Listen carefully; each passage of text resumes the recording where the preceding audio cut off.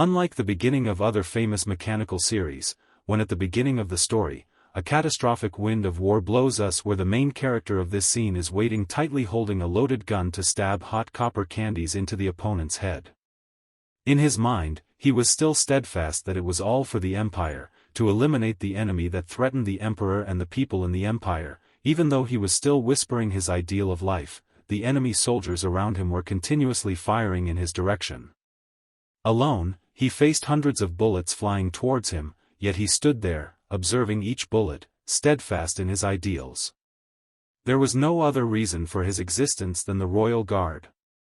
While the bullet was flying suddenly, some mysterious force impacted exactly in the opposite direction. The bullet caused it to scatter like a flower on a battlefield. In a blink of an eye, he sent each enemy to their ancestors. His firing speed was so fast that the unfortunate opponents didn't even have time to react before dying with their eyes wide open. In an instant, his gun ran out of ammunition, and all the enemies around him were gone. Suddenly, from afar, came a clap of applause. A figure slowly emerged from the shadows. The sound drew closer, causing him to turn. A second later, he assumed a formal posture before the flag bearing the Empire's symbol. To add context to the setting and timeline of the story, it takes place on the Earth of the future, where technology is highly advanced. However, this doesn't equate to hope for humanity, as constant wars due to resource scarcity have gradually destroyed the Earth, forcing humanity to expand to other planets. With the blue planet slowly fading, life on Earth finally ended due to an invasion by mysterious alien species. The surviving humans wandered through space, and after a long journey, they found a planet similar to Earth. Humanity decided to name this new planet Novus, meaning new home. They sent the coordinates throughout space, and the scattered humans began to converge on Novus. Not only humans received this information, the Bellotto Federation, where various alien species coexisted with humans, was also formed. The Accretion Empire, with its powerful army of mechanized soldiers, cannot be ignored. Religion still persists alongside humanity, therefore, the Corti Holy Alliance, with its energy-wielding, strong-willed priests, exists.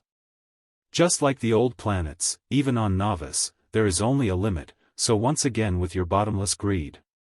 Humanity is preparing for war to monopolize resources. Back in the Accretion Mechanization Laboratory, as he finished his test, the instructor quickly spoke, saying, "The next unlucky fellow will be compared to you." The instructor's identity, Accretion Royal Guard Commander Hamilas Castoria, he looked at the young man and told him, "This is your chance to show your abilities to the king. Don't forget, this is a very important day for trainees like you." Here, we learn that the person who just showed off amazing skills is Accretion Royal Guard trainee Luca. To the instructor's provocative words, he calmly replied, "We'll see who's unlucky." Curious, the instructor asked, "You said your name is Luca, show me what you can do." Luca, confident but not arrogant, replied, "I will." Ignoring his teammates' whispers, Luca thought he needed at least the ability to dodge and block bullets, a necessary skill to become a full member of the Royal Guard. Putting on his combat helmet, he thought about all the simulations he'd completed in the most extreme situations. As a Royal Guard trainee, he had undergone spatial awareness and sensory enhancement training. Next came Luca's performance. He entered the combat simulation. Before him were 5 thugs, simulated by the training room's high-fidelity holographic projection. Judging them, he considered his opponents to be 5 death row convicts equipped with cheap mechanical gear. Drawing his sword, he thought. The opponents were not simple. As soon as they saw him move, they assumed fighting stances. In a blink, he charged towards them, thinking it would only take 10 seconds.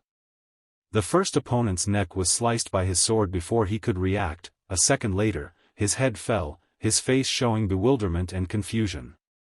Having quickly dispatched one, he charged into the center of the remaining group. The remaining opponents, witnessing their comrade's instant death, showed clear fear on their faces. Quickly, Luca positioned himself in the center of the group. His determined eyes told himself, "This is a chance to impress the Emperor. I need to do something remarkable." Remembering the cadet's earlier performance, deflecting bullets with pinpoint accuracy, Luca wondered if he could do the same.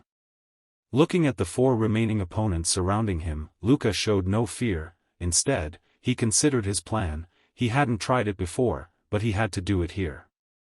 With his highly honed senses and the aid of advanced technology, every drop of sweat, breath, and even the bullet's trajectory upon firing were clear to him. To surpass the previous performance, he decided to heighten his senses to the maximum. From the moment the bullet was fired towards Luca, it didn't take long for his sword to slice it in half. Despite the criminals firing relentlessly, each bullet was cleanly cut down. His sword movements were so fast that it was as if an invisible shield surrounded him, deflecting countless bullets and redirecting them back at the criminals. Hamilas, observing from outside, was excited. A satisfied smile appeared on his face. The space gradually fell silent. Only the smoke from gunpowder and the heat from the impact of countless bullets remained on Luca's armor and sword. Standing amidst the corpses of the 4 criminals, Luca calmly waved his blood-stained sword. No one could see his expression behind the mask. Luca was using all his strength just to breathe after such a high-intensity battle. It was understandable. He had pushed himself to the limit, his face turning pale from exertion, yet, Luca silently rejoiced. He had surpassed his limits. Looking up at the Empire's flag that he proudly held tightly, he thought this would increase his value. Seeing him calmly walk out like that, Hamilas couldn't help but praise the young talent. I don't think he can control the path of a bullet, that's not in the curriculum yet. Luca showed no arrogance, gently wiping the blood from his nose, replying, I'm just imitating someone who came before me. Hearing his interesting answer, Hamilas let out an ambiguous smile, saying, that person belongs to a prestigious family, trained beyond the curriculum. It's quite different from someone like you, raised in an orphanage. He looked at the man and said, I like you, I'll give you a gift. Hearing that, he turned his head curiously and asked, a gift?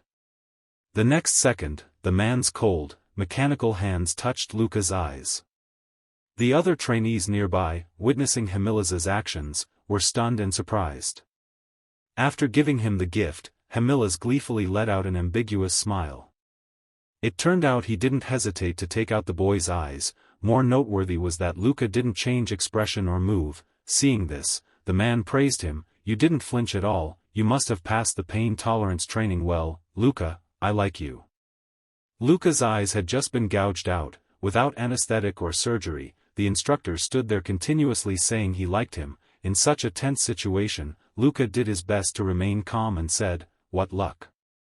Because my eye is gone, I'd like to request an eye with trajectory prediction capabilities. Some time later, a young man around Luca's age unexpectedly appeared outside his room. The blond young man politely introduced himself, I'm number 12. Seeing Luca silent before him, Ilai continued, I want to talk to you, number 32, Luca.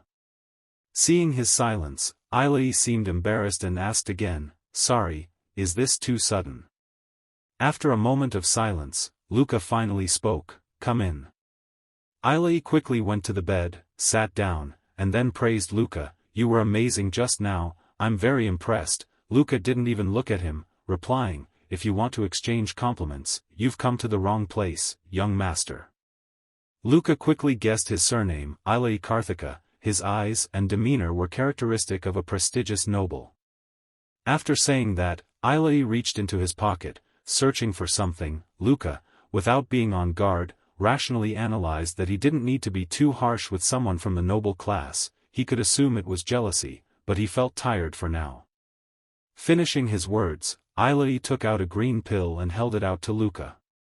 He added, I brought this for you, it'll reduce your sensitivity and help you rest better. Without a second thought, Luca bluntly refused, I don't need it. Ilai insisted, if you don't rest well, you won't be able to train effectively tomorrow. You know that mental strength can't overcome everything. Hearing his constant nagging, Luca had no choice but to take the pill with a reluctant attitude. After swallowing the pill, Luca turned to confess, I'm also very good, Ilai, I'm just imitating you. The pill you gave me was perfectly timed, it's working, it's different from the counterfeit stuff on the street, Luca thought to himself. Hearing this, Ilai tapped his prosthetic eye, saying, I have a mechanical eye specialized for combat, so calculating bullet trajectories isn't difficult. Your actions were impressive because you did it purely on instinct. Ailey also added, it seems the commander also noticed you as a special individual, that's why he gave you the mechanical eye from his own funds. Luca replied nonchalantly, I just gave my all during training. His gaze suddenly became sharper and more intimidating. Looking at Ailey, he said forcefully, nobles are inherently excellent, while commoners are powerless. Perhaps Luca's past began as a commoner, hence his bold and aggressive words, I can't miss this rare opportunity as a commoner. Ailey, sensing his unfavorable attitude towards nobles like himself, fell silent, unable to say anything. Ailey tried to salvage the conversation, saying, nobles are inherently excellent, you passed the selection process, but some fail, perhaps someone paid to interfere with the results. Luca curiously stammered, is that possible? Ailey reaffirmed his thoughts, saying, there's no proof, but it's what I believe, people like you, without any support system, who haven't failed in high-level soldier training, prove you achieved this through your own skills. Hearing so much praise for his talent, Luca felt curious, thinking, I never expected a noble to say that not all nobles are excellent, I never thought of that, what does he want? Still cheerful, Ailey offered his hand to shake, continuing, Luca, I think people like you deserve success, I'll support you. Luca, from the slums, fighting for survival daily, was taken aback by the unexpected kindness from a stranger, unsure of what to say. It didn't take long for him to decide what to do next. Luca offered his prosthetic hand, gripping Ailey's, and replied, that's my intention as well. His demeanor exuded an unwavering, authoritarian air as he made this new acquaintance. Luca let out a sinister smile, saying, this is all for the Empire. Ailey, though unwilling to reveal the truth, seeing Luca's unwavering devotion to the authoritarian empire, his face fell. Ultimately, the story follows a boy raised to be a military weapon in the tyrannical Accretion Empire. At the end, the author shows us a familiar map outlining the current situation, a clue at the end of each chapter, similar to Earth, formed by three forces, the Free Baladian Alliance, the Accretion Empire, and the Holy Cordy Alliance. He's at the shooting range, Ailey shoots first. Next, from the target's perspective, he's loading ammunition. Then, raising the gun to aim. His eyes glow blue. Closing one eye, he squeezes the trigger, firing a shot at the target with a serious expression. After shooting, the target, a human-shaped dummy, is brought close to where he stands. He sees several bullet holes in the dummy's forehead. Ailey looks at Luca, his face a mixture of surprise and amusement. You hit all the targets right in the head, an excellent student, truly different. Luca remains stoic and silent. Ailey smiles brightly, are you used to your new eye yet? He continues, you're good with guns and also skilled in close combat, that's unfair. Luca closes his eyes, speaking seriously in a clipped tone, members of the security team must be proficient with all types of weapons, it's only natural. Maintaining his cold demeanor, he reloads his weapon, continuing, I don't want to hear that from someone who shoots through the same hole every time. Ailey scratches his head, chuckling, my specialty is guns, after all. Luca glares at Ailey, if you continue like that, I'll surpass you soon. Ailey seems unconcerned, even happy, that would be great, as I said, I'll always support you. After a moment of silence, Ailey continued, the Empire needs people like you. At this point, Luca also reacted a bit and looked at him. Ailey looked at his hand blandly and said the value of talent and ability is diluted in the Empire as long as there is status and power, even those without strength can become talented. Luca's expression changed abruptly. Ailey continued, however, if more talented individuals like you emerge, don't you think people will quickly be able to distinguish between true talent and the otherwise? Luca suddenly called out to Ailey. Luca said, it sounds like you're criticizing the Empire's system. If I report exactly what you said to the general staff, you won't escape, even as a Carthacan. Ailey's expression shifted slightly. Immediately, his expression returned to normal. He smirked, turned his head, waved his hand, and said, if you truly wanted to do that, you wouldn't have said these things to me in the first place. I know you're a good person. Thanks for worrying about me, Luca. Luca, after listening, maintained his cold expression, picked up his gun, and loaded it. This is troublesome. Second year, third quarter training, images of vehicles departing one by one. Inside the vehicle, Commander Hamilas announced that Luca and Ailey would be squad leaders for this training exercise. Addressing all the trainees, he continued, if any of you have a problem with that decision, stand up and leave. No one voiced any objections. In that case, he continued, I'll continue with what I was saying. One of the two boys was beaming, while the other's face was dark and menacing. Two vehicles stopped on the cliff edge, Hamilas said. Across the gorge is an unauthorized Kortite outpost within our territory. This exercise will test your abilities in the field. His face turned terrifying, his aura seemed to want to crush anyone. He said, no need to take prisoners, kill them all. Finally, they landed. Luca and Ailey took the lead. Ailey said, half jokingly but with a cold face, our first real mission. Luca, aren't you worried? You've killed people in training before. Looking ahead, he said, but this is the first time we're facing forces outside of the Balatian Alliance, the Holy Korite Alliance, and the Empire, all descended from Earth's humanity. Luca glanced sideways. No need to panic, Ailey. He glanced behind. There was armor there. Luca said, do you think anyone here believes a high-level guard detail is protecting us? It wasn't armor, it was a full-body armored legion. Their eyes glowed red, watching everything. They're definitely here to monitor us. They could kill us if we try to take prisoners. I agree, fools who don't understand their place don't belong in the Imperial Guard. The conversation continued. Ailey listened silently as Luca said, on the planet Novice, other forces are nothing but insects to the Empire. We've learned this. Everyone there uses and deceives the Empire for their own gain.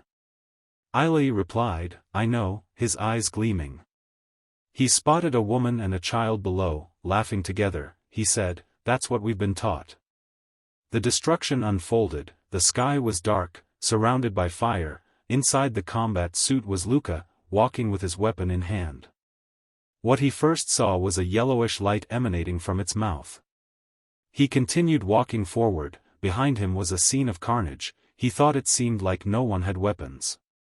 This training will end without incident, he said. Suddenly, he stopped. Before him was a child, covering its face and trembling. The terrified child called out, Mother, Mother. His emotions were indescribable. He realized it was a child. Looking at the child, he thought it was too scared to move. The child cried and trembled, thinking, a non-combatant, unable to resist, if only I had a gun. Damn it, the child looked up with tear-filled eyes. Hamila's words echoed in his mind, no need to take prisoners, kill them all. The terrifying expression returned to his face. In his thoughts, don't hesitate, they're just insects draining the Empire's resources. He raised his sword again. He thrust it through a rock. The child was terrified as the sword came close to its face. He whispered to the child, pretend you're dead, you can survive. Then he thought of the Empire's watchful eye. He feared he shouldn't have done this. If the general staff found out, he didn't know what would happen. He turned and left, but felt a nagging unease. Should he go back and check on the child? Then, bang, the spot where the child was sitting was hit by a bullet to the head. Luca was surprised. He looked up. Someone was sitting up there. It was Ailey. He still had his gun pointed forward. Ailey shook his head, signaling no. Luca's face was a mixture of fear and anxiety. Ailey, how long has he been there? Did he see everything?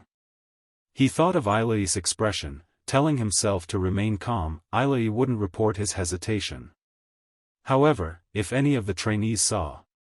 He looked up, thinking he needed to pay attention to Ailey. Immediately after, the area where Ailey had been sitting exploded. The explosion was large. Luca shouted Ailey's name.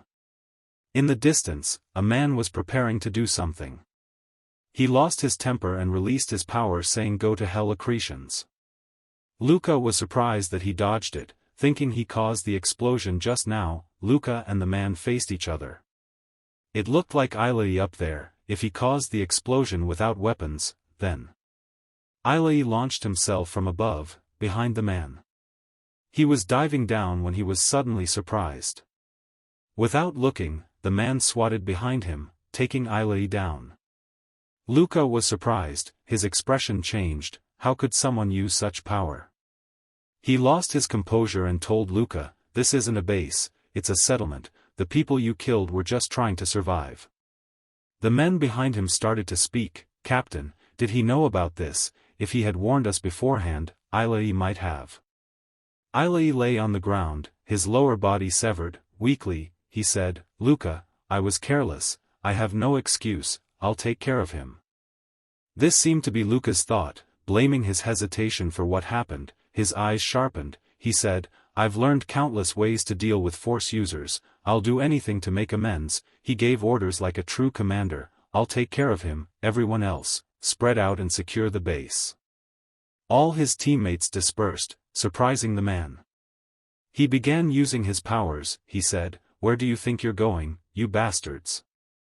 Luca frowned. It seemed the man was using himself as bait to allow his teammates to escape, so a force user could make their move. Watching him gather power, Luca thought, in this case, that's the tell, as long as I can see the disruption in space, I can react in time to the explosion.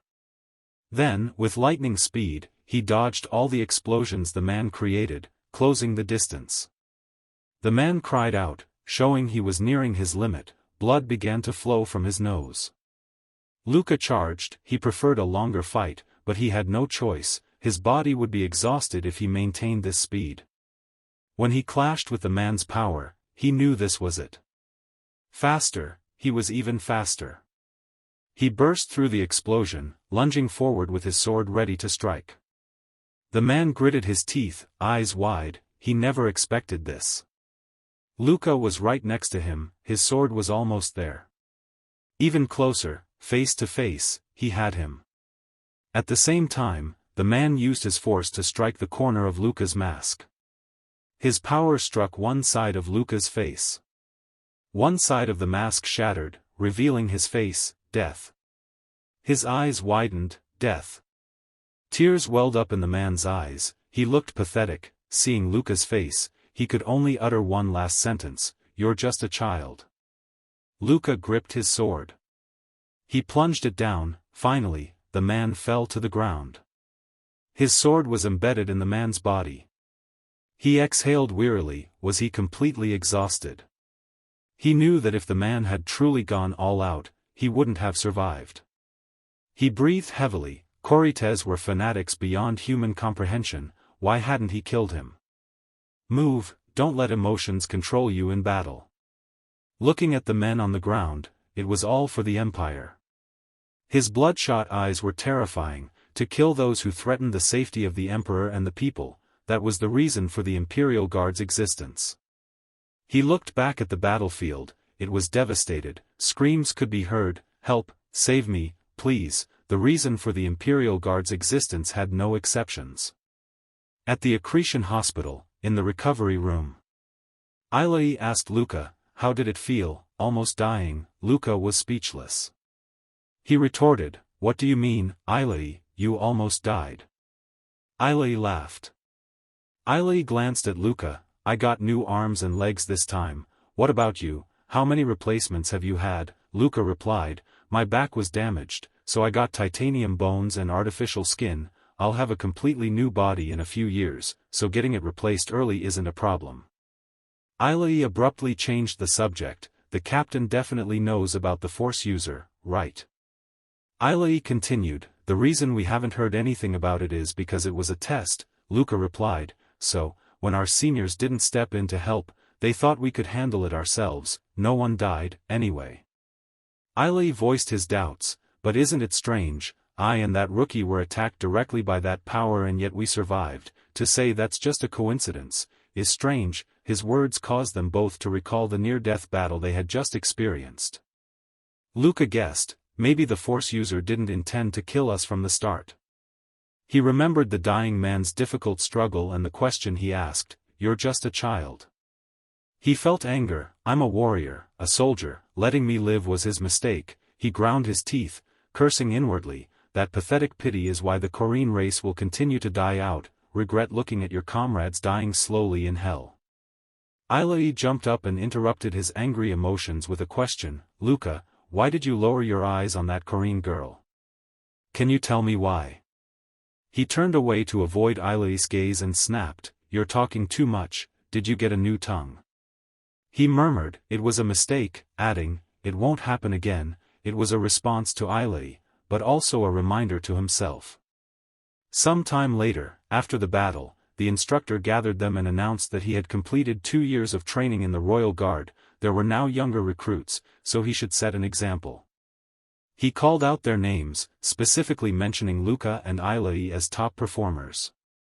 He said they could both aim for the position of centurion, to continue striving for the glory of the emperor and his people. They both replied in unison, yes, sir, Luca repeating centurion in his head. The Royal Guard was organized simply, 1,000 soldiers divided into 10 squads, all under the command of a chief centurion, the commander of the guard, also the centurion of the 1st century. New recruits, like him, after completing their full-body mechanization, would be assigned to the lowest-ranked squad, Squad 10, the instructor said, all right, continue training, and turned to leave. Luca silently resolved that if he became centurion of Squad 10, he could make a difference. Luca and Ilai sparred in the training yard. Ilai threw a powerful punch. Luca quickly blocked it. They exchanged blows, neither giving an inch. Luca assessed Ilai, he was stronger with his new arm. He ran towards Ilai, then thought.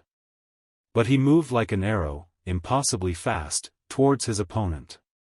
Ilai stared in astonishment.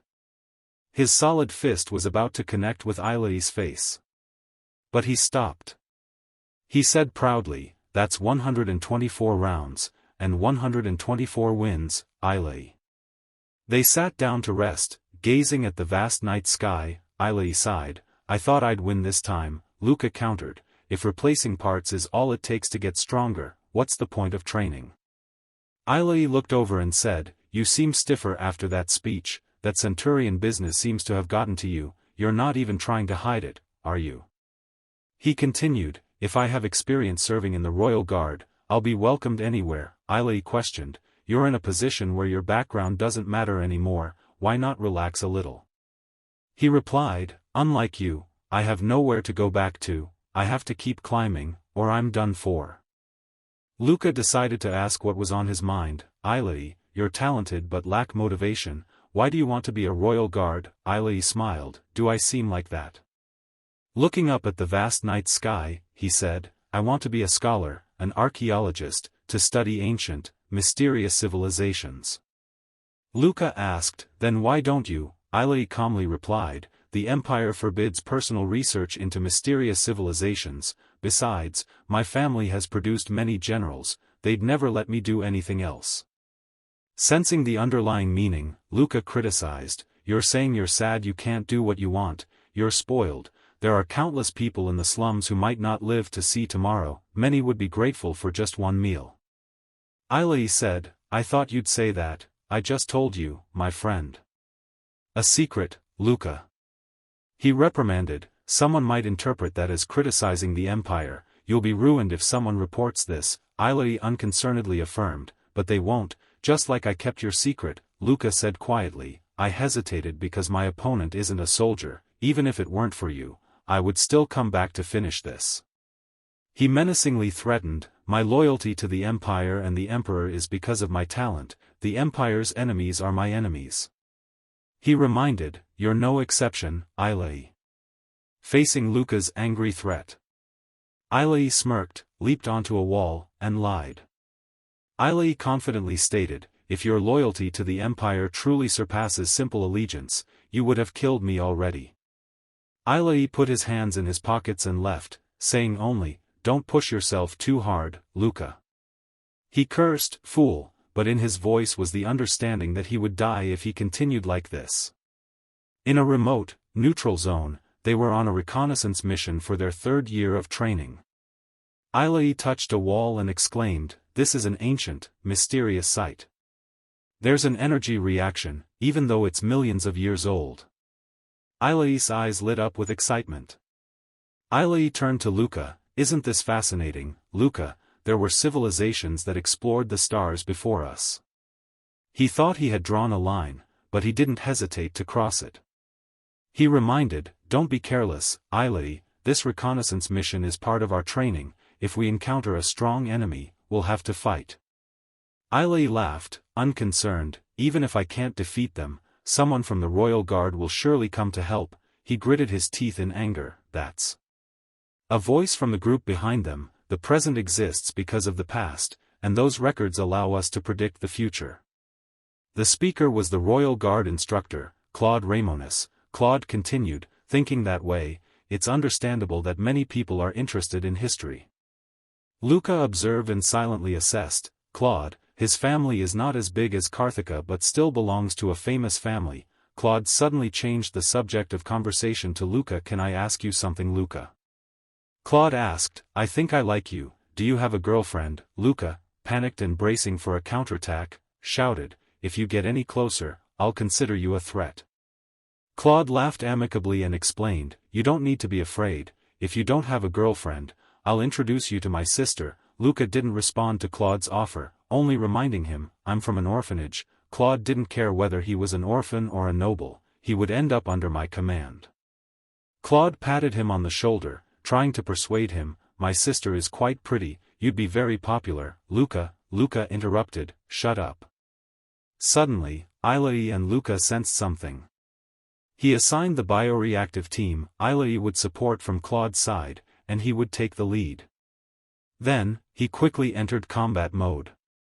He observed and silently thought there was something ahead. A vague figure, but one could sense their strength. The figure subtly turned their head. He cursed silently, damn it. He recognized it as a Korite paladin. He sensed something amiss and turned toward where they were hiding. Both were startled by his keen senses. Instantly, he hurled his spear toward them. Luca panicked and yelled, run, Claude. It was too late. The spear, like a tearing wind, pierced Claude's body, cutting him short. Claude flew off the ground, his body drenched in blood from the spear's impact. Luca witnessed that scene and called out to Claude. The paladin still maintained his spear-swinging stance. The spear, like a tearing wind, shot towards them. The sharp spear carried a destructive surge of energy. It whizzed past Luca, but he couldn't do anything. He held his hand in the same position and retracted the spear. Luca stared, paralyzed, at his fallen comrade after the attack. He recalled just moments ago, Claude cheerfully saying, if you don't have a girlfriend, let me introduce you to my sister. Luca gasped in horror, his sweat pouring down like rain. He thought he saw the spear glow, but Claude's upper body was gone. His left eye constantly displayed error messages. He cursed, work, damn mechanical eye. But all he got were continuous error messages. He yelled in his mind, calculate the spear's trajectory, no matter what. Before him stood the dangerous Korite paladin. A gunshot rang out. Attacking from above. Ailei and his teammates ran from a distance, yelling, Luca, calm down. Ailei continued shouting, don't just stand there, fight, buy some time. Luca gritted his teeth, calling out to Ailei in his mind. He thought, he's right, even if I run, I can't escape, there's only one way left. He regained his composure and decided to fight until the royal guard arrived. He thought, just a few more seconds, I'm sure the royal guard watching will arrive. The Korite paladin looked over. He swung his spear again. This time, Luca saw the time displayed, 1:65 seconds. As it approached, the time displayed 1:72 seconds. He thought, no. The situation before him instilled fear. It wasn't just a few seconds, even that was too much. The spear, like lightning, sliced through his protective mask, leaving a new wound on his cheek. The Korite paladin swung his arm. The spear continued its attack on him. He saw the spear inches away, about to hit him. In his mind, only one word echoed, death. He thought, I'm going to die. There's no way I can survive this fight against that monster in a few seconds. In his memory, Hamilas said, "Rookie, you look like a dog realizing it's about to be slaughtered in the abattoir." He yelled, turning his back on the enemy. All he got was a blow to the head. If the enemy swings, so do you. We don't need weaklings in the Royal Guard. He saw there were 3 seconds left. He thought before he started moving. You leaped and decided to attack first. You swung your attack. The energy on the spearhead shattered. A large explosion rang out. Ilai yelled, "Luca." The spear flew up after the impact. Then it plunged into the ground near Luca. Though wounded in many places, you still held on. You assessed your body. You couldn't use your hands anymore, but you had blocked the spear. You gritted your teeth. You had to prepare for the next attack. The Korite paladin reached for the blade at his hip. And attacked again. But the attack didn't hit you. It grazed you and hit your comrades behind. Your comrades flew into the air, some missing limbs, in pain. Luca yelled, "Ilai, you were surprised, he hadn't targeted you." The timer showed 10 seconds, 21 ticks. The Korite paladin crouched, preparing to leap. He swung a vicious attack toward you. You were surprised. But immediately, you gritted your teeth, determined to fight back. You yelled and charged, engaging the enemy directly. The surrounding space suddenly fell silent, heavy with a deadly gloom. A foot stepped forward. The person crouched. Sparks flew from their foot. Then, like an uncontrolled arrow, they flew upward at a terrifying speed. And if you looked with the naked eye, it was hard to see their movement. They continued to rush forward, relentlessly.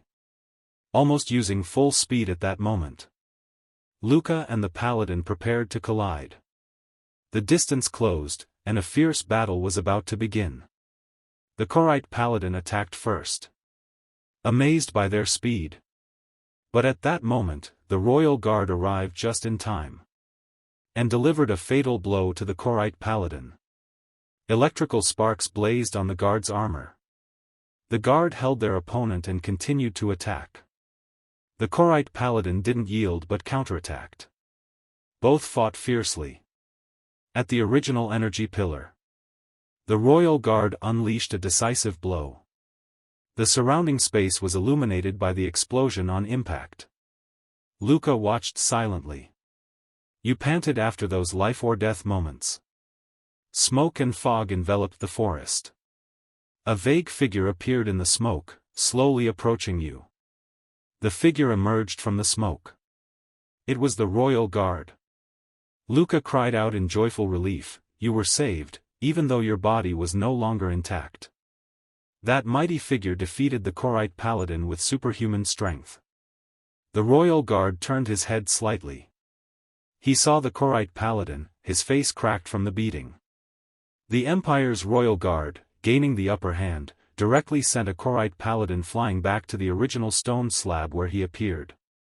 Although slightly scratched, it seemed insignificant to him. Despite taking significant damage, he calmly stood up without a word. Suddenly, a steel bar emerged from the guard's armor. As if by habit, he reached behind him and grabbed it without hesitation. A seemingly dangerous mechanical battle axe, Legion's weapon, was brought out into the battle. Holding it, his aura dramatically increased. Luca, a severely injured trainee, could only observe the two from behind. Despite excruciating pain, Luca stood there, eyes wide, struggling for breath, witnessing an Imperial Royal Guard wielding the Legion weapon and a Korite paladin possessing supernatural strength. It didn't take long for the paladin to realize his disadvantage and launch a powerful attack towards the Royal Guard. The guard, without a word, seemed to understand his intentions and charged directly. Luca witnessed the terrifying power of the two warriors from the first blows, watching the guard cleave down at the paladin with all his might, wondering who was stronger.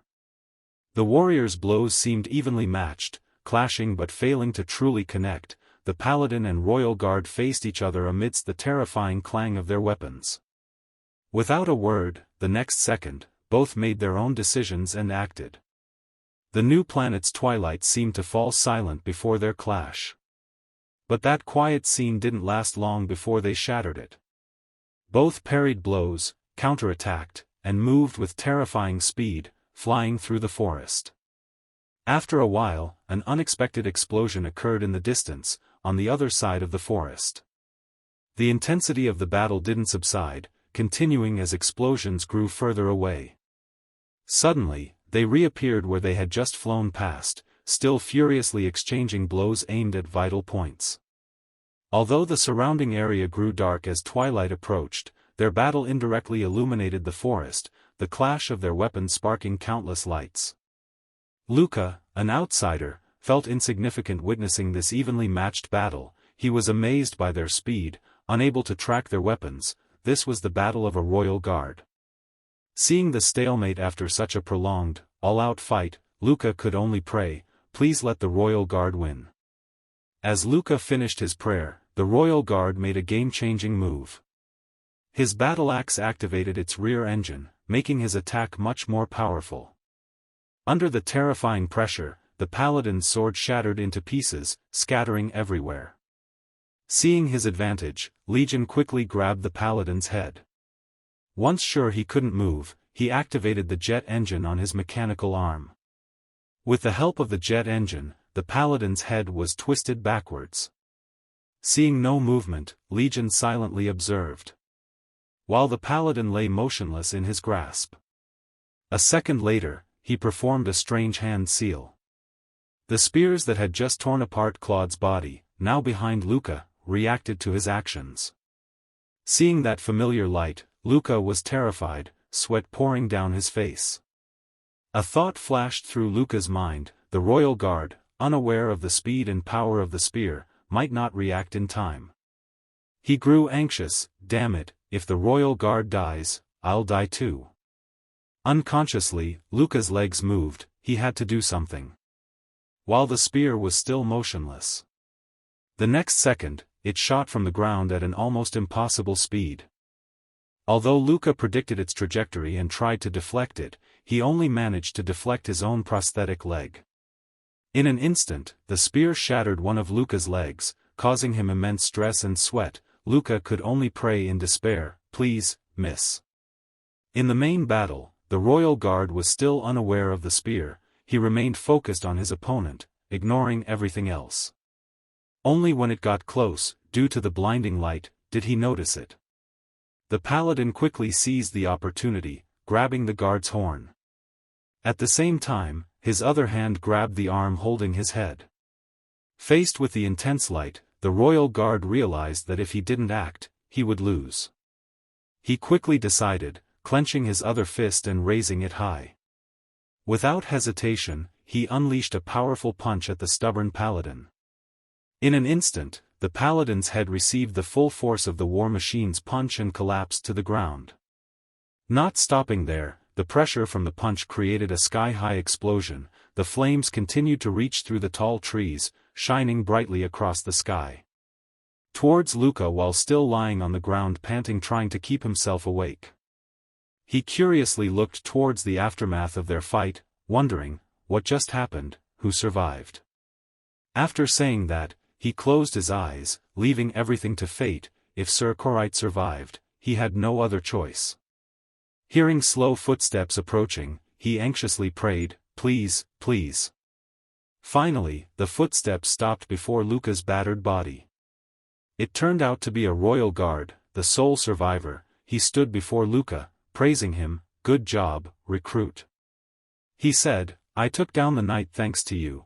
"Are you injured in the stomach?" Luca, relieved that his side had won, replied, "I got hurt trying to dodge his slash." Legion extended a hand towards Luca, offering, "I'll help you, let's get back to base." The moment Luca opened his eyes, he was shocked by what he saw. For those who didn't know, Legion was essentially a full-body suit of armor bestowed upon royal guards by the Empire. By removing all unnecessary weaknesses, it transformed the wearer into the ultimate weapon. It was something every recruit dreamed of, a symbol of a royal guard, but before him was the armor, headless, casually conversing. Luca suddenly asked Legion in front of him, you're alive but you don't have a brain. Are you a machine or a human?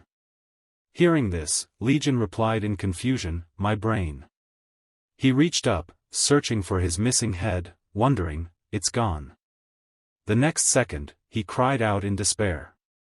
Quickly, Legion's armor became immobile, its power depleted, collapsing before Luca. As the armor's spirit ceased functioning, leaving Luca alone in the silent, dark forest, he could only curse, damn it.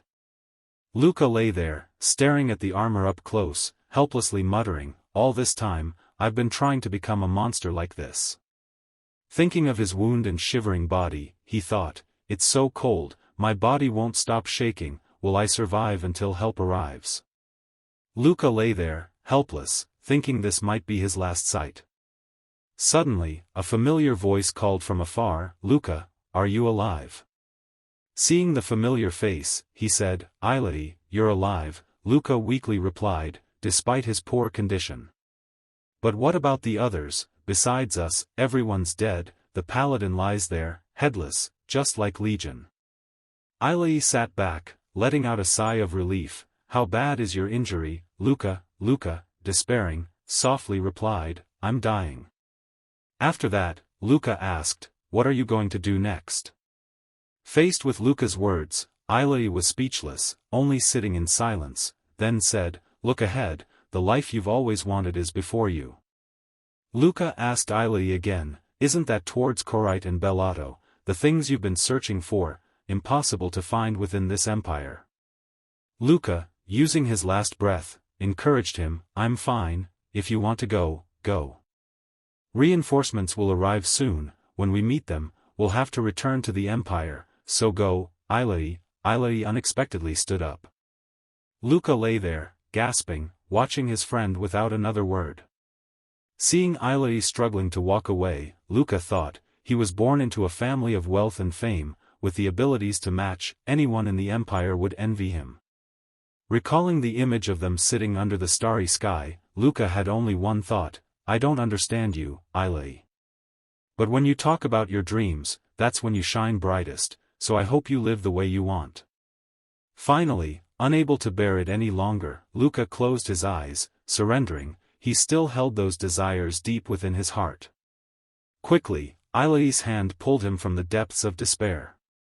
Ailey, somehow finding a piece of cloth, returned to staunch Luca's bleeding wound. Luca, confused, asked, what are you doing, you idiot?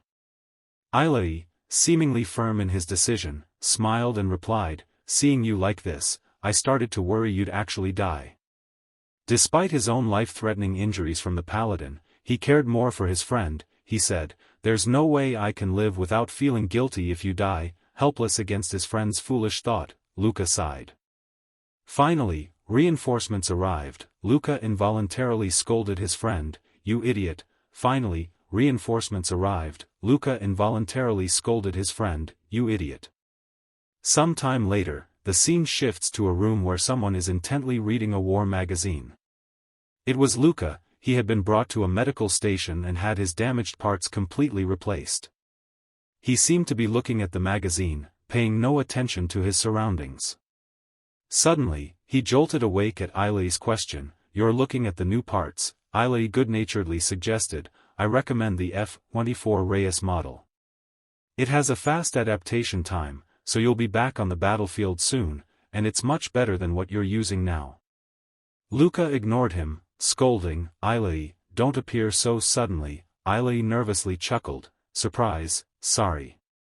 Everything Luca told was that after returning to the Empire and completing treatment, he was called to different departments to investigate.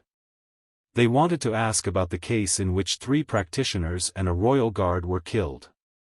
I thought they wanted to investigate further into the encounter with Knight Korite, but it turned out I was called for a different reason. Ailey suddenly turned and asked him, have you heard? It seems an artifact has been found at the scene we visited. Just as Luca had guessed while standing there, he recalled that moment and muttered to himself, I knew it, that floating mass of energy was the cause of all this. Luca asked Ailey, so who will retrieve it? He quickly replied, they're preparing a specialized team to recover it. Ailey added that if the Holy Alliance refused to surrender the artifact and the ruins, a major war could erupt. If the Empire went to war with Korite, Bellato would benefit simply by watching. He said disappointedly, that's why there have been so many skirmishes, so we can absorb the losses. Luca brushed off Eilei's words and calmly replied, I don't care about politics, I just want to receive orders and fight. As soon as he finished, his voice became serious, that's what a royal guard must do. Suddenly, something flashed in Luca's mind, making him curious and unsure how to think about the royal guard squad. When I reported a member's head exploding, the captain summarized it as a paranormal phenomenon caused by excess signals. Luca was confused and wondered, was it really just excess signals as the captain said? No, he reacted to my words even after death, that's not a paranormal phenomenon. Remembering that time, Luca could only suppress the question in his heart and tell himself that there were still unanswered questions. However, I'm not foolish enough to investigate information the headquarters refuses to answer. Speaking of which, I remember a luxurious place in the training area for trainees that didn't seem to fit at all. It was a lounge, created for trainees to meet friends and family. As Luca described it, it was like an extended canteen where people gathered to tell stories. He thought that because he came from an orphanage, he would never go there, so he didn't expect anyone to look for him, but before Luca was an awkward situation that made him flustered. A mysterious woman, yet somewhat familiar, was sitting before him. The silver-haired girl was Lillian Raminis's. He curiously wondered why Claude's sister was visiting him now. Luca instinctively thought, don't tell me she's going to ask about Claude's death because I was the captain then. After a moment of silence, while Luca struggled internally, Lillian spoke. She told him, if you think I'm here to blame you, don't worry, the moment my brother became a royal guard, our family anticipated this possibility.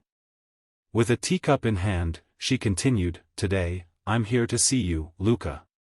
My brother spoke highly of you, saying you're a talented friend among the other trainees. He asked if I wanted to meet you.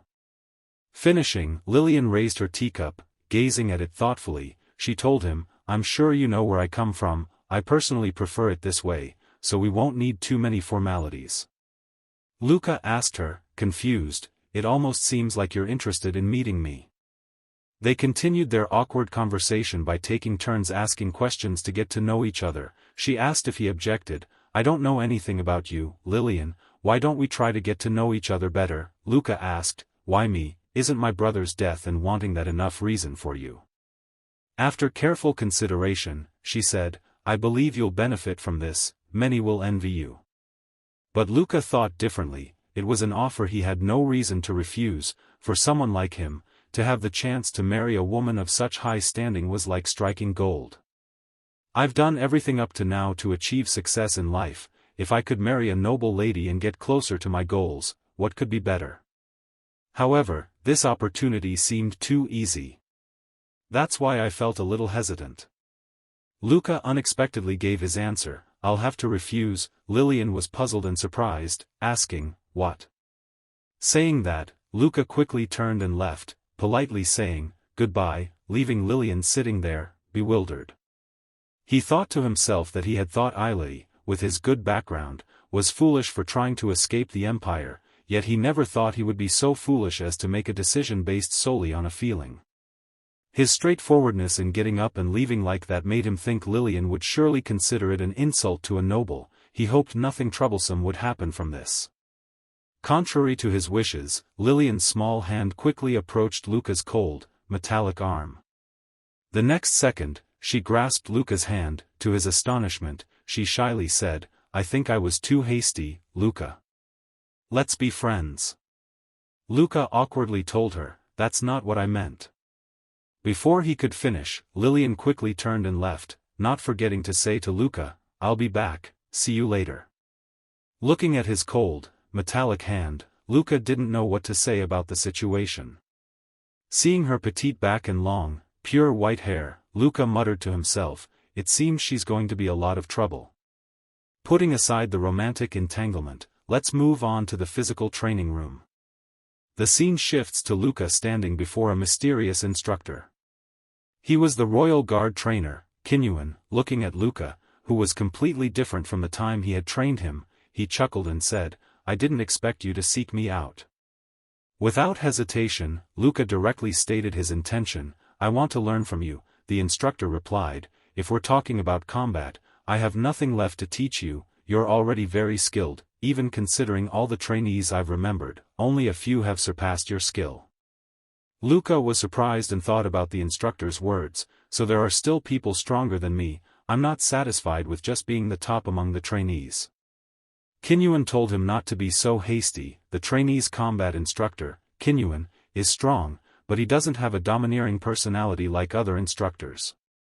Unlike other instructors and guards, he uses low-power daily enhancement equipment. Compared to the new enhancement equipment I just received, I'll be 10 times stronger. My only disadvantage is that I don't have full-body armor, so I'm much weaker. Luca was full of determination, thinking, if I can't defeat an opponent like him, I won't stand a chance against someone as strong as Knight Cory 10. Having said that, Luca began to warm up his joints, not forgetting to thank him. Kinyuan, with his liberal personality, sighed at the tyranny of this impetuous student and replied, you leave me no other choice, boy. Luca rushed out as soon as he finished speaking like a ferocious leopard jumping straight towards him.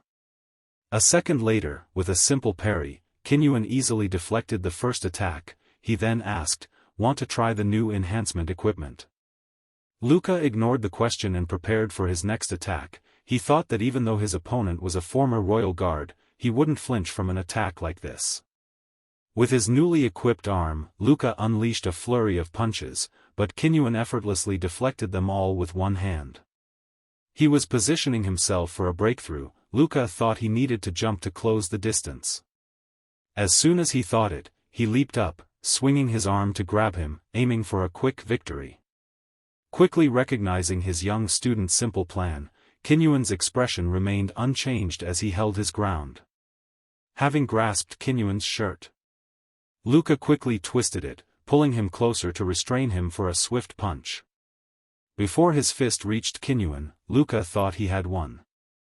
The calm eyes versus Luca's impetuous gaze. Somehow, he was flung into the air. Luca was confused, seeing things didn't go as planned, wondering how he ended up in the air. With his aggressive nature, he quickly regained his balance and landed. Staring at his opponent, he told himself he couldn't be deterred. The moment his opponent relaxed, Luca, with astonishing speed, charged forward for a direct kick. Having experienced countless battles, he could read Luca's movements like a children's book. He quickly blocked the kick before it connected. Once he had a firm grip, he spun Luca's leg, sending him flying through the air. Luca, like a fish on a chopping block, was tossed around before being flung away like trash. He lay still on the ground, unable to comprehend what had just happened. Luca wondered what on earth had just transpired. Seeing him remain motionless, Kinyuan approached, looking down and asking why he had been so hasty. Seeing his trainer approach, he was still reeling from the shock of the blow, his eyes wide, wondering what had just happened.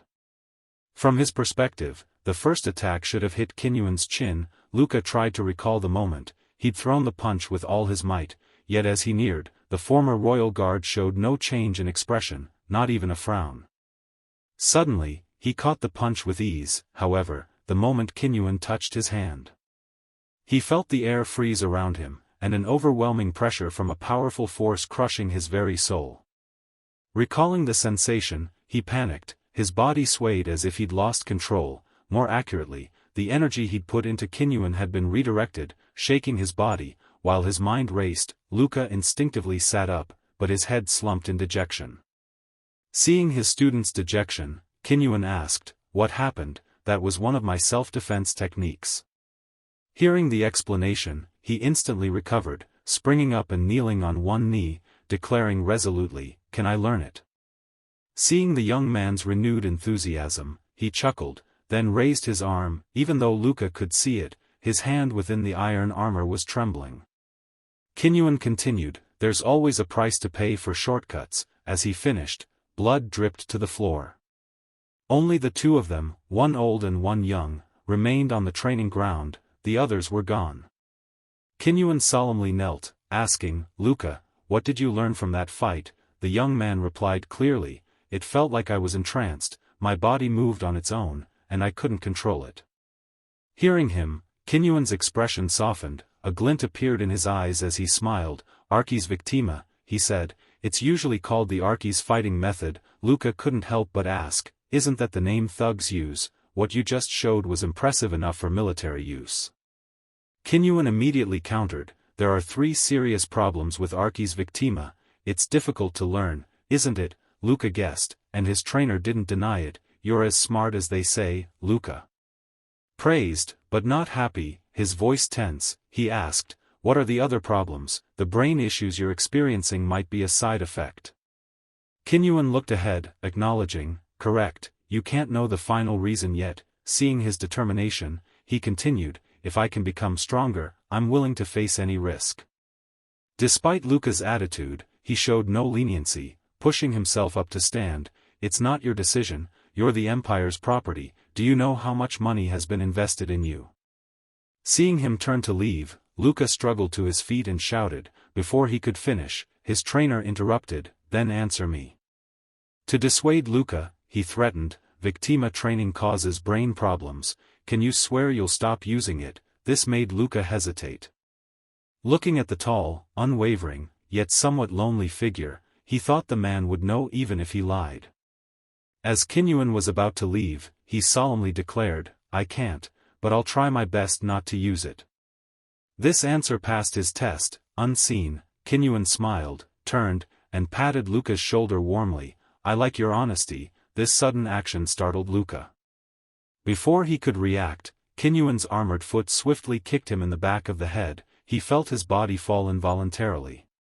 Kinyuan sent him flying, then grasped his jaw, his voice stern, from now on, always expect an attack from me, that way, you'll be ready for anything. Despite the blow, Luca laughed as he sat up.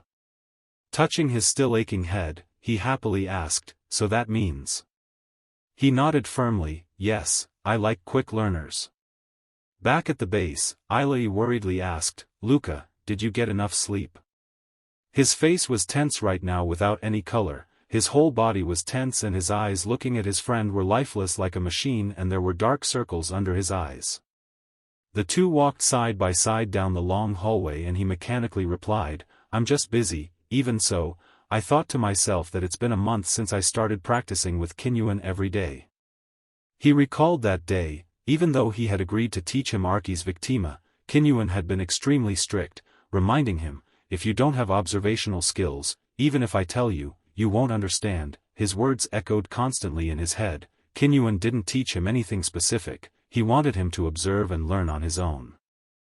The Archi's fighting method was completely different from anything he'd learned before. Most fighting methods focused on learning a specific skill and honing it.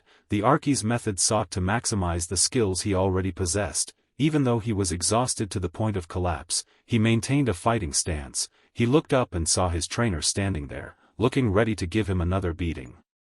Luca focused on Kinyuan's movements. Kinyuan's mind seemed to be shining, using all its might to transmit energy to every cell in his body. It was, in other words, a superior combat algorithm, using all the weapons in his arsenal to create the most effective fighting method in just a few seconds, a masterful use of the mind. These thoughts and images of his day's training with Kinyuan lingered in Luca's mind. After a while, he stopped dwelling on them and turned to his friend, Ailey. How was your mission? He asked. The blonde youth shrugged triumphantly. Boring, just eliminating a faulty android. They walked together down the long corridor. Ailey continued, his tone slightly condescending. All the missions I've received lately are like this, child's play. Hearing this, Luca had a suspicion. Korite was probably being cautious because of the previous incident. Is that why the commander isn't showing up? Luca looked at him and continued, if the commander had to step in, it would at least have to be a rebellion. He paused, nervously denying, no, that's not it, I heard some news from my family. Ailey's previous answer resonated clearly with Luca. A chilling feeling slowly crept up to the top of his head, especially when he heard the others' mumbled confirmation. That's right, the blonde youth now wore a panicked expression. I don't know the details, but a group of people are planning a rebellion. A tense atmosphere enveloped them both. Luca silently stared at Ailey. After a moment, he gritted his teeth and turned away. His face was filled with indignation. We're at war with the Korite Alliance, and now some idiot wants to start a civil war. How incredibly stupid. But if we just dismiss these issues as stupidity, the inside will rot away, Ailey timely interrupted, making him stop abruptly. He exploded in anger. When Ailey wasn't paying attention, he shoved him against the wall, using his elbow to press hard against the other's neck. His other hand rose, fist clenched. Anger consumed Luca. His face was terrifyingly close, his eyes wide as he shouted at the other, I warned you, Ailey, I can overlook you wanting to leave the Empire, but if you become my enemy, I won't let you get away with it. Ailey was being choked, his breathing becoming labored, his face turned pale from lack of air, yet he stubbornly said to Luca, I passed the ability test to become a royal guard, I just think it's important to the Empire. Seeing that Luca was still clenching his jaw, his anger unabated, Ailey's tone softened. Calm down, Luca, he pleaded. Then he finally released his grip on Ailey's neck, turning away, still furious, he warned, don't say anything that could raise suspicion, I don't want to see your name on the list of rebels. Ailey, relieved, slumped to the ground, clutching his sore throat. After a moment, he replied, I know, I only told you this. To ease the tension, Ailey smiled, reaching out to pull Luca back. Relax, Luca, I'll treat you to dinner this weekend. Seeing his attempt at reconciliation, Luca still refused to look back, choosing to remain silent for a while. He walked straight ahead, not waiting for Ailey. Before leaving, he coldly stated, his tone still showing his anger, I have plans, and don't talk to me anymore. But Ailey, undeterred, followed him. Is your plan involving a girl? Luca, you're slowing down on purpose. Where are you going? The imperial city, modern buildings rose, technology advanced, making life more comfortable and convenient, but at the cost of nature's vitality. In the Akrisha lower district, Luca and his trainer, Kinyuan, wore civilian clothes. Luca pulled his hood up to conceal his face. They walked, one in front of the other, down a street thick with black smoke and people. Walking ahead, Kinyuan said, it's been a while, hasn't it? This is a familiar place for us. People from the slums looked up at the familiar scenery etched into their memories. Luca coldly said, the day I became a student, I thought I'd never have to come back to this lower district again. I don't want to breathe the same air as these idiots. Kinyuan, beside him, saw Luca's undisguised disgust for the place. He chuckled and spread his hands in a gesture of comfort. Yeah, you're the type who'll climb to the top. They walked a few more steps and encountered two thugs fighting. A burly man with a blonde mullet was grabbing the other's collar. He angrily yelled, get out of the way. The other man, though his collar was grabbed, held on tight. The blonde turned and shouted, what are you doing, you idiot? Luca casually put his hands in his pockets. He glanced at the scene, remaining calm, but inwardly he felt intense disgust for this place. He hadn't expected Kinyuan to bring him here, especially when he asked him to make a plan. The air in the lower district was foul. Ignoring the thugs, he walked towards the center of the district. People crowded ahead, looking up at the blue sky, the sunlight filtering through the massive blocks of the city. He fell into his thoughts. The city was powered by geothermal energy from below, and all the unfiltered hot waste was dumped into the lower district. As a child, breathing this air every day, he had always felt the need to escape, or he would remain a failure. The more he looked at the crowded masses of poor people before him, the angrier Luca became. His eyes darkened, his brows furrowed in displeasure. He gritted his teeth, cursing inwardly. Just as his anger was about to erupt, he heard Kinyuan call him. Kinyuan turned into a narrow, dark alley. This way, Luca. Someone went through the alley. After a while, they emerged, stepping onto an unfamiliar street, with a fair number of people coming and going. He didn't know the terrain and could only obediently follow his trainer. As they passed a stall with artifacts in glass cases, it caught his attention. Is this a black market? Seeing his curiosity, Kinyuan chuckled. First time here. Many children never returned after exploring this place, Luca answered, drawing on his memories. He looked at the back of the middle-aged man in front of him. He wondered, Kinyuan, a former royal guard for decades, knew this lower district better than he did. Then he looked at his own palm. His trainer had asked him to use low-energy prosthetic arms and legs on this trip. What was he planning? While lost in thought, Kinyuan suddenly called, get ready." Luca looked over in confusion. They saw before them a stately building, guarded by strong, black-suited security personnel. As they approached the entrance, a guard stopped them. A man with slick back hair said, "Stop, the entrance for the audience is over there." Kinyuan awkwardly scratched his head. "I need to talk to the supervisor of this facility."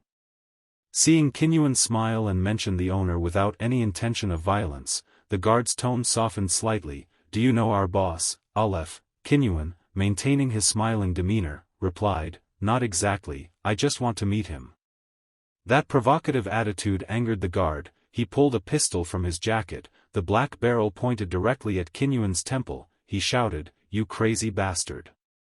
Seeing the guard threaten him with a gun, Kinyuan only smiled. A glint flashed in his eyes, a smile played on his lips, but it didn't reach his eyes. A cold aura emanated from him. Before Kinyuan could react, Luca, who had been standing beside him, swiftly rushed forward, taking down the guard in an instant.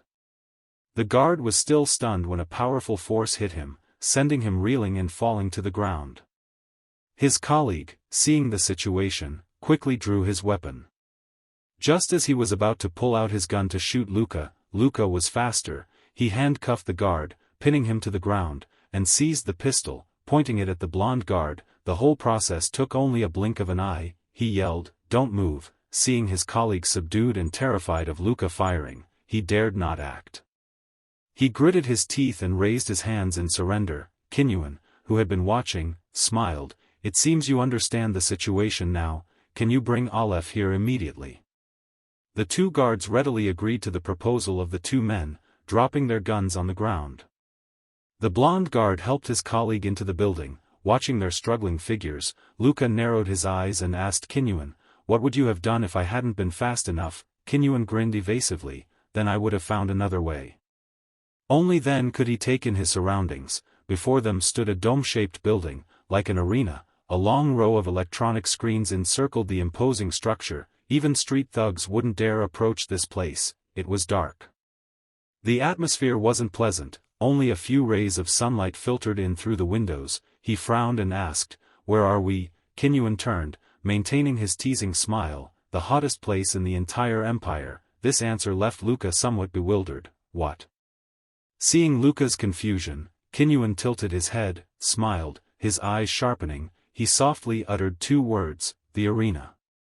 They were led down a long underground corridor to a room. Two more guards stood at the door. Inside, all four walls were unpainted brick. There were no windows, only 3 ceiling lights, the sole source of illumination in the large room. Red light cast an oppressive, suffocating atmosphere. A fat man in an expensive suit sat with his legs crossed, puffing on a high-end cigar. Staring at them, 2 guards stood behind him. Across from him, Kinyuan sat calmly, observing the man. Luca, still casual, stood behind him, hands in his pockets. Aleph gritted his teeth and took a drag from his cigarette, the smoke flying out of his mouth into a long path behind him. One person wore dark glasses and his face darkened, another covered one eye and glared at the two. Both of them had a murderous look on their faces. But Kinyuan still didn't pay attention to the 3 people's dog-like appearance near the house. He crossed his arms and pointed at the boy behind him, with a commanding tone, "Arrange a match for this guy. I don't need a share, and if he died while fighting, it wouldn't matter." Hearing his words made Luca tense. "So this is why he told me to come here with this weak body." The leader of the gang, sporting 2 large gold rings, listened to the proposal without comment, continuing to smoke his cigar until only a stub remained. He flung the cigar away, sending it hurtling forward, fragments of burning tobacco scattered in the air. Just as the butt hit Kinyuan, Luca quickly caught it and squeezed. The cigar instantly turned to dust. The 2 bodyguards behind him simultaneously drew their guns, aiming at the 2 men. The fat man scoffed, thinking they were just a couple of martial artists causing trouble. He raised his gun, saying, "You seem to be mistaken. We didn't let you in to fulfill your wish. We brought you here because it's convenient for disposing of corpses." Recognizing the implication in his words, Luca felt a chill run down his spine. Murderous intent flashed in those eyes. It was a bluff. If he hadn't intended to listen, he would have shot them long ago. 3 dark gun barrels pointed directly at them. A slight mistake, and bullets would rip through him, he silently calculated, 3 men aiming at them directly. And 2 more armed men outside the room. Remembering the 2 bodyguards outside the door, his face darkened. But he quickly regained his composure. His first move, instantly create a battle simulation in his mind. He channeled his strength into his entire body, feeling the power in his limbs, and swiftly lifted his leg. With a lightning-fast kick, he sent the table in front of him flying. Objects on the table rained down on the fat man, simultaneously obscuring the view of him and his trainer. The men were caught off guard by his action, even more surprised by Luca's speed. In a blink, they saw the table hurtling towards them. Before Aleph and his men could react, the table shattered into pieces from a powerful force. The boy then unleashed a powerful kick that smashed the table. The blow didn't stop there, seemingly aiming straight for the fat man's chubby face. Only then did his underlings panic. They reached out to pull their boss back, but it was too late. The boss was caught. His fat neck was squeezed so tightly that he was suffocating. He painfully let go of the gun in his hand. Luca snatched the gun and aimed it at the 2 underlings, while they were still stunned. He coldly pulled the trigger, aiming precisely. In an instant, 2 bullets found their marks in the bodyguards' heads. The speed was too fast for the ordinary men to react. The entire action took only a few seconds. The 2 inside were dealt with before the men outside heard the commotion and frantically burst in. Before they could see what happened, the gun was reloaded. The glint of metal was their cue to understand the situation. 2 streams of hot blood spurted out. The series of images in Luca's mind boiled down to 4 words: simulated outcome. Just as his eyes gleamed with intent to strike, Kin's sharp voice cut through the air. He narrowed his eyes and stared at Aleph. What happened to the previous owner? The fat leader, upon hearing the question, holstered his gun, his plump body sinking into the chair. His eyes, hidden behind thick glasses and obscured by his jowls, narrowed. He replied in a hoarse voice, "You know Tora, he's dead. He was caught cheating in the matches, obviously." Kinyuan didn't believe this nonsense. He killed Tora and took over this arena. It's a lucrative business. The trainer's eyes grew distant. He continued, "We were old friends, but I don't blame him. He also killed his predecessor to get this position. That's the natural law on these streets." Seeing that the man seemed ordinary yet knew all his dark deeds, the gangster angrily lunged forward, pressing the gun against Kinyuan's head. "How did you know about this?" Just as he was about to pull the trigger, a voice called out, "Aleph, calm down." The middle-aged man, looking slightly disheveled, remained seated, but his gaze was icy. Facing a gun that could send someone to their death at any moment, he showed no fear. Kinyuan said to him, "If you don't want to end up like Tora." The words, though soft, carried a chilling aura that instilled a sudden fear and respect in Aleph. The fat man's face paled, a mixture of anger and fear. He gritted his teeth, realizing that the one daring to issue such a threat must be no ordinary person. The gangster returned to his seat, muttering "Damn it," and gesturing for his 2 underlings to put away their weapons. The cold sweat on his face hadn't dried yet. His fat hand adjusted his glasses, and he looked intently at the 2 men. "So all I have to do is put this kid in a match." Aleph's glasses weren't ordinary. They analyzed data about Luca. Seeing the information, he judged, his limbs aren't suited for combat, and his body is still organic. He'll be crushed in an instant. After a moment's thought, he compromised, "Fine, I can do that, but shouldn't you offer something in exchange?" Seeing the fat man still haggling, Kinyuan smiled amicably, "I know where Tora hid the safe. You have his eye, right?" He didn't expect that he would take this out to discuss, but he was even more apprehensive. His magic mirror still couldn't analyze his data, so he cautiously asked, "What do you know? Now I'm very curious about your identity." Seeing the caution in Aleph's words, Kinyuan just closed his eyes and smiled. "I was just a soul of the past." He didn't need to bother seeing that. He had no intention of harming me. He offered to make friends. If he wanted to see if I could arrange a VIP seat for you, I would ask someone to bring good wine and some pretty girls. Before he could finish talking, Kinyuan was already black-faced. "Just drink the wine, and this kid doesn't need special treatment for him to fight with Mr. Luca's strongest warrior." Luca, standing next to him, had been listening to the conversation from beginning to end and still didn't show any expression, but when He heard the way the coach assigned him, he silently looked at his grandfather and had many things to learn from Kinyuan. He controlled the situation without lifting a finger, he possessed something that Luca lacked. Looking at his strong, steady back, Luca silently assessed him, noticing a special aura emanating from him. The discussion ended peacefully, without resorting to violence, at that moment, in the arena's waiting room. 2 hours left, let's warm up, a clear, authoritative voice rang out. The surveillance camera in the corner of the room quickly became a pile of sparking debris. Only the two of them remained in the room. Luca couldn't help but ask, "What's actually in Tora's safe?" Alep's demeanor changed instantly. Upon hearing Luca's question, Coach Kinyuan, holding an electronic tablet displaying information on the opponent, replied, "His secret treasure, enough to change Alep's life." Luca still couldn't guess his trainer's intentions. What was he planning, if a fight broke out? Meanwhile, Kinyuan kept his eyes on the tablet, evasively replying, "You'll find out, I'll explain after you win." The trainer then turned the tablet around. It showed a ferocious-looking man in heavy battle armor. Information appeared below his portrait. Gabriel, Steel Fist, he excitedly introduced, "This is your opponent.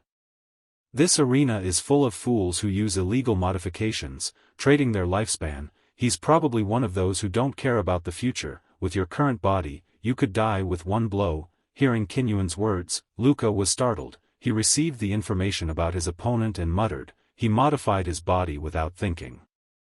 Seeing Luca tense up, he moved closer, standing before him, eyes locked. He raised his hand, reminding him, "Remember what I'm about to tell you.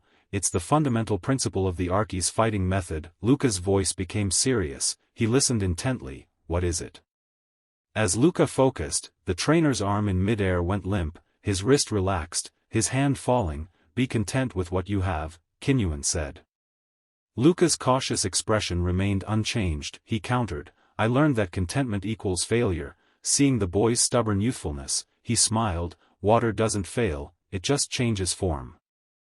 He recalled the recent battle, Luca standing in the designated circle, surrounded by a barrage of bullets. They flew at high speed, leaving only afterimages, yet the boy remained calm and steadfast amidst the hail of gunfire. Kinyuan's voice carried undisguised praise, "You truly have potential. I've been watching you since you deflected that bullet without trajectory prediction equipment. At the end of the test, you were in battle armor, with a few scratches, yet you exuded the aura of a warrior who rose from the ashes of war. That image is etched in my mind, and now, you're here, asking me to teach you. A talented person like you has found the right mentor." Kinyuan proudly placed a hand on Luca's shoulder, but Luca displayed an unconvinced expression. After a moment of silence, he scoffed, "Your praise is unwarranted." His skeptical attitude amused Kinyuan, who responded, "Of course."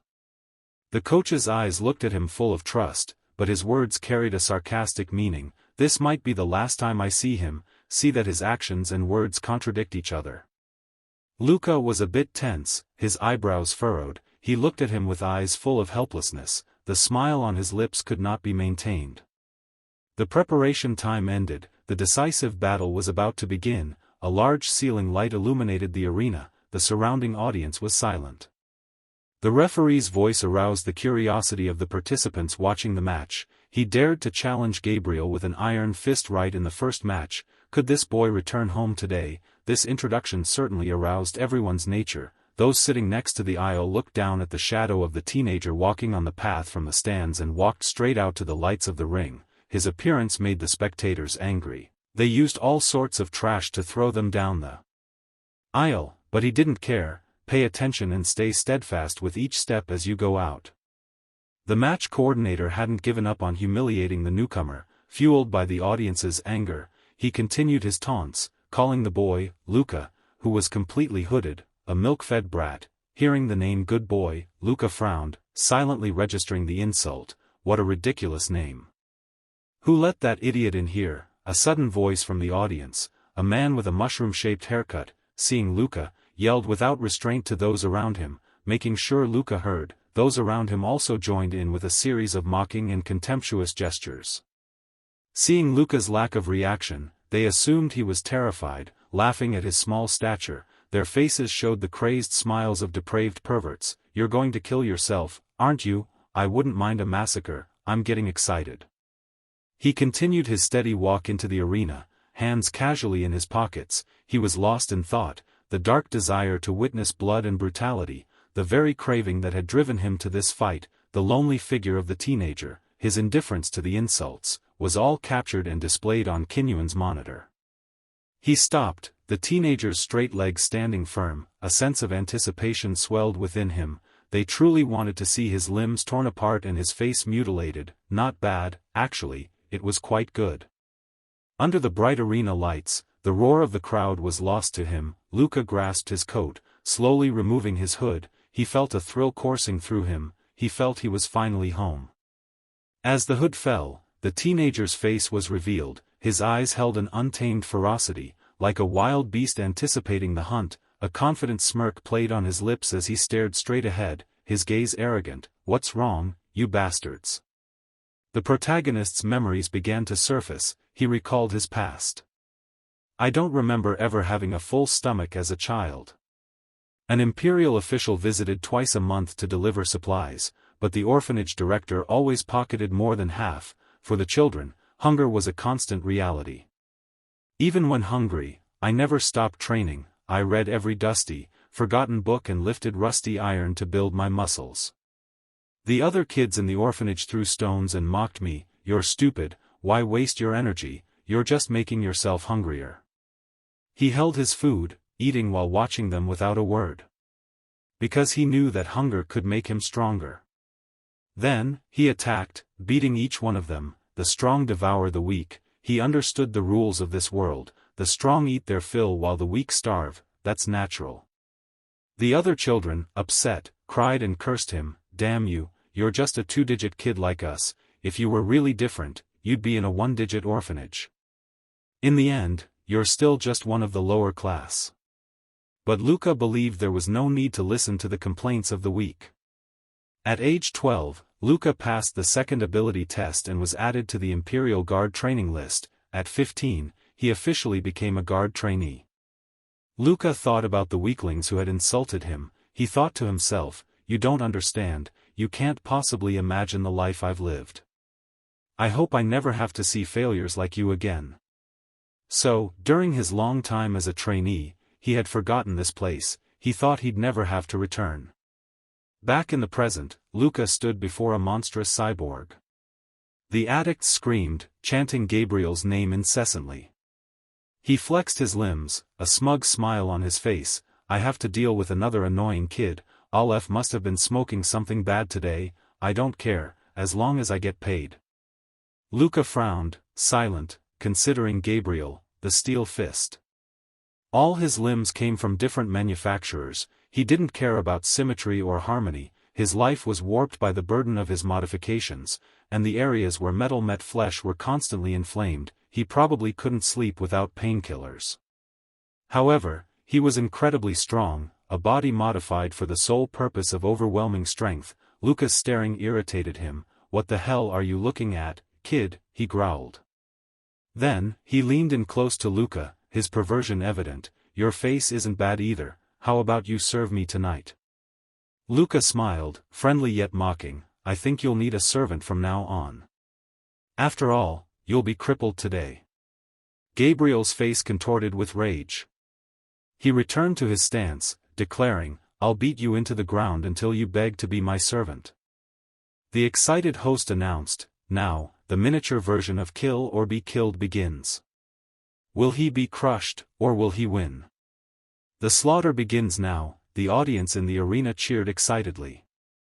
Facing the steel monster, Luca was frighteningly calm. He clenched his fists, analyzing the situation. His opponent was a modified fighting machine. He, on the other hand, was using unmodified body parts. That meant instant death if he were hit.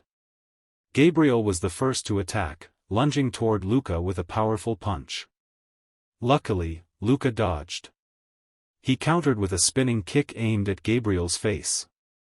But the kick seemed ineffective against the steel man. Gabriel scoffed, that kick was like a tickle. Luca showed no fear. Instead, he found it amusing. If he'd used modified body parts, Gabriel would have exploded like a watermelon. Luca wisely retreated. He observed his surroundings. judging the arena, it was too small, he couldn't keep running. All his opponent's attacks were lethal, while his own were almost harmless, even the audience wasn't on his side. They shouted insults from the stands, "Kid, this isn't hide and seek, die already, so we can see the next match, smash his damn head, Gabriel." This was the situation he faced. What did Kinyuan want from Luca by bringing him here? Recalling a memory before the fight, Kinyuan instructed him, "Remember what I'm about to tell you, it's the basic principle of fighting." Luca asked, "What is it?" Kinyuan waved his hand, saying, "Be content with what you have." His mind was thinking but his body was playing tag with Gabriel. Being satisfied with what he had, dreaming about what he didn't have right now wouldn't solve anything. Praying wouldn't make a gun fall from the sky. No matter how useful I was, I had to fight with what I had. Kinyuan took away his limbs but he allowed himself to keep his eyes. That means he doesn't expect me to defeat Gabriel with pure strength alone. Accepting the Archi's fighting method means maximizing what I have. Gabriel's fist is like a cannon, destructive. The slight tremors in his shoulder are the trigger, the direction of his gaze is the barrel, and the length of his arm is the range, like a real gun. It's relatively slow to prepare and the trajectory is very predictable. Kinyuan in the stands cracks a sinister smile as he watches the fight unfold. He watches you excitedly, muttering to himself, "Genius. Luca, you've experienced Aki fighting yourself with your own talent, so show me your potential." Gabriel unleashes a relentless barrage of attacks on Luca, but he dodges them all, leaving Gabriel struggling. The audience, initially cursing Luca with obscenities, now turns their abuse towards Gabriel. "How can you lose to a kid like that, Gabriel? Kill him, you idiot." Luca focuses everything in his mind. His concentration has never been this good. It's so sharp that he can perfectly predict Gabriel's attacks. "Can I pull off that move now?" Luca decides to try the new move he just learned. He uses his hand to pull Gabriel off balance, then uses his knee to strike his shin, causing him to collapse. Luca continued to move his leg back and finally kicked Gabriel's beautiful beak once. The kick sends Gabriel flying back, teeth and lips scattered. Luca is exhilarated, laughing maniacally. He's starting to feel the thrill. "So this is how Kin observed me, Gabriel. I was so angry that I said, 'I don't know what evil magic you used. But your weak attacks won't do anything to me.'" He put all his strength into punching Luca straight. That attack grazed his cheek, causing a little blood to flow out, but it didn't matter because of course he would have dodged it. Gabriel's punch stuck to the wall. Luca then opened his mouth. "You think my attack won't work, right? If I lack pure strength I just need to make up for it with something else." Luca used the force of his legs to turn around and fly up, clinging straight to his neck. His arms were tightly clasped around his neck. Then used deadly manipulation. That is, twisting the neck until it makes a cracking sound that means death. Only after Gabriel's neck is broken and his massive body goes limp does Luca stop, landing gracefully. He looked up at the addicted audience and silently cursed, "That's right, you guys just stand there and wait for me to fail. I will continue to climb until your words can no longer reach me." Luca's eyes were bleeding and he seemed to have reached his limit. After stylishly defeating his opponent, he turns his back, letting the wind flutter his coat. Luca puts on his hood, glances at the fallen opponent, and thinks, "If this were a battlefield with many variables, I wouldn't have been able to focus like this, because this is a controlled environment. I could concentrate enough to predict their moves." The people around the arena are still stunned, watching Luca leave. Their words are choked back, unable to be uttered. Luca walks calmly towards the open pit door. His face is filled with thought. "Now I have no choice but to admit that Kinyuan is a truly great teacher." Leaning against the wall, arms crossed, he looks at Luca with pride, praising him. "Well done, good boy." "Welcome to Archi's Victima," Kinyuan says with a smirk. Luca doesn't seem very interested. He casually replies, "I realize accepting my circumstances doesn't mean accepting defeat." He offers something that catches Luca's attention. "Here, take this." Looking at the large card that Kinyuan held in his hand, he wondered why I received a bonus after the match with the chip card. he replied, of course not. This is Gabriel's hospital bill. Giving it to him to show generosity isn't a bad idea as long as you don't let yourself be a jerk and tell off. Luca coldly said, I want to be a warrior, a soldier, not a good Samaritan. Using his robotic arm to ruffle Luca's hair, he gently reminds him, you're quite naive when it comes to relationships. Kinyuan's face turns serious as he teaches, the self-sacrifice I'm talking about isn't charity, it's an investment, build it so you can use it effectively when needed. Today, I harvested my investment at Torah. Turning to leave, he adds, don't forget that creating an advantageous environment for yourself is a sign of a good soldier. Luca's eyes showed a bit of confusion, thinking that he had misunderstood Kinyuan. He once thought that he taught him because he was impressed with his talent and felt sympathy because they both came from the bottom of society. But I was wrong. One day Kinyuan will definitely find a way to get back what he invested in me in a way that I cannot refuse. Looking at his receding figure, Luca suddenly gets a bad feeling. In the hospital, a doctor touches the electronic screen to check a patient's condition. Gabriel lay stiffly on the bed listening to the doctor diagnose that the compatible signal wavelengths were too short to match his cybernetic body. His current body consumed so much energy that it was inevitable that he would experience minor problems or freeze. I recommend that you use the Hyper Lindell No. 9 model from Zionic Corp. He rolled his eyes and shouted aggressively, that's the newest model, how can I have money to buy it? You're cheating on me, right? Other people walk around normally with outdated technology. The doctor, unfazed, pushed up his glasses and calmly explained, those people haven't undergone as extensive modifications as you. If you'd considered compatibility from the start, an older model would have sufficed. Gabriel lowered his voice, I was too poor back then, so I just used whatever I could find. The doctor, sympathetic, offered a reasonable price. I'll buy back these parts and install new ones that fit your budget. Seeing this, Gabriel pressed further, demanding at least a combat model. The doctor immediately refused. No, with the money you have, you can only afford used, general-purpose models. Gabriel suddenly sat up and yelled, damn it, do you know how much I've spent on these modifications? While he was still ranting and raving, a figure entered from outside. That's Luca, he said, shoving his hands in his pockets. He coldly asked Gabriel, so, still full of energy as always? His cold eyes turned to Luca. Gabriel and he cursed loudly, you bastard. I will kill you. Seeing you approaching him, he growled, and I will kill you myself. Leaning close to Gabriel, Luca mockingly said, I warned you before the match, I said I'd cripple you. Gabriel went into a furious rage. Suddenly, Kinyuan's words flashed through his mind, don't forget, creating a favorable environment for yourself is the sign of a good soldier. A wave of self-reproach washed over Luca. He'd unconsciously taunted him. While Gabriel was building up his rage, about to unleash it, Luca turned to the doctor, the Hyper Lindell No. 9 you mentioned.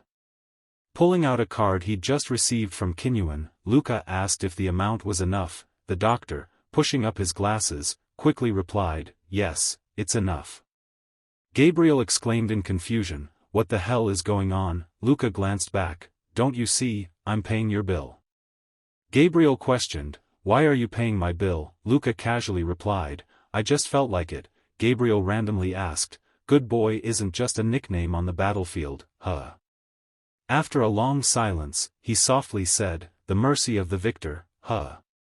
Gabriel then asked, good boy, what's your real name? Luca replied with a surprised expression. His sincere eyes stared at Luca. He made a promise, if you need my help, just say so. I will pay this debt. Luca was silent for a long time, his whole body standing there stunned and silently humming in his heart, this feeling is not so bad in Akrisha. The physical training area has couples standing on the ring facing each other. Each punch was launched fiercely. Luca calmly stood on this side, opposite Ilai, who was launching a wind-breaking kick.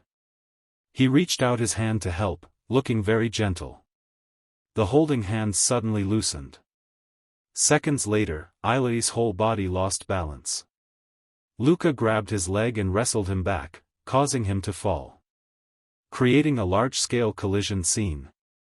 Ilai hugged her hips in pain and moaned softly. People sitting on the competition floor. Letting your legs down and confiding, Ilai asked first, Did you learn the Aki fighting method from instructor Kinyuan? Luca answered honestly, that's right. It's not like gangsters use stars like holding pieces of glass between their fingers or throwing dirt into the enemy's eyes. Ilai wondered. Luca also answered honestly, I know it sounds hard to believe, but Kinyuan told me that's how to fight.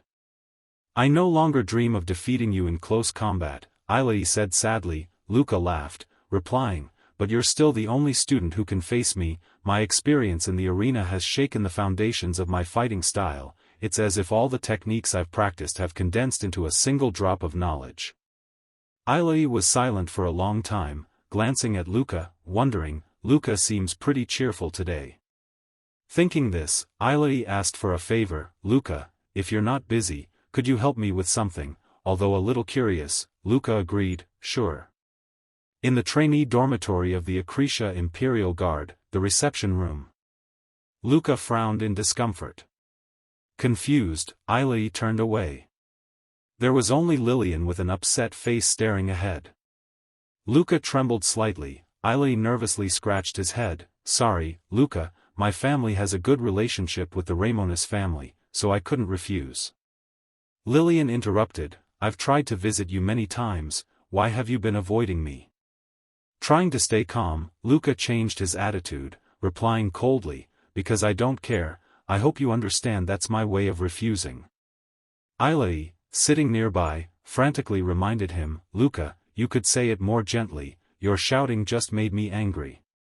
Lillian's cold eyes looked straight at him.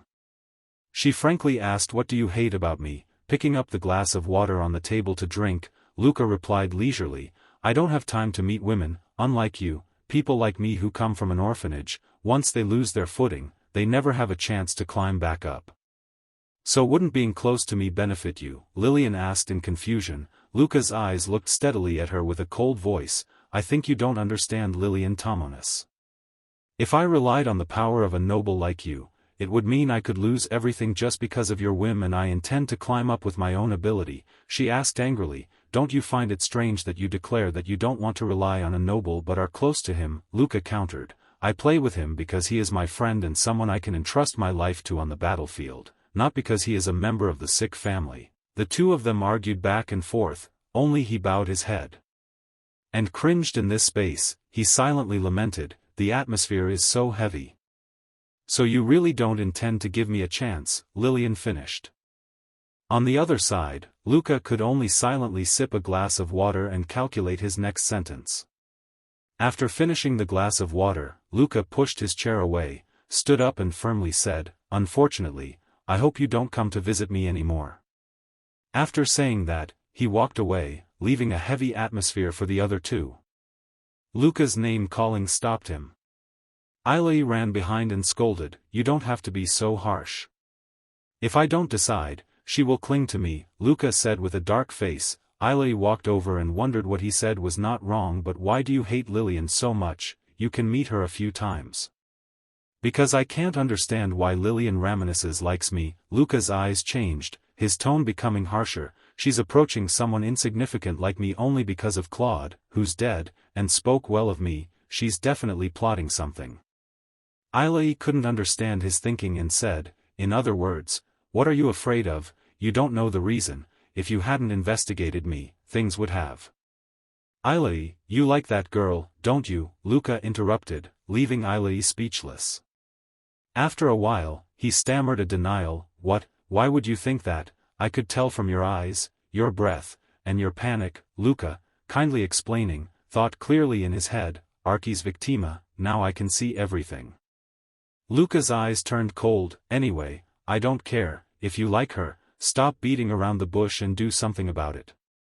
Ilai, panicked, mumbled those two words, then fell silent. He turned to look at the closed room, his heart filled with turmoil. Only Luca's glass was empty on the table, the one opposite was still full. Ilai said sadly, it's impossible, Luca. In a certain city, in the center was a reservoir with two streams of lava flowing in from somewhere. Thick black smoke billowed up, showing just how hot it was. Two figures sat by the reservoir. One of them was Luca. He sat with his eyes closed, meditating in the extreme heat, his mind filled with wandering thoughts. This training was about meditation. he needed to stay calm no matter what. Suddenly, Luca spoke to the other person. Kinyuan, can you tell me how you would handle a brawl breaking out in that room the other day? He replied nonchalantly, I told you, I'll tell you if you win. Recalling some details from that day, he thought, those armed thugs had been waiting inside and outside, there was no way to escape without getting hurt if I didn't have a weapon. What would Kinyuan do in that situation? Looking at the man, Luca wondered, as if knowing his question. Kinyuan softly replied, would hide under the table when the brawl starts. The answer silenced Luca for a moment. He said indifferently, Ale and his gang all have guns, if your first move is to hide, you'll lose the chance to attack. I know you'd seize the opportunity, even if it means taking a few bullets to take them down. Kinyuan nodded. Luca continued, but what if I wasn't there, what if I decided to run or hide? You'd take Aleph hostage and grab his gun, right? He chuckled, guessing, you've been trained to maximize decisiveness, I know you've imagined how to take them down. However, if you really take him hostage, the result would be that both of you would be shot. Changing gang leaders isn't unusual, what you'd be doing is giving them a reason to kill their boss. Of course, once you become the target of those guns, I'll take them down and we'll escape through the secret passage. Kinyuan glanced at Luca, explaining. Staring at him, Luca fell into thought. He not only predicted his actions, but also prepared a secret escape route. He couldn't imagine his sharp mind. Pushing himself up, Kinyuan continued, in a lost language, Archis means sharp eyes. Archis Victima uses all the brain's resources to amplify perception, remember that. Luke stood up and asked, so, the brain's problem is a consequence of pushing it to its limit. At this, his eyes lit up, and he realized something. Luca shouted at the other person, that means if I use Legion, I can't use Archis Victima. He cheerfully replied, you're sharp, I thought it would take you a few more months to realize this. I'll be given a set of Legion when I become a royal guard. No one can wear Legion continuously. The full-body mechanical armor is made with the Empire's most advanced technology. It's a control system connected by high-bandwidth memory signals, so besides the CPU support, all brain resources are needed to use it. That means there won't be any resources left to use Archis Victima while wearing Legion. Kinyuan hid this, knowing how I'd react. This thought ran through Luca's head, and a nameless anger welled up in him. He grumbled irritably, if I'd known I couldn't use it with Legion, I would never have learned it. It's my fault for being so incompetent.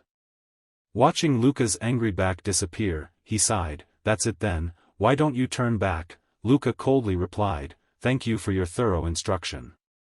Kinyuan calmly said, if you change your mind, come back here, Luca. He clenched his teeth to suppress his extreme frustration, silently cursing, damn. Somewhere inside those shiny black doors. Luca stood attentively, listening as the other person said, 3 months have passed. I've been quite busy, so I haven't had a chance to meet the trainees. The speaker was Hamila's Castoria, the captain of the Royal Guard. In his head, he concluded that the busyness was likely due to the rebellion. As Ilai had mentioned, he softly asked, Luca, how have you been? Luca stood stiffly in the middle of the room and replied, I've been training myself because I haven't been given any missions.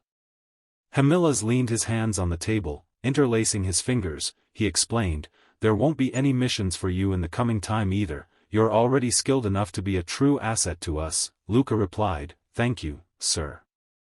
You've been associating with Kinyuan quite a bit, haven't you? He suddenly asked a seemingly casual question, but it made Luca anxious, so that was why he was called.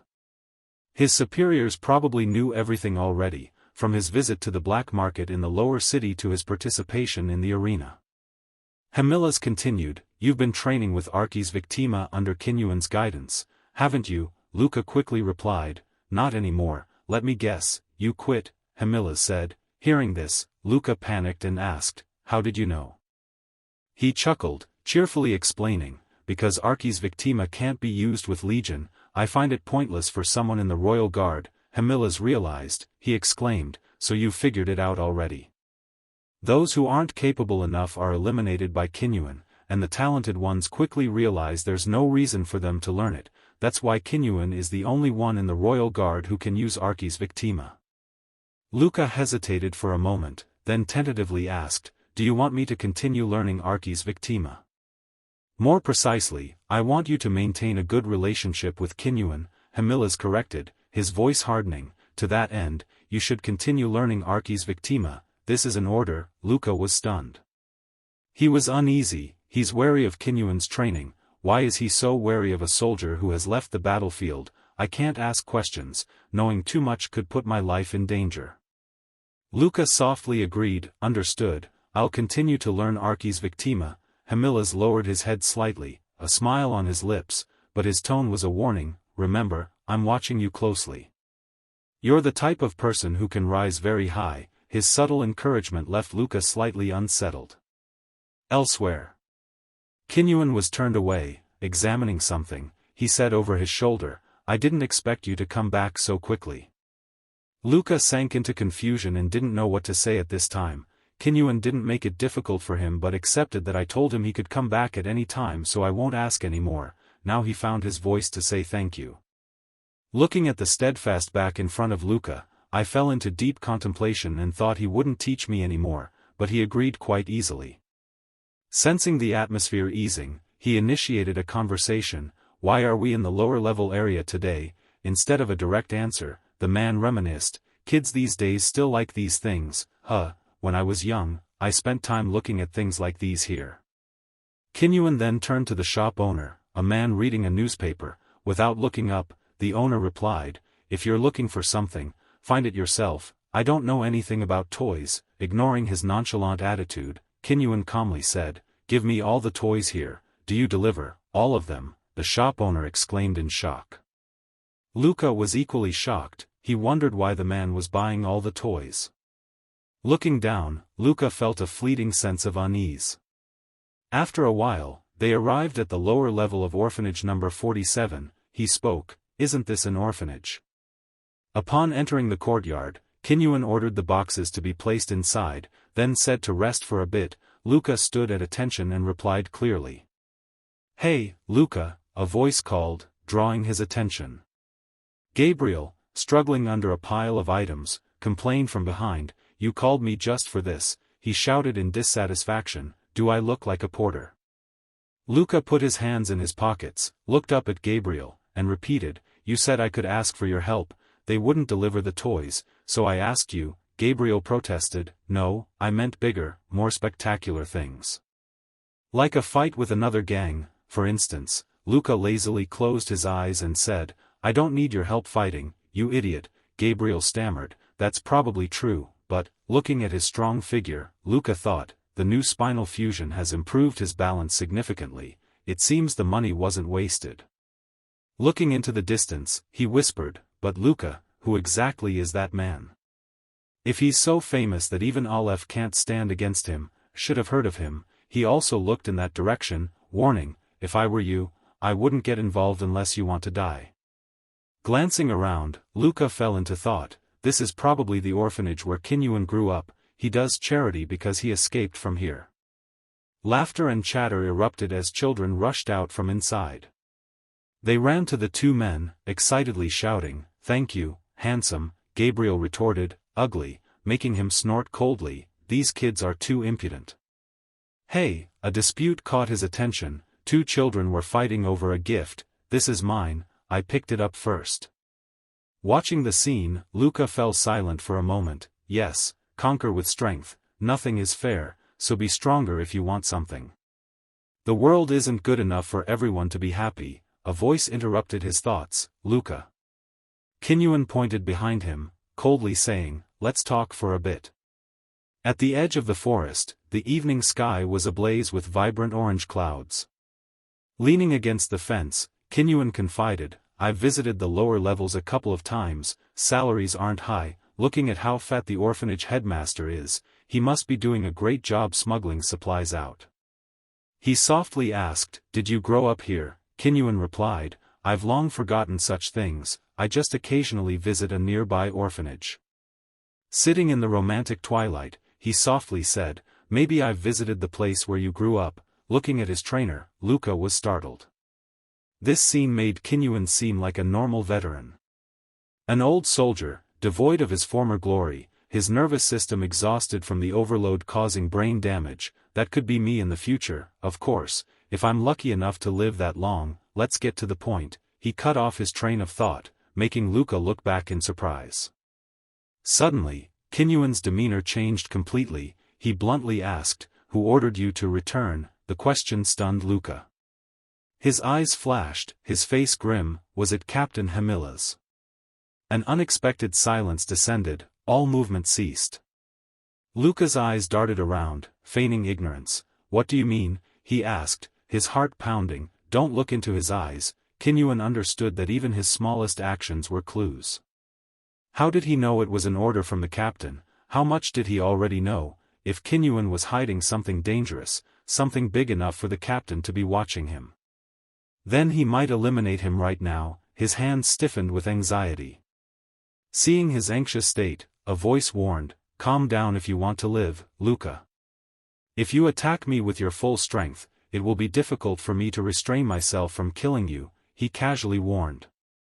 Luca broke into a cold sweat. After a moment of silence, he said firmly, "I am a soldier of the Empire, that's all I can say." Shifting his feet slightly, Kinyuan seriously criticized, "You know too little to even know which direction you should go in." Drawing closer and putting a hand on Luca's shoulder, he changed his tone, "I don't blame you. A soldier following orders is natural. You are truly the ideal model the Empire seeks. When you first came to me, did you really think you made that decision yourself?" Kinyuan hinted. "When you manipulated bullet trajectories without needing a support processor, the higher-ups started preparing, finally, someone who can learn Archi's Victima like me. You might think you voluntarily came to me to become stronger after the Koride incident, but in reality, it was the Empire's calculations that brought you to me." Luca kept reminding himself not to be swayed by Kinyuan's words. "I encountered a strong enemy on a mission and realized I needed more power. That's why I searched for trainers' records and chose one to help me. It was all my own will." He firmly replied, "I made my own choice." Kinyuan continued, "Luca, everyone in this world is a slave to someone, they either know it or don't." Kinyuan suddenly fell silent for a moment, as if remembering something heavy. Then, he turned and smiled, saying to Luca, "Maybe you want to avoid the truth right now, you're still young." Kinyuan took a step away, calling back, "Go back, if you want to report to Hamilla's, feel free." He fell into deep thought, telling himself he didn't believe Kinyuan's words. But like Kinyuan said, Captain Hamilla's wanted me to continue studying Archi's Victima. At this time, such thoughts appear. Where does the belief come from? They repeat over and over again. Don't doubt the Luca Empire, don't let his words shake you, don't think about it anymore, don't doubt it. But when a crack appeared in the reservoir of faith, drops of doubt would always be present, waiting to fall. If even my desire for success wasn't my own will, I would be like a drop of blood falling into clear water, staining a large area, difficult to erase. At the training room, Luca sat listlessly on the chair, his mood slightly unsteady. He rubbed his head, annoyed, thinking about how he hadn't reported to Major Captain Hamilla's that day. "If I did, they would make me take a psychological test because there's a possibility I've been influenced by a dangerous ideology. Given my current state of mind, my score would be lower than before. The Empire doesn't forgive those with dangerous ideologies. In the worst-case scenario, they could dismiss me from the Imperial Guard and send me to hard labor camps." Kinyuan, he knew I would hesitate and not report that day. He said, "Go back, if you want to report to Hamilla's, feel free. If you want to report to Hamilla's, you need to prepare to pass the psychological test, and to do that, you need to see me." In a training compartment, thick smoke billowed. Ilai was there, gritting his teeth, enduring the pain to complete the exercise. When he stepped outside, only his heavy breathing and sweat pouring like rain remained.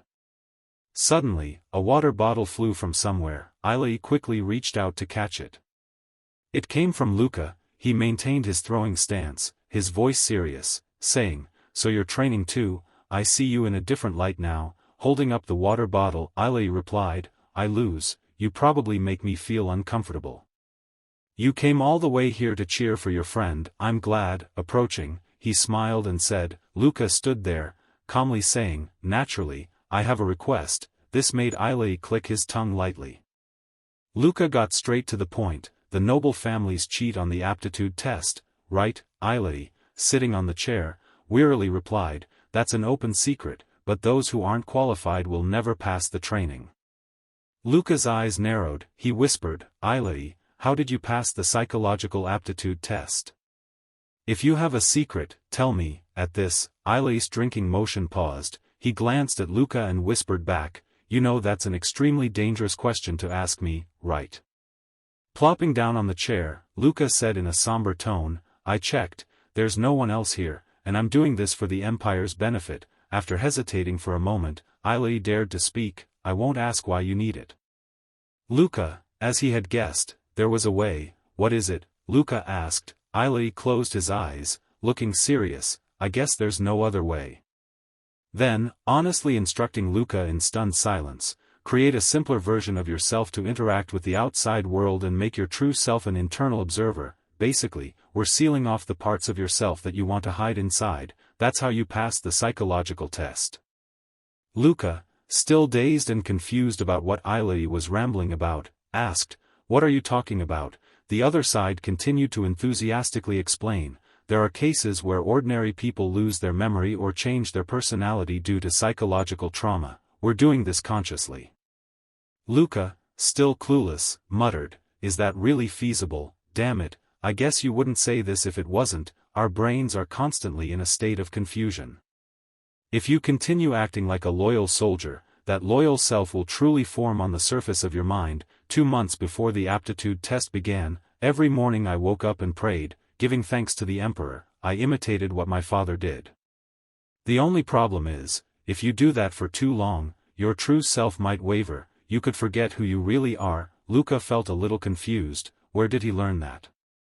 He lowered his head again, confused for a while. Anyway, if that's his method, I don't need to pretend to be someone else, I just need to act like my former self, the one who scored high on the psychological test before meeting Ailey and Kinyuan. I don't know what you're trying to do, Luca, but be careful, Ailey warned kindly. Interfering with the psychological test is really dangerous. He didn't forget to warn Luca. He chuckled awkwardly, a little surprised, looking at Ailey and saying, I never thought I'd hear that from you. A ringing phone startled Luca. Ailey also glanced over. The call was from Kinyuan. He muttered, damn it, what bad timing. As evening approached, Luca and Kinyuan were standing in a low-income area. Both looked up. Kinyuan softly announced, Luca, today's training is a practical exercise, it's quite simple. He excitedly explained, this building is quite sturdy for a gang. His attitude was no different from the first day. Luca felt slightly awkward. Kinyuan still treated him normally, even after that incident, as if the orphanage incident never happened. That made him feel even worse. Kinyuan's eyes darkened. He held up 2 fingers, you have 20 seconds. Luca stood before a locked door. His mission, take down all the gang members inside, Luca clearly shouted. Placing his robotic arm on the door's electronic lock. The next second it exploded from his powerful grip. Inside, 2 or 3 people were gathered. Hearing the explosion, they jumped up and glanced around. Luca strode in, provoking the bald man's anger. He stood up, approached, muttering something more like a curse. His face hardened. What do you want, kid? Staring ahead, he thought, you don't look like a customer. One idiot approached with a gun, and who's this Scarface? There were 3 armed thugs and a guy who seemed to be their leader. The bald man pointed a gun at Luca's head. I don't plan on smashing a kid's head in this early in the morning, my luck isn't very good. But before he could finish, a punch sent him flying through the air, sparks trailing behind. The bald man's eyes widened in shock. His underlings, who were playing cards, froze, mouths agape in astonishment. His fist was still clenched tight, emitting smoke. Luca's face was grim. I'm pissed, too much is bothering me, let me vent this anger. Luca's physical impact caused the other guy to confidently fly into the air without wings. In that moment, he could also look down at the casino below and point the gun at them, while the people sitting below could only look up. The old man was already holding the gun tightly, preparing to pull the trigger. Those below were displaying 1001 expressions, slowed down like an Indian film, when the gun in his hand fell. Luca now raised his gun towards the man. The men in the casino recovered and opened fire on him. He showed no fear, instead calmly dealing with each one. Another man, standing far away and perpendicular to him, raised his gun, preparing an ambush while he was dealing with the bald, fat man. He yelled, "Damn it, you bastard," and fired continuously.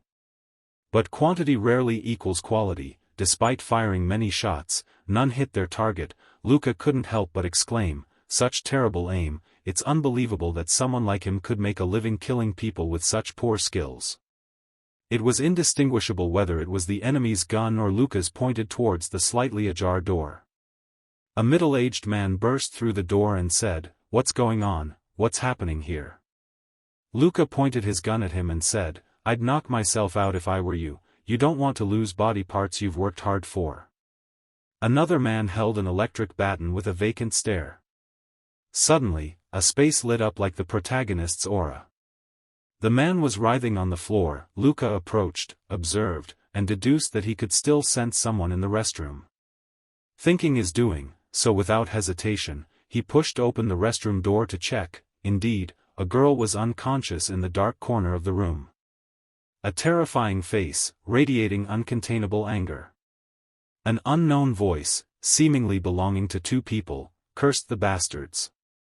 A middle-aged man with long, high-tied hair, like in a wuxia film, Kinyuan, reminded Luca that he'd lost about 12 seconds. But he still praised him, saying, "Well done," accompanied by enthusiastic applause. Luca asked, "Can't we kill them?" Kinyuan replied impassively, "Don't forget we're outsiders, any intervention would break the rules of this place. Besides, countless people in the world lack the power to protect themselves. You know what happens to them, don't you?" Kinyuan asked Luca in return. Luca remained silent, unsure how to respond appropriately. He looked at the girl in his arms, thinking, "This woman suffered this fate because she lacked the power to resist. I fought for power, to reach this position, to avoid her fate. Normally, I'd call people like her fools for not seizing the opportunities the Empire offers," but he paused, then continued, "At that moment, I could only feel disgust at the injustice of our social structure." Kinyuan continued to send him to lower areas after that day, throwing him into battles without any prior information. He didn't do it to teach him how to win. The lesson was to optimize the situations he was thrown into, because identifying connections was fundamental.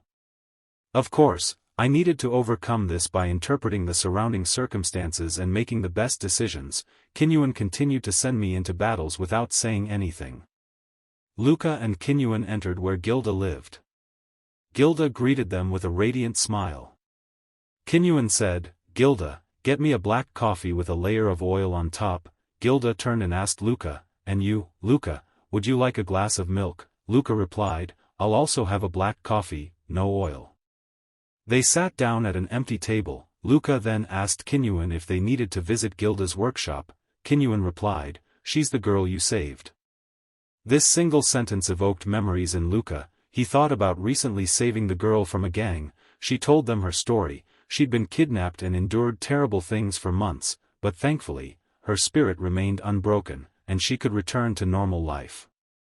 A friend of hers, who had run away with the gang's money, stayed with her. She was kidnapped by those pursuing the gang, but her friend is now dead. While waiting for the coffee, Kinyuan told him Gilda's story. She came from an orphanage. She had a talent for mechanical engineering from a young age, so I even sponsored her education. We kept it all a secret, so she didn't know. "So you knew her from the beginning?" Luca asked, seeming to guess something. Before Kinyuan could answer, a surprised voice greeted them. The voice asked, "You're here too, dear?" It was Gabriel. He requested, "Gilda, get me a beer." She sighed and said, "Your nervous system is stressed from overwork. Why not drink something else?" After saving Gilda, Kinyuan introduced her to Gabriel. He became Gilda's bodyguard, and she became his technician. Luca also looked at him and advised, "You should listen to your technician, Gabriel." Gabriel relented slightly, saying, "It's just a beer." Gabriel asked, "Aren't you stirring up trouble lately? What are you thinking?" the bosses have started talking about taking action against you. If they do, I can't even guarantee Gilda's safety. Kinyuan replied, don't worry about that. Gilda fearfully asked, how long, specifically? Kinyuan took a sip of coffee and nonchalantly replied, maybe a few months, or a few years, who knows. Luca said, it seems we won't be able to go to this lower area for a long time. I won't even be able to come here alone. My superiors would never allow a trainee to go alone. This might be the last time I see them. The image of Gabriel and Gilda looking at each other suddenly flashed in his mind.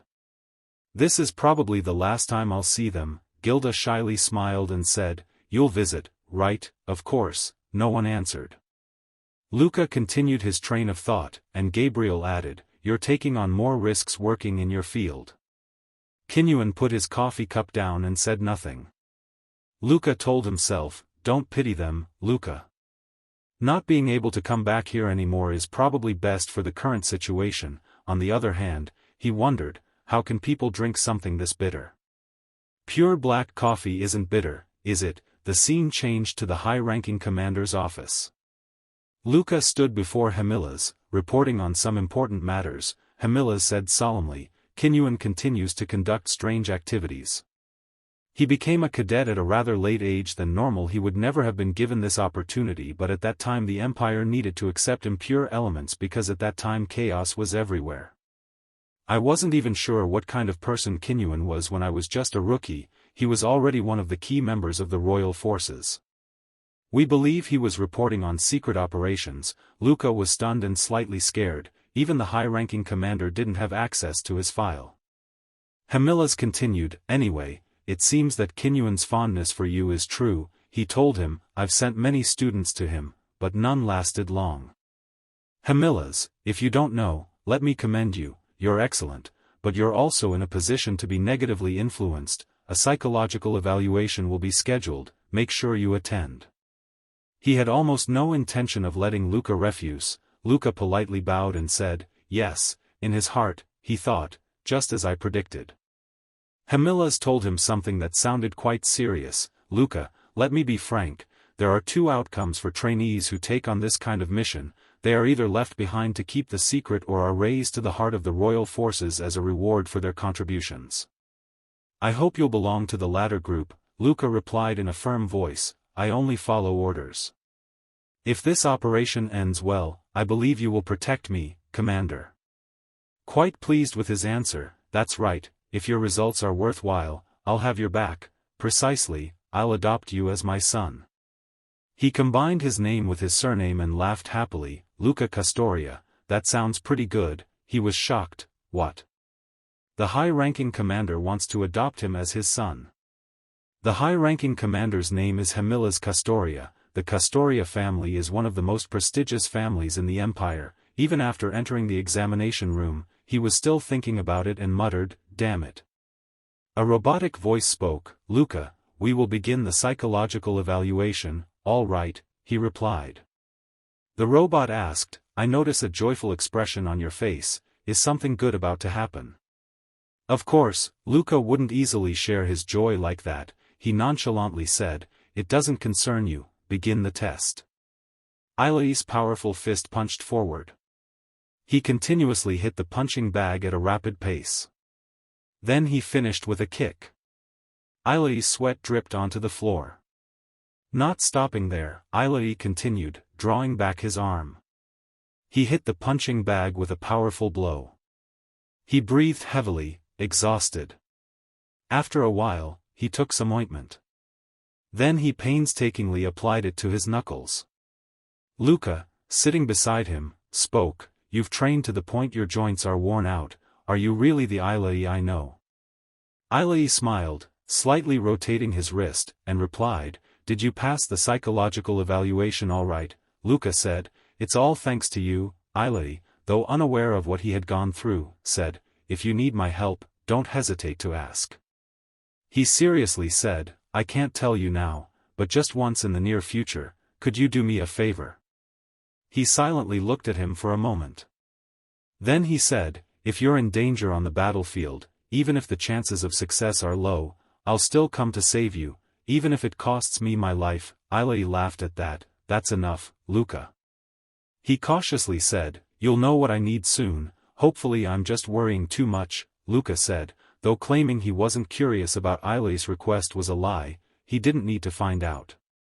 The psychological evaluation was successful, and he also gained the favor of the guard captain. His intention now was to become the adopted son of the Castoria family. At that time, he only thought about that intention. "Hamilla's officially spoke. From now on we will begin a special military mission. The mission's objective is to suppress the rebels opposing the Empire. The rebels consist of 3 tribes, led by the Ramones house. Luca is wearing Ramon." He looked at Ailey. Lillian Ramones's. At this moment, he realized what Ailey wanted his help for. Everyone began to assemble to board the train. One by one, they passed the inspection, lining up to board the train. A stream of energy light emitted. The train immediately departed at high speed. Luca stood before the entire regiment, solemnly introducing himself. "My name is Luca, and I will now assume the position of platoon leader of the 21st Platoon." The entire regiment immediately saluted. "Hello, platoon leader."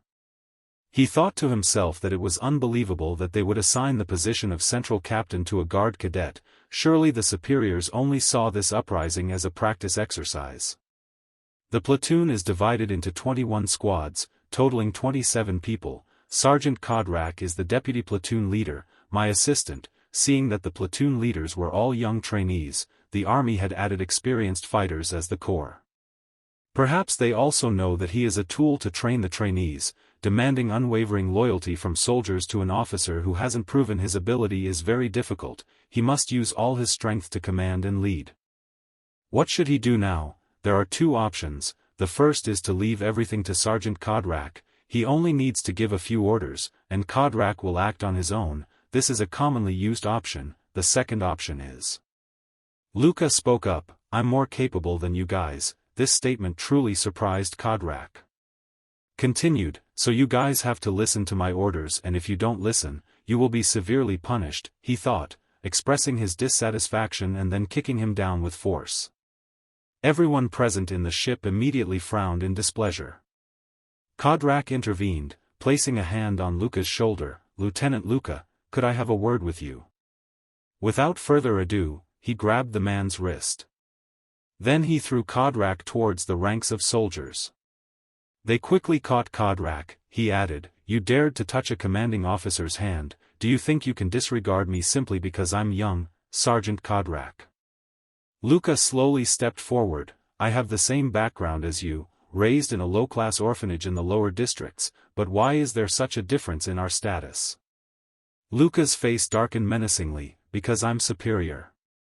You may not understand now, but you will soon. I will be the best lieutenant you've ever met," he said, his expression stern and intimidating, causing even Kodrak to be wary. He slowly stood up and formally apologized. "I was disrespectful. From now on, I will be more careful," Lieutenant Luca said, turning away. Luca glanced at them, thinking, "Sergeant Kodrak is sharp. He's realized I'm not a pushover." At an Imperial Army outpost near the rebel forces, the spaceship slowly landed. Hundreds of soldiers inside waited for orders. Their leader was Hamilla's. Ailey clasped his face, turning to ask, "So you couldn't help but clash with your teammates?" Luca replied without fear, "I took the initiative to avoid being seen as a child," Ailey said. "In their eyes, we are just children," he continued. "If you remain so kind, your subordinates will look down on you." Suddenly, the screen of the machine in front lit up. "Hamilla started the machine," he announced. "I will cut out the elaborate procedures and ceremonies." The projector displayed an image of the target location. Hamilla said, "The rebel base is an arcane civilization fortress ruin, surrounded by a massive steel wall. The rebels have found a way to utilize the arcane fortress. Under the dome is a powerful defensive shield, and the turrets, considered arcane weaponry, will shoot down any aircraft that approaches. There are 5 turrets. If the 11th Armored Brigade infiltrates the fortress and destroys the turrets, the entire army will encircle and advance." Luca thought, the Armored Brigade is a high-level unit using Imperial-issued combat armor. A massive investment has been made for this suppression. Hamilla's eyes sharpened. He added, the battle commences at 14:10, that's in 1 hour and 30 minutes, be ready by then. After a while, Ailey and Luca were outside the ship. Luca wondered, how did they know we were just supporting roles? Ailey replied, of course, our superiors wouldn't want us to die. Luca thought, this is like a picnic. Ailey's words sounded like something a warmonger would say. He fell silent, his face frowning slightly, choked with words. Then he blurted out, hey, Luca, are you about to mention the Ramones family? This surprised Ailey. Luca replied, I know you've been close to them lately, but there's nothing we can do. Ailey added, if I side with the rebels, even as a member of the Karthika family, I won't be safe. Ailey replied, I'm not expecting a miracle, but if there's a chance, I hope I can at least save Lillian by any means necessary. Luca pointed at Ailey's chest, you like Lillian so much that you would sacrifice yourself for her. Ailey could only reply, not anymore, she was just my first love. Luca asked, did you intend to pair me up with the girl you had a one-sided love for? Ailey replied, because Lillian doesn't want to marry a nobleman. Luca's voice hardened, snap out of it, I've ignored your strange actions until now, but not this time. Saving Lillian is extremely dangerous. If you're caught, you'll be executed. He finally turned and left. Please, he said, then paused. Ailey, this is a warning, not advice. Ailey simply replied, I understand. He finally left, Luca's eyes still on him. He thought, because of that damned Archie's Victima, even though I don't want to go, I can see he lied just now. That guy intends to save Lillian by any means if he finds her. Luca gritted his teeth. Ailey had to die, whether he agreed or not. Please, Lillian Ramones, disappear in this chaos and never meet Ailey again. I've longed for this. Luca silently calculated, the most important things are the head and the heart. As long as these two areas aren't destroyed, the Imperial Guards won't die. As long as their breathing and blood reaches the brain, the Empire will use cyborg technology to save them by any means. Kodrak stepped forward. Lieutenant Luca, if you have something to say, say it. He replied, I know you're superior to anyone else because I always carefully check the records of my superiors. Luca wondered, so. Kodrak said, when we go into battle, I hope you'll listen to my advice. I've served the Imperial Army for 10 years, even if I'm not as good as you, I'm not useless. Luca said, don't worry about that, if it's useful advice, I'll listen, no matter who it's from. Hearing this, Kodrak bowed, his hand on his chest in a salute, thank you, sir. The ship gradually landed on a strange continent. The place was shrouded in a bleak atmosphere. In the center stood a tower surrounded by a shield. The spaceship's door slowly opened. Light streamed in, illuminating the hundreds of soldiers inside. Until the boat's smooth step descended. They came out one after another as robots with the same design. The standard full-body armor of the Myrmidon Armored Legion. Luca looked at them and thought, those are mass-produced Myrmidon armor. When the Armored Legion destroys the turret, it will be our turn. They suddenly opened fire after a single command to begin shelling. Slowly, a gap opened in their armor.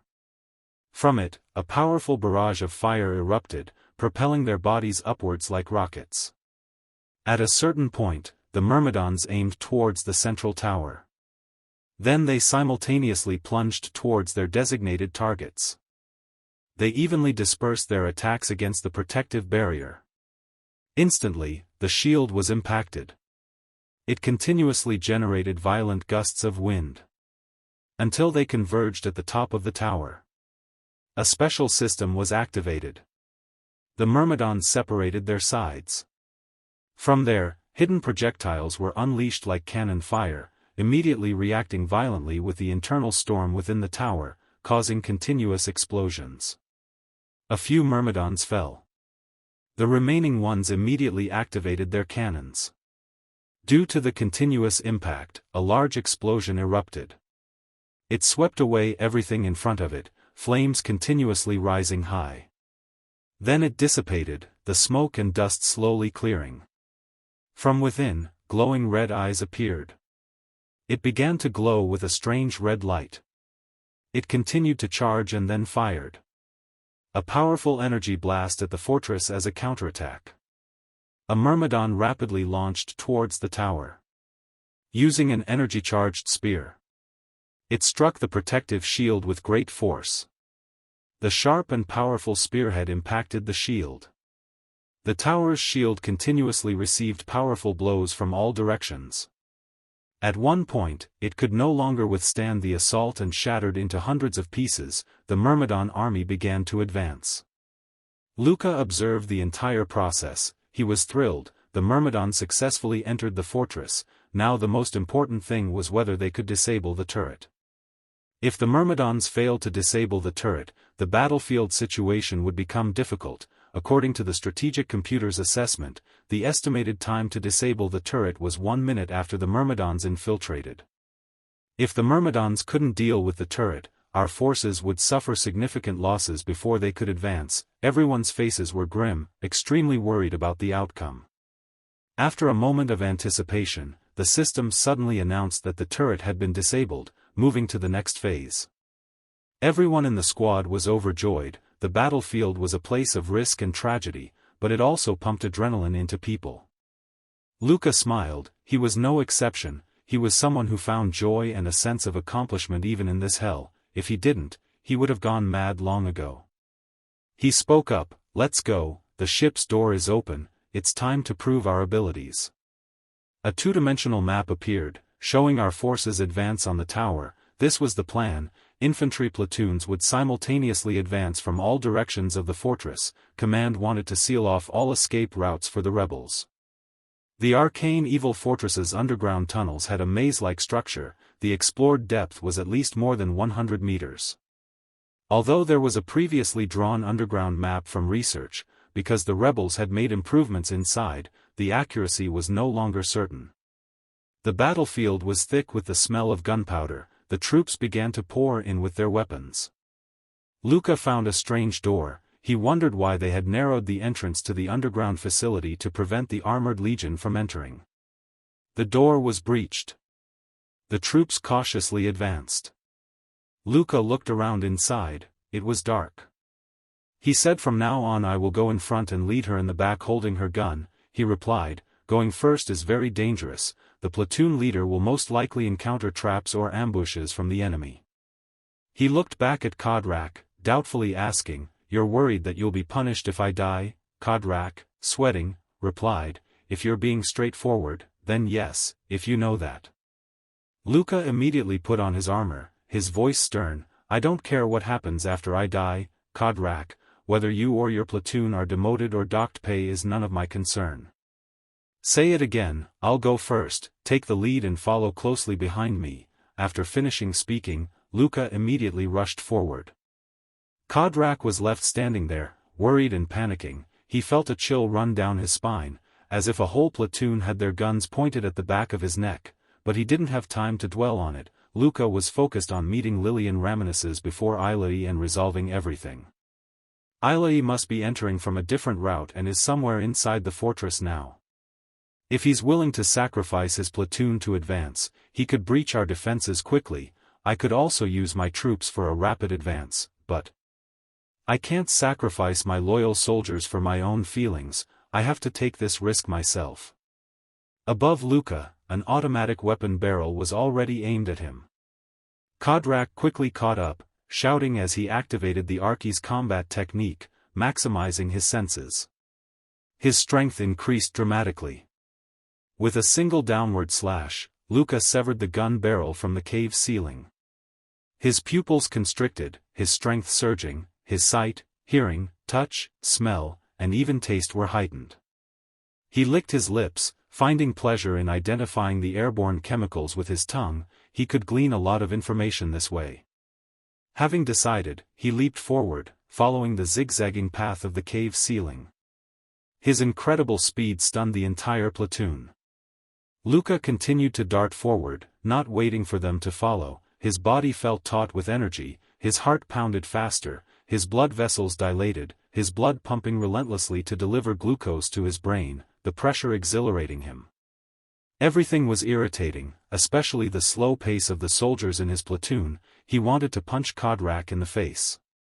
He only had a superficial understanding of this before, but now he truly felt it. This was why prolonged use of the Archi's combat technique affected the nerves. Luca grinned, full of life. He sprinted towards his destination, where a door was slightly ajar. Soldiers were assembled behind that door, ready to counterattack the enemy from outside. But their commander quickly noticed something unusual. The moment Luca reached the door, he kicked it open, sending the soldiers inside sprawling. Those standing on either side could only watch, dumbfounded. Luca, in his sturdy armor and with murderous eyes, stared at them. They scrambled to recover, raising their guns to fire. It was also the moment he raised his sword. They opened fire. Luca gritted his teeth, aiming at all of them, preparing to unleash his attack. He unleashed a circular slash, felling those nearby. Luca continued his advance. He swiftly moved toward the remaining targets. He systematically decapitated them, blood spattering everywhere. The remaining soldiers raised their guns, but before they could fire, Luca moved with such speed, he was upon them one by one, eliminating them. One was struck stiff. Seconds later, his head was severed. One of them, panicked, fired a large-caliber cannon. Luca quickly reacted. As the cannonball flew towards him, he instantly sliced his sword through the cannonball, perfectly bisecting it. The cannonball split and exploded. The soldier was terrified by Luca's precision. When the dust settled, his bloodshot, nightmarish eyes appeared once more. Luca burst from the smoke, attacking. The soldier was so frightened he fell backwards. After a while, Luca's platoon arrived. Kodrak, witnessing the scene, frowned and broke into a sweat. Luca had completely annihilated the opposing soldiers, their bodies were mangled. He spoke, "Kodrak, what are you standing there for?" "Move," Luca said, his voice filled with killing intent. "Don't fall behind, stay close." The enemy soldiers panicked and fired their guns forward. Luca and the regiment on this side hit against the wall despite the machine guns exploding towards them. He peeked out to assess the situation, completely surprised by the vast underground space. So, those bastards had set up their defensive position here. "We've penetrated quite deep into enemy territory, we'll probably find the escaped nobles soon." He immediately took out an automatic camera. It quickly left Luca's hand and flew towards them. The camera's lens slowly scanned. It illuminated red dots. Analyzing the battlefield based on infrared, the force visible behind the defensive lines numbered approximately 100. In the back are those who cannot compete. Therefore, he retreated to support the rear. Perhaps Lillian was also among them. Suddenly Kodrak spoke up, "It seems like the speed of our troops is too fast compared to other teams. Do we need to slowly wait to join the other teams?" Luca pondered this. It was quite true, especially since he couldn't think as sharply as usual after expending so much energy on Archi's techniques. Suddenly, a blinding light erupted from the front. Luca, with his sharp ears, could discern the situation. He thought, "Those gunshots don't seem to be targeting us. There must be chaos behind the enemy lines. This means another unit has bypassed us, penetrated deeper, and is engaging the enemy. If not me, it must be him." Luca immediately gave the order, "The enemy's firepower is now dispersed to both front and rear. This is our chance. After confirmation, the regiment will immediately charge." The troops took cover behind the shield, waiting for the opportune moment to attack. Bullets continuously hit the shield, causing parts of it to break away. Both sides edged closer. Someone called out, "Sir Lieutenant, this defensive shield won't hold much longer." Luca patiently replied, "Hold on a little longer, we can't attack yet." He crouched behind the shield, thinking, "They have too much firepower, we must focus on defense. Any opening could result in heavy casualties." Judging by appearances, the enemy possessed about 8 weapons with extremely high firepower. Once they finished a volley and began reloading, that would be our chance to attack. As soon as he realized that the enemy's gun barrel had no more bullets falling out, he immediately stood up and rushed forward. This was his chance. He shouted loudly as they concentrated their fire on me, "Everyone, please take the opportunity to attack." Luca leaped and reached the top. Kodrak, extremely worried, shouted, "Captain, be careful." He used his steel-like forearms to deflect bullets, knowing the rifles behind posed no threat. Those bullets couldn't pierce his protective armor. He suddenly pulled out something. First, Luca raised the gun he'd prepared. "We must destroy those high-damage weapons first." Immediately, after a few shots from him, their weapons were destroyed one after another, exploding amidst the chaos of the battlefield. Luca suddenly released the gun. He leaped down, seizing it. "I've closed the distance, now they can't fire recklessly." He immediately switched to his sword, slashing across those standing nearby.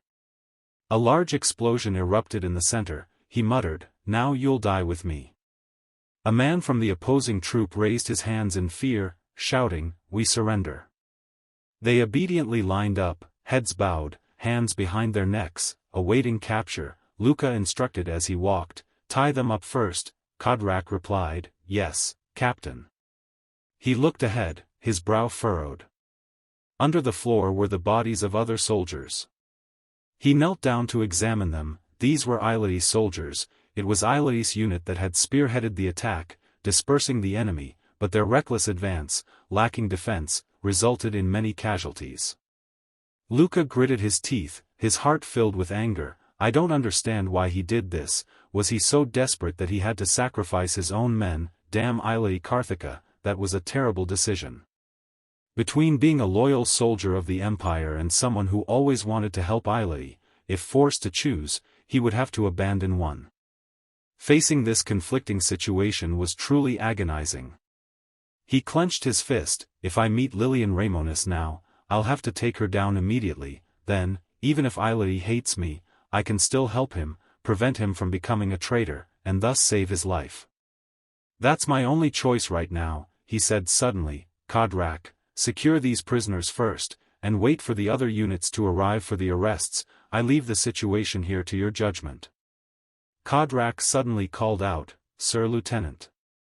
He said, "Sir, you are an exceptional soldier on the battlefield. Today's battle was not only admirable but also astonishing." Luca looked back at him. "If you don't want to say those things here, then don't," Kodrak continued, "but as an outstanding commander, you still have a shortcoming." Luca said, "If it weren't for my decisions, many more comrades might have fallen. I think I've done well." "Then, do you have any other suggestions?" Kodrak replied, "Sir, you may be a skilled fighter, but that's only on a personal level. Your tactics seem less than ideal.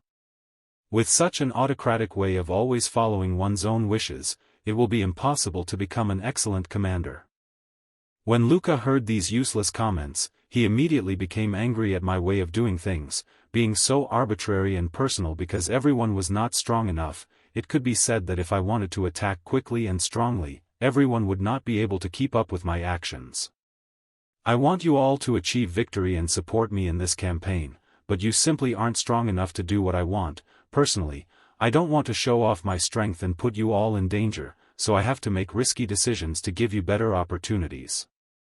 Luca turned and left, not forgetting to say, "If you want to help me, the best thing you can do is train hard. When you're strong enough, you'll get to show yourselves on the battlefield. That's what I want most from you, remember that." Kodrak immediately replied, "I've memorized everything you said." He suddenly spoke again, "But..." La raised his hand to greet them. "I will remember your advice. If I make any mistakes, please tell me. I will reflect and learn from them." Hearing this, Kodrak thought to himself, "He's arrogant, but also remarkably adaptable to any situation." He bowed and said, "Good luck, sir." Luca darted forward. As he sprinted, he thought, "The walls are scarred by fire and shot, bullet holes everywhere, noble corpses scattered. This is a brutal battle." The paths were fraught with enemy traps, but the soldiers performed their duty well, advancing deep into the residential area and clearing out the rebels. I have to admit, Eiladi is not only a good comrade but also a friend. He's a genuine friend with whom I can communicate freely and comfortably.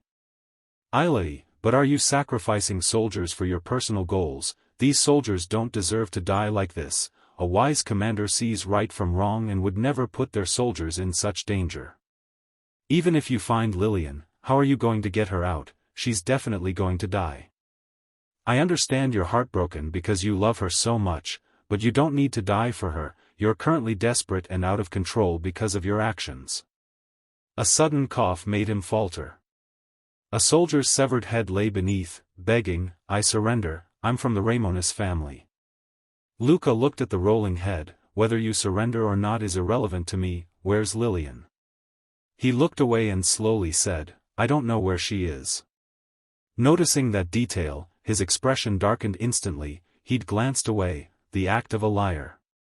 Luca crushed the head with his foot. The man yelled, "I surrender, spare me, stop, what are you doing?" He leaned in menacingly, "This is your last chance, tell me where Lillian Ramones is, now." He yelled, "Probably in the basement." Luca questioned, "What, if you're escaping, you'd go up, not down, is there a secret passage?" The man shouted, "I don't know, there are many things a direct descendant like me isn't privy to." Luca continued, "Did you see Eilai?" The man screamed, "He's the one who put me in this situation. That man's insane. We knew each other, and even though I surrendered, he did this to me." Without another word, Luca stomped down. And the man's head exploded, blood splattering everywhere. Luca turned and walked away coldly. Consider this a mercy, a quick death is better than suffering.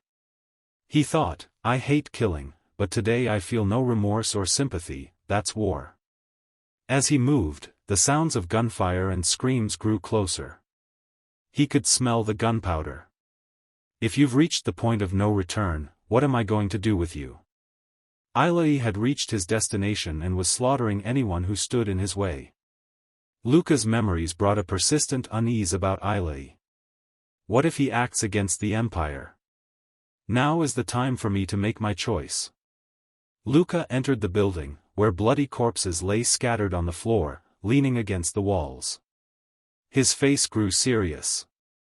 Luca called out loudly to the figure in the distance, "Eilai." He raised his mask. Then turned, his voice unpleasant, "You've come, Luca." Looking at the soldiers' corpses strewn below, he said, "You finally did it, you dared to send your own men to their deaths for your personal ambition." Before Eilai now was the Ramones family, huddled together in fear. He saw their terrified faces and realized that Vigo Ramones, the head of the Ramones family, along with his loyal subordinates. Luca gritted his teeth, angrily shouting, "For a mere woman, you've gone this far." Eilai grasped his blade, replying, "I guess you can't let this one slide, huh? Draw your weapon, Luca." He heard that. His tone also became darker since he pulled out his sword to fight. He needed to be taught a proper lesson. Both stood facing each other. Around them are the remnants of the carnage that Eilai caused. Luca seriously considered this a fight for survival against Eilai. He couldn't afford any leniency if he wanted to win. These battles had countless unpredictable variables. His eyes narrowed. While the two fought, the Ramones family quickly fled under the guidance of the soldiers. Luca reasoned that if he couldn't defeat Eilai quickly, the Ramones family would certainly escape.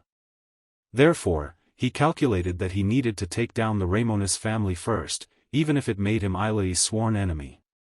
At least then, he would have completed his mission. Suddenly, Eilai asked, "You intend to ignore me and attack the Ramones house?" Hearing this, his pupils instantly constricted in surprise.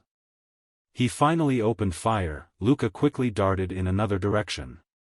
He moved with lightning speed, while Eilai tried to catch up, continuously firing his weapon.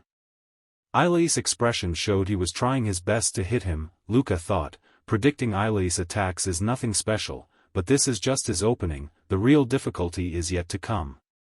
In this battle, I have to use my full cybernetic signal bandwidth, only then will my speed reach its limit. That way, I can directly bypass Eilai's pursuit and proceed to eliminate the Ramones family. The Ramones family soldiers raised their weapons, preparing to aim. Eilai suddenly yelled, "Stop!" His face was panicked as he squeezed the trigger. Simultaneously, Luca arrived, crouching down. He swung his sword, instantly severing the first man. As the bullet neared, he turned. His hand skillfully manipulated the sword. He precisely sliced the bullet with his blade. Then he deflected it from its original trajectory. The bullet, now aimed at the second man, flew towards him. Finally, with both men down, he successfully infiltrated the Ramones family's hidden fort. They screamed. Vigo Ramones was the first to be slain, his head was pierced from below by the sword, witnessed by his aides. Luca cleanly withdrew his sword. Then he aimed for his neck and struck, even the servant beside him was cut in two. He raised his sword again, this was the most crucial moment, only Lillian remained. Ailey would certainly try to stop me, but it's too late, my speed is too fast, he can't stop me, killing Lillian will be simple. Ailey was terrified and ran with all his might. He continued to think about Lillian Ramones, the girl who had approached him with her own intentions, but it was only an approach with good intentions, but at this point, the mission is the top priority, I will act quickly so that she won't suffer any more. That's all I can do for her now. Luca aimed his sword at Lillian. Luca acted without hesitation. In his eyes was the image of Lillian despairingly accepting her fate. Looking closely, she was sadly smiling, tears streaming down her face. Luca wondered why she was smiling. Ailey then cried out in anguish, screaming at the top of his lungs. He used all his strength to push him away. They both darted past Lillian. She gasped and looked behind. Luca and Ailey were clashing swords. He was sweating profusely, hearing Luca's words whispered to Ailey, "You saw her expression, right? Her family just died, and she's still smiling." Ailey replied, "There's nothing strange about it, she's finally free from their constraints, her family always wanted her to enter a political marriage, she was just a tool for them to achieve their goals." Hearing his rambling, Luca immediately kneed him in the side, yelling, "What the hell are you saying?" Ailey winced in pain and curled up. Luca simultaneously broke free. Wiping his mouth, he said, "Don't be so naive, she's just a rebel." Lillian quickly helped Ailey up, trembling. He retorted, "Luca, you don't know anything, their family was labeled as rebels, but they never actually rebelled, it was a fabrication by those above them to purge their family. If they truly wanted to rebel, wouldn't their defenses be more elaborate? If they wanted to completely oppose the empire, they would have sought help from Korite or Bellato instead of just a few ordinary soldiers." Luca pondered this, falling silent for a moment. He wasn't wrong. Infiltrating the fortress was incredibly difficult. Yet, it seemed surprisingly easy for these rebels. However, the scale of the rebellion was too small compared to the combined strength of these three families. If they wanted to rebel, why didn't they ally with powerful outside forces like Korite or Bellato? Those forces could have easily supported them. He thought and asked himself, what now? Even if it's true, it won't change anything. If it keeps going like this, Ailey, you'll die along with Lillian. She looked up, her eyes reluctant, wanting to say something. Finally, she stood up and confessed, "My father isn't entirely innocent. He discovered the arcane artifact but didn't report it to the Empire." This made Ailey shout, "Lillian, this isn't the time to say that. This is probably why the Empire targeted our family and branded us rebels." He was startled to see her pull something out of her pocket. Then she showed it to Luca. It was a cube. Lillian said, "The evil artifact, with its power, the legendary fortress, dormant for thousands of years, can be reactivated." He wondered why she was saying this. Lillian replied, "Ultimately, you haven't killed me yet, it's not because of guilt. But because you're afraid killing me will cause conflict with Ailey, right?" Hearing her hit the nail on the head, Luca's pupils shrank in shock. Even Ailey hung his head, speechless. Lillian continued, "You also know that Ailey can't return to his old life in the Empire anymore. Right now, we have our options. If we use this artifact, we can teleport inside the legendary fortress. That way, Ailey and I can escape the Empire safely. Please help us." Luca listened to her incredibly reasonable words, leaving him stunned for a long moment. Luca frowned and asked, a teleportation device. Lillian nodded, yes, deep underground in the fortress is a teleportation device, it's probably an escape device created in case the fortress falls. Lillian stated seriously, you can kill me if you don't believe me, I really don't want to see Ailey die protecting me, but if we can use this artifact to activate the teleportation device, we can leave this empire, and you just need to say you never saw us. Luca disagreed with her thinking and asked, do you think the Imperial Army would leave it alone if such a device exists? Lillian confidently replied, only direct members of the Ramones family know about the existence of that tunnel, if we go deep underground, it will be very safe. Luca hesitated, pondering, honestly, he was tempted, he didn't care about Lillian's life or death. But he had to think about what was best for Ailey. Ailey already wanted to leave the Empire with his incompatible ideologies, sooner or later, he would be executed. Fortunately, this is a battlefield, so disguising it as a disappearance or death would be easier. After some thought, Luca finally made his decision. He put away his gun, silently accepting the plan. Seeing this, Ailey was overjoyed and tried to call out to him, but Luca cut him off. Be quiet, promise me one thing, if there's no teleportation device as Lillian said, or if it doesn't work. Don't stop me, you heard her, Lillian doesn't want you to be in danger either, Luca carefully warned Ailey. Ailey paused slightly. Then he turned to Lillian. Seeing her nod with confident eyes, as if saying, trust me. Ailey gritted his teeth, clutching his wound. He pursed his lips, hesitant, before finally agreeing, okay, I promise, Luca. They quickly moved. Luca led the way, Ailey alertly defending the rear, the three of them quickly moved downwards. Suddenly, a voice called out, wait, Luca. Lillian stopped and gently wiped Ailey's face with a handkerchief, the two of them were affectionate like a newlywed couple. Ailey, wipe the blood before it dries. Ailey didn't resist and let her wipe his face. Luca said irritably, hey, are you two planning to get married right after we get out of here? Ailey, upon hearing that, pushed Lillian's hand away. Lillian, thinking he disliked her, worriedly said, I'm sorry, Ailey, I didn't expect things to turn out like this. Ailey comforted her, don't worry, you're the one who taught me about the outside world. Lillian wondered, just because of that, Ailey gently explained, for me, it's not an ordinary reason, my worldview has changed thanks to you, I finally understand the reasons for my discontent and turmoil.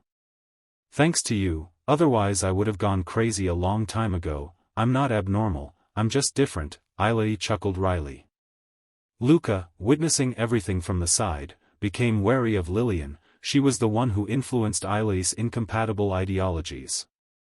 Incompatible ideologies are like a plague spreading among people, eroding the empire from within. If these ideas spread, the empire will collapse. Or, constantly facing weakness, it will be attacked and destroyed by the Bellato Federation or the Korite Holy Alliance. I don't want to see the empire collapse. If necessary, I'll eliminate those seeds myself, even if it's Ailey. Thinking that, Luca clenched his fist, as if determined. He told himself, I'm not a dangerous element. Luca moved forward. He took a deep breath to regain composure. Luca called to the other two, finally able to relax. Lillian, emboldened, said, as I said, only direct family members know about this tunnel, with its maze-like structure, it's not easy to find. My father was authorized to research the relic, but he didn't report anything because his ambition exceeded his limits when he discovered how the fortress operated. However, everything was under the Emperor's control. Uka didn't care about the origin of what she said. He lost patience and asked more importantly, how long will it take until we get there? Lillian pointed forward and said, let's go a little further this way and we'll get there. Suddenly, she said, thank you, Luca, for letting us go. Luca replied coldly, I'm only settling an old debt with Ailey, next time we meet, I'll kill you both. Take care, Ailey said sadly, seeing Luca's coldness. Suddenly Lillian said, if you can escape from here. I'm going to Border City, if we ever get lost, let's meet there. Luca, if you also want to leave the Empire, Luca immediately interrupted, I don't care about that. Only Ailey frowned at the mention of Border City. Luca felt a wave of weariness. Deciding to help Ailey was probably a mistake. My mind is in turmoil, now's not the time to rest, I need to figure out how to report this after it's over. Fortunately, the captain of the guard thinks highly of me, only I can handle Kinyuan's espionage. Both Ailey and Lillian are just ordinary students and a noblewoman, they're not important figures. Luca decided in his heart that he wouldn't go any further. Quickly, the three of them arrived at the room in the basement. Luca still led the way, standing before the closed door. He turned around and reminded Ailey, be prepared if you don't have a teleportation device. Then it will all end here. Ailey seriously nodded to show she understood. Luca pressed the button to open the door. Suddenly, an invisible pressure weighed heavily on his hand. He worried, wondering what this feeling of unease was. He needed to find the source of this anxiety. The door slowly opened. Luca thought to himself, the cause is definitely behind the door. His eyes widened, the lights inside were on, which wasn't surprising. When the fortress was active, all the lighting systems would be activated. He quickly closed his eyes, telling himself to eliminate other sensations and focus on his sense of smell. First, the smell of fresh blood, then, a strong smell of oil and metal. Luca pursed his lips, realizing there was no distinctive smell of a living creature. He opened his eyes in alarm. Sure enough, before him was a squad of guards in full armor. Luca was stunned, only one thought remained in his mind, it's over. Facing one guard without armor would be enough to die, yet there were four. The worst-case scenario was that the Imperial Guard wouldn't kill but capture Lillian. Lillian wasn't trained like Ailey and me, she wouldn't withstand torture and would reveal everything, our rebellion would be exposed. I thought I could arrange for them to escape and live the life Ailey desired. Was it just a sweet delusion? Luca's thoughts shifted rapidly. Only one option remained, kill Lillian immediately. Even if suspected, there's still a chance to persuade his superiors, but facing Lillian's death, would Ailey remain calm? If he charged at the guards uncontrollably, everything would end. While he was thinking, one of the armored guards spotted them. Luca worried, thinking, we've been spotted, there's no more time. The more we hesitate, the more suspicious we become.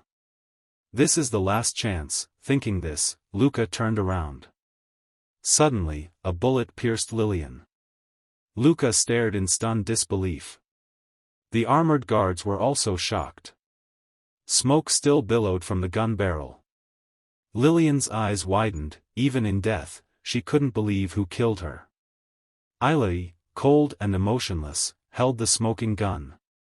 Time seemed to stand still. The sight of Lillian's death shocked everyone.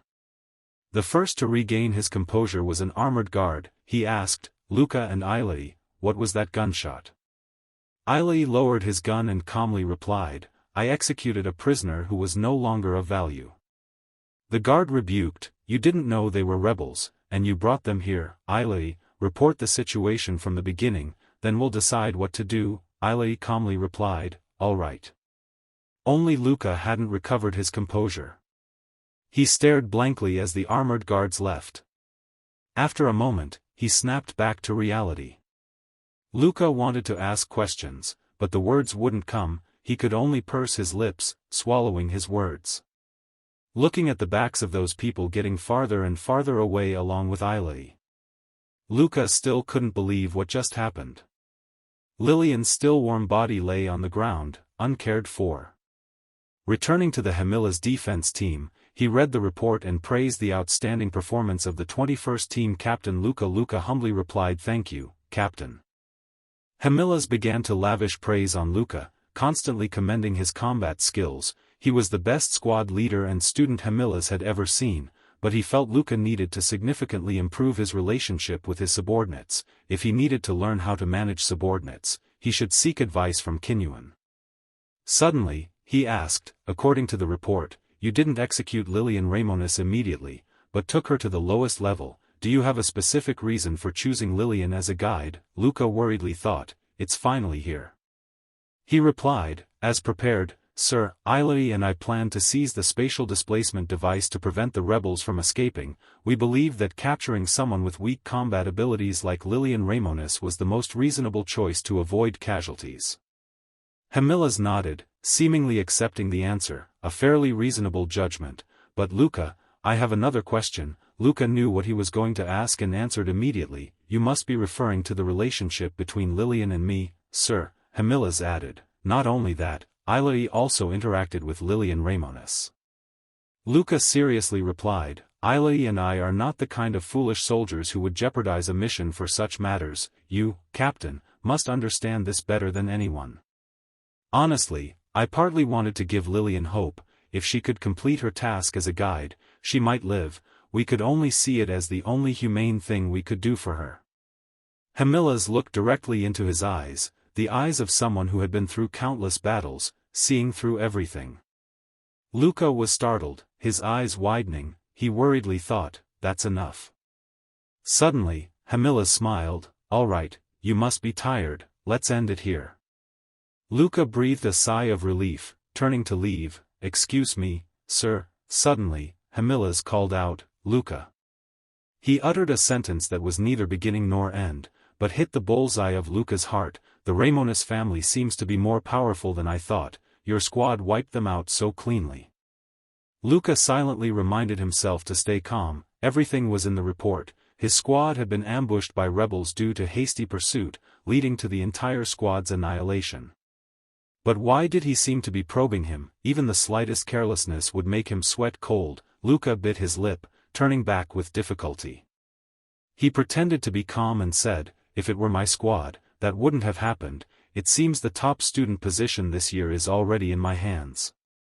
Camillus raised his coffee cup, saying contentedly, that's something to look forward to. The sky was now turning the color of twilight.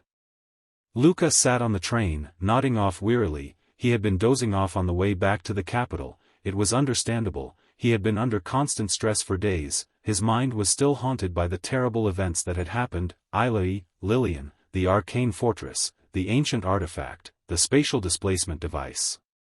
But death had prevented her escape from the Empire, a death at the hands of the man she considered a knight. Eilai. Luca couldn't look Eilai in the eye. It must have been because he was there that Eilai killed Lilian. If he hadn't been there, Eilai would surely have faced the ultimate consequences with her. In any case, his goal had been achieved, protecting Eilai's life. That was enough. Luca's thoughts lessened upon reaching the capital. At Baron, they rested and maintained their equipment. They received medals of merit for their contributions in the battle. The 7th class cross sword medal. At this memory, Luca's eyes changed. Only Eilai and I received this medal among all the guard academies, and yet, I received the medal, ironically. I didn't expect you to kill Lilian. Eilai leaned against the railing, looking at the fiery red sky and said, I thought you would oppose the guard unit at all costs. Luca calmly replied, would have if I were alone, even though my family has a close relationship with the Ramonis family. Eilai sadly recounted, they're still very happy that I accomplished this feat. Suddenly, Luca seriously advised him, give up being a cadet, you're not fit to be a guard. He killed his comrade because of so-called love, because of personal feelings. Eilai mumbled, I wish I could, but it's not easy. My family will force me into the guard unit. They might as well kill me. Luca angrily reminded him to be careful with his words. Eilai coughed lightly, feigning illness. This intense pain, my internal organs must be injured. Seeing Eilai evade his words, Luca angrily stepped forward and punched him in the stomach. The medal in Eilai's hand fell to the floor, rolling across the surface. Luca looked at Eilai with disgust. Stop pretending. If it's broken, just replace it with machinery. This time back, I feel disgusted with my past self for not having focused on my training. Eilai sat down on the floor. Even if you work yourself to death, nothing will change. Suddenly Eilai called Luca, making him tiredly wonder, what am I doing? Eilai bowed his head. He slammed his fist on the floor, releasing all the frustration from the past few days. Eilai knew he could only remain silent. He spoke in his own defense. Eilai isn't a cold-blooded killer. he must be facing guilt for killing his comrade. Luca silently added, more than that, he couldn't save Lillian, even though he caused such chaos, he will soon face death, whether in mind or body. He needs to leave this empire, just as he thought. Ilai told Luca I would take a leave of absence. And go home for a while, going into 4th year and then probably have a few months off. Luca looked up at the sky. The sunset was beautiful, but it didn't help brighten their mood. They both left the rooftop. Suddenly, he asked, before that, I wanted to ask you something. Why was Lillian smiling when she witnessed her family being murdered? Instead of answering, Ilai explained that Lillian was engaged to a man she was arranged to marry, a man 30 years her senior. When Lillian was born, this man requested that they raise her to be just like his deceased wife. He provided a collection of photos, videos, and numerous documents to force her to become exactly like his former wife. Luca understood from her facial expressions, preferences, gestures, and even her name, she had no personal will whatsoever. She must have been in immense pain. Lillian's knowledge of Bellato was likely due to this. Suddenly Ilai laughed loudly. He mockingly said that she had been mistreated since birth, forming a twisted desire for power. Luca asked, so Claude introducing Lillian to me was? It was a plan between me and Lillian. Ilai didn't deny it, but recounted the plan. When I said you were the illegitimate child of Captain of the Guard Claude, he believed it immediately, the damned scoundrel. Luca, astonished and confused, asked, wait a minute, Claude believed that? Everyone can see how specially you were treated by the captain. It's not hard to understand how an orphan from an orphanage became a guard trainee, considering the captain of the guard is from the Castoria family. I thought that if Lillian got married and had children, she would be freed. It's true, everyone thinks that way. Luca, although thinking the same, felt more reassured about his friend. Luca understood that Ilai was his friend, but he wasn't a good person. Ilai, upon hearing that, retorted, what else? The scene shifts to Kinyuan. He chuckled teasingly, the final war hero has finally appeared, Luca. He pulled up a chair and sat down, silently reminding himself that he frequently visited Kinyuan, who was under surveillance. Kinyuan knew he was acting on the orders of the captain of the guard. Kinyuan asked him, you received the Cross of Merit medal, didn't you? Luca humbly replied, it's just a medal of merit, nothing compared to your glorious achievements, sir. He thought to himself, but felt comfortable being around Kinyuan. Luca spoke up, the captain of the guard said if I want to learn how to manage subordinates, I should find you and ask, sir, trainer. Kinyuan laughed, saying, Hamila said so. He overestimates me, but I've looked over your combat record, I might be able to offer some advice. Kinyuan thought for a moment, then asked what was on his mind. Were his subordinates disobeying him? Luca shook his head, not all of them. They're all excellent imperial soldiers, ready to jump into a sea of fire even if the order comes from a strange captain like me. Kinyuan stroked his chin, if that's the case, you must be an overly kind commander. He guessed, instead of sacrificing your subordinates, you would choose to take on the additional risk yourself. Luca immediately refuted him, not exactly, wouldn't that diminish fighting strength? Kinyuan analyzed, when you personally charge into the front lines, nervous system fatigue will accumulate in your body, affecting your ability to make crucial decisions. You'll waste resources that should be used to protect your entire team. Luca, horrified, stood up and retorted, are you saying I should sacrifice my subordinates? He pressed a button. A projection of Luca's teammates immediately appeared. Kinyuan explained, it wasn't you who ordered them to die. Kinyuan's dangerous expression clearly revealed the false confession of the person who had gone through many ups and downs as he advised. Let's make them do it voluntarily. Luca frowned thoughtfully. Kinyuan taught him, if you build strong bonds, you'll hesitate to sacrifice them.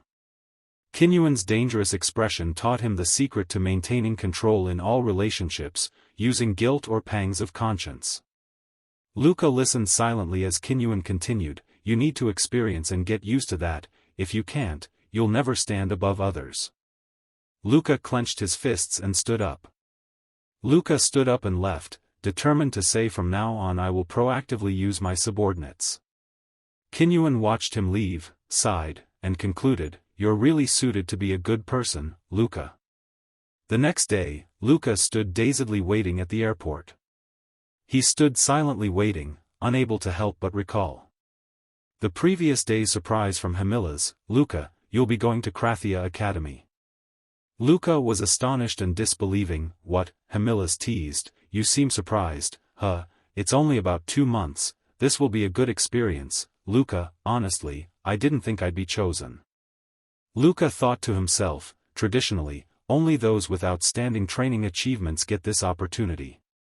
Hamilla's explained that Ilai had refused, saying he wanted to rest at home for a while, if you really want to become part of the Castoria family. Luca sighed, it'll be difficult for him to overcome all of this. If so, I'll go, Hamilla's cheerfully said. Okay, I've arranged a mentor. Luca heard Hamilla's speak through the communication device. I think they're almost here, he replied. Luca's eyes widened at what was in front of him. A spaceship is slowly landing. Its luxurious design is something not everyone can own, and now the door is open waiting for Luca to enter. The person inside, seeing him not moving, impatiently urged, what are you standing there gawking at? Don't hurry inside, the speaker is a cold and beautiful beauty. Luca quickly moved onto the ship. He carried his luggage and went in front of her. Then he introduced himself, I'm Luca, a guard trainee, but his words were cut short. I already know everything, no need to say more. Luca frowned, slightly appraising the person opposite him. Glancing her up and down, he silently concluded that her arrogant attitude, coupled with her not entirely mechanical body, meant she was probably a noblewoman his age.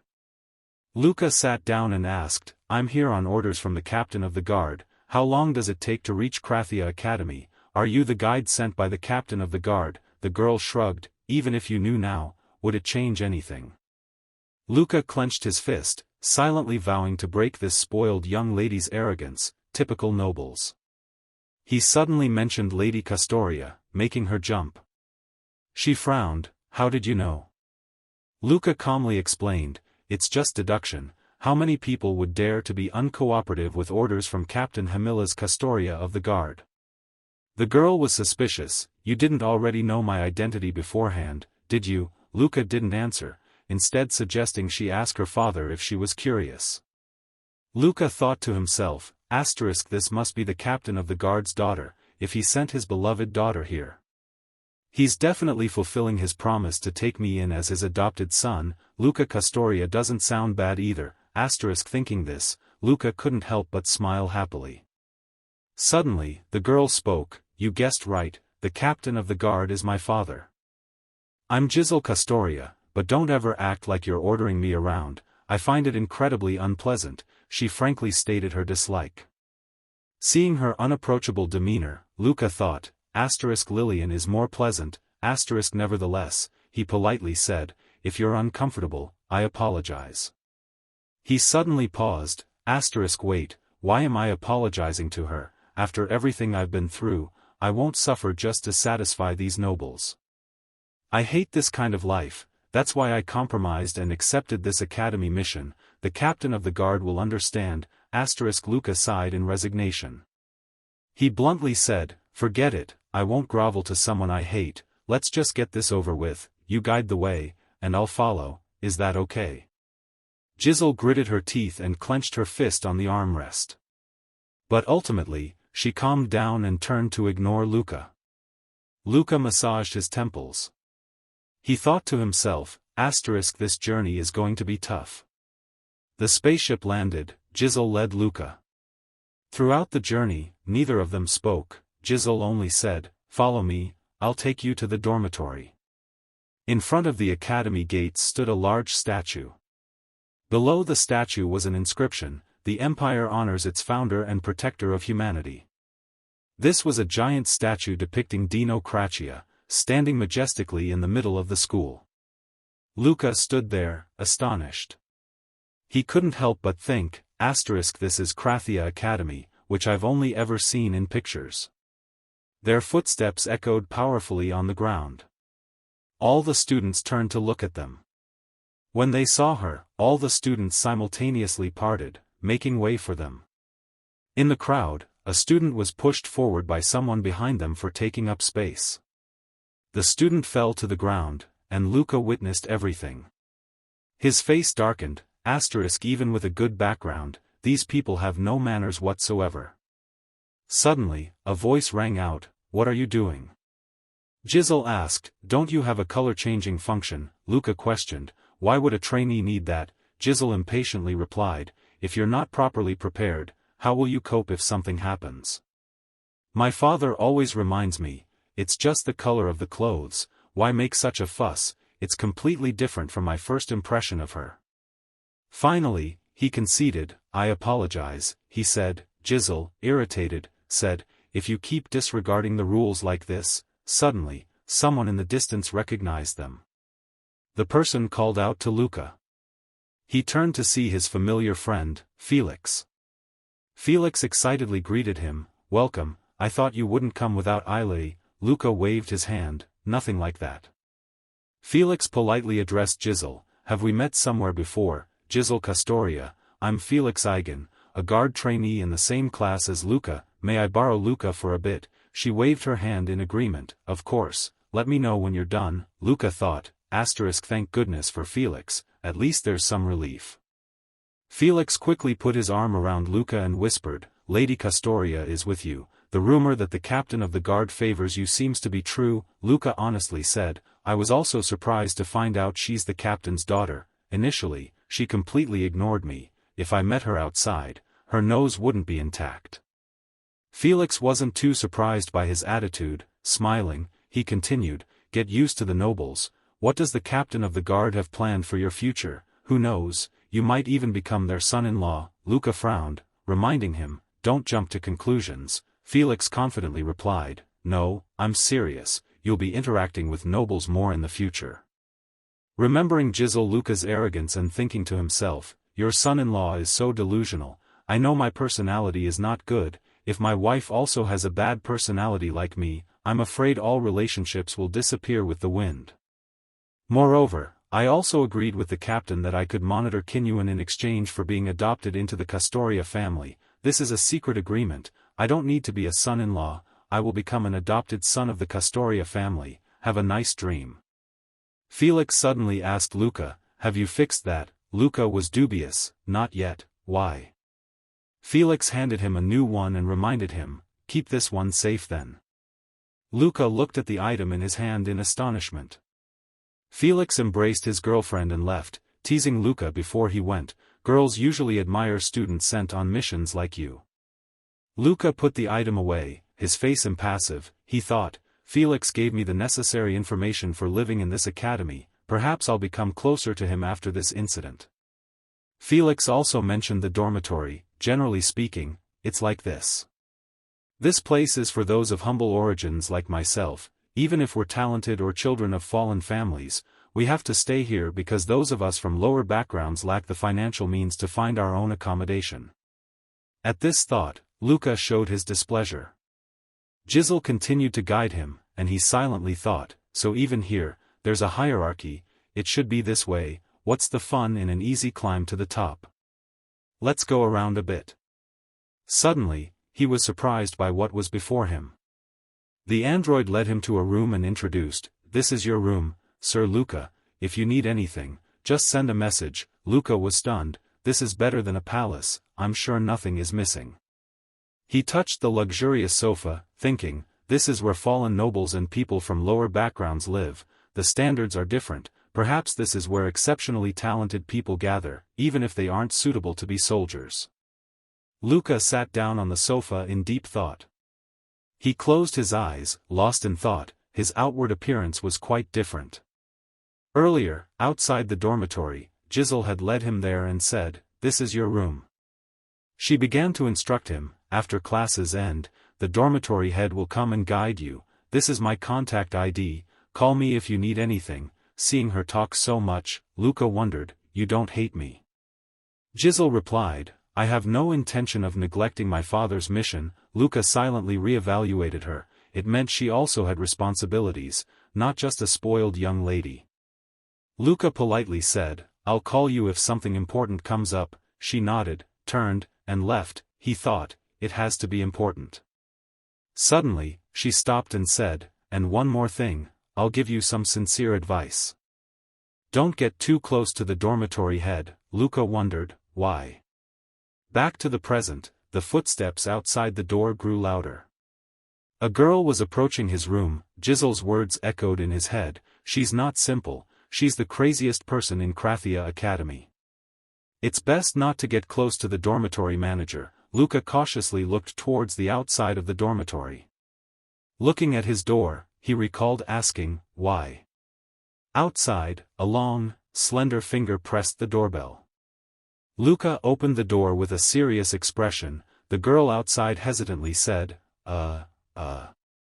Remembering Jizzle's words, that she was the craziest person in Krathia Academy, Luca looked at the girl in front of him. She had an innocent look and a kind face. She happily introduced herself, hello, I'm Barbara, the dormitory manager. Seeing Barbara's hesitation, Luca scratched his head and introduced himself, I'm Luca, a student from the guard squad. Luca silently opened his eyes and assessed Barbara.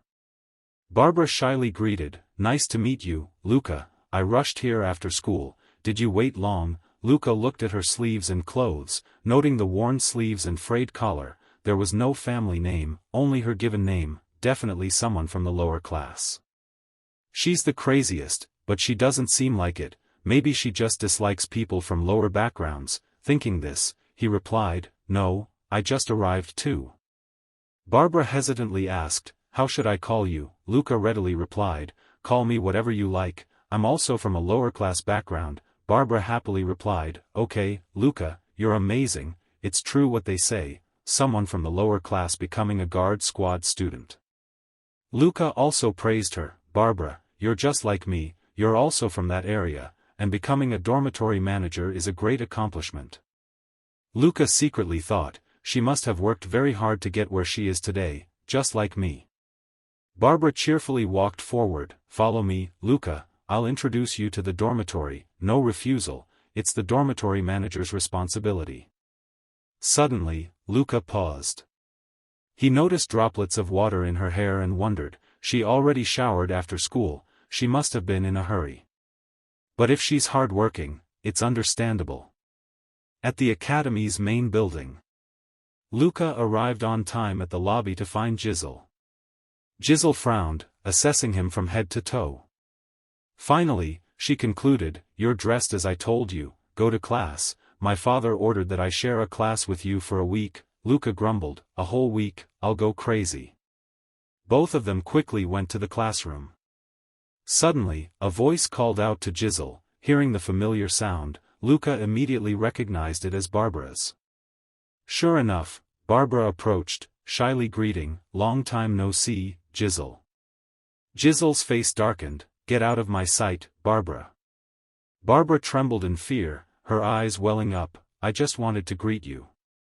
Jizzle immediately turned around and walked towards Barbara. She coldly walked in front of her. With an angry and threatening expression, she said, hello, Barbara, get lost, scram, I have nothing to say to you. Saying that, she turned and left, urging Luca, come on, Luca, if you don't want to be late for the first class. Luca turned his head to look at Barbara. He couldn't help but think, looking at her pathetic state, she's no different from the losers you see in the lower sectors. How did someone like that become the dorm manager? His eyes widened slightly as he thought that, then he left. The two of them quickly moved to the classroom. Suddenly, Luca spoke up, asking, you seem to know Barbara pretty well, huh? Jizzle replied coldly, I only know her face, we entered the academy at the same time. Luca continued, you hate Barbara, don't you? But this time, Jizzle didn't answer. Luca pondered, oh. Jizzle once said that Barbara was the craziest person at the academy, but Barbara still followed her. It's interesting, but I don't care, the important thing is that if I can survive these 2 months smoothly, I'll become a noble, so I don't have to worry about such trivial things. Thinking about it, Luca immediately stopped caring. Several days passed. Luca sat bored in a corner, fiddling with a knife, muttering to himself, at least I thought so, but I have to listen to these boring lectures for a whole week. The knife spun continuously in Luca's hand. He secretly thought, this makes me suddenly want to delve deeper into the relationship between Jizzle and Barbara. In this academy full of pampered nobles, there's nothing to relieve my boredom. Felix is too proud to fight me. If this continues, my combat senses will rust. I really want to fight, probably because during my time as a student, I was injected with synthetic drugs and re-educated, so now my head is full of thoughts like a war machine. I really want to fight, anyone's fine, just come and pick a fight with me. Sure enough, as if on cue, a voice shouted as he spun the knife, "Hey, you, cadet from the guard unit." Luca raised his head and looked towards the source of the voice. "Yeah, it's you." A person with a cauliflower head approached and questioned, "You dared to follow Jizzle closely for a whole week, what's your relationship with Jizzle?" Luca said resentfully, "I have no obligation to answer that question. Are you in love with Jizzle?" Upon hearing that, the cauliflower head blushed shyly. Luca was surprised and thought, seriously, this guy is in love with Jizzle. Luca scornfully said, "What's so great about being so brazen?" This angered the cauliflower head, who furiously attacked him. "Retract what you just said." Luca slightly frowned. Then he immediately stepped forward, seizing the cauliflower head's wrist. With one move, Luca subdued the cauliflower head, causing him to cry out in pain. Luca sighed and muttered to himself, "I actually got angry at a shrimp like that, how pathetic." The cauliflower head, eyes welling up, asked again, "You really have nothing to do with Jizzle?" Luca wearily explained, I also have something I want to ask you." The cauliflower head interjected, "Why should I answer you?" Luca was annoyed, thinking, this guy dares to, whatever. Luca suppressed his anger and made a condition, "I'll speak well of you to Jizzle. Why is Jizzle against Barbara?" The cauliflower head, hearing this, replied, "It wasn't like that at first, but she was cursed by that witch." Luca wondered, that witch's curse, who is it? The cauliflower head explained, "It's Barbara. Those close to her are all involved in incidents of uncontrolled androids, AI androids. It's something that rarely loses control, so we call it Barbara's curse." Luca questioned, "That's incredibly improbable, but it's not Barbara's fault." The cauliflower head trembled, saying, "That's the scary part about her, even knowing that those close to her will suffer, she still wants to make friends. Is that normal? That's why everyone avoids her and pushes the thankless job of dorm manager onto her." Luca pondered, so it wasn't because of her ability that she became the dorm manager. Suddenly, the cauliflower head exclaimed, "Ah, look, it's happening again." A bucket of water was dumped. Barbara was drenched from head to toe. The leader of the bully group exclaimed, "Oh my God, I'm so clumsy." She offered, "I'll wash it and return it to you, so take your shirt off." Barbara stammered, No, it's okay, I can go change." The girl immediately showed displeasure. "What, did I just hear that wrong? Someone like Barbara dares to refuse my kindness." She threatened, "Take it off and give it to me, I'll wash it clean and give it back to you." Barbara's hands clenched, trembling, she pursed her lips, hesitant. Finally, Barbara slowly untied her shirt bow. Luca and the cauliflower head both witnessed this scene. Luca frowned. He secretly recalled their first meeting and thought, so that's how it is, on my first day at the dorm, something similar must have happened, which is why she rushed to take a shower afterward. She's lucky, Barbara. The knife in Luca's hand wobbled back and forth. "In my head because right now I'm in a state where I can't stand the eyesores." Thinking of this, Luca immediately raised his knife. The knife flew forward, piercing the bucket of water in the bully's hand, causing her to scream. Luca approached and ordered, "Stop this nonsense and get lost." The bully girl gritted her teeth and scolded, "Do you know what you just did?" Before she could finish, Luca interrupted, "I can hit girls. And I don't mind aiming for the face." This statement indeed frightened all three of them. They could only leave resentfully. Barbara stammered, Luca." He turned to look at her. Barbara, full of gratitude, said, "Thank you." Luca chuckled slyly, thinking, "At this rate, I'm close enough to get attacked by an android, huh?" The cauliflower head, panting, stood before him. He questioned, "Why Kalisa Kano, you've gotten yourself involved with a troublesome woman, Luca." Luca remembered the scene of Cauliflower Head pulling him away in a frantic escape, thinking, "I thought it was something important that he called me out here." He calmly said, "I know who she is, but a weak family, no matter how troublesome, isn't worth worrying about." Cauliflower Head nervously revealed what he knew. "It's only nominally. The Kano family runs a gang in the lower levels and makes money through illegal activities. They're probably investigating your background now." Luca calmly replied, "It's best to leave it as is. I'm bored anyway." Cauliflower Head, seeing this, reminded, "Be careful though, Kalisa is known for seeking revenge when offended, that's why she tormented Barbara." Cauliflower Head recounted the whole story, starting from when Kalisa's boyfriend was cursed by Barbara. Luca nodded seriously and replied, "I will remember." Suddenly, footsteps approached.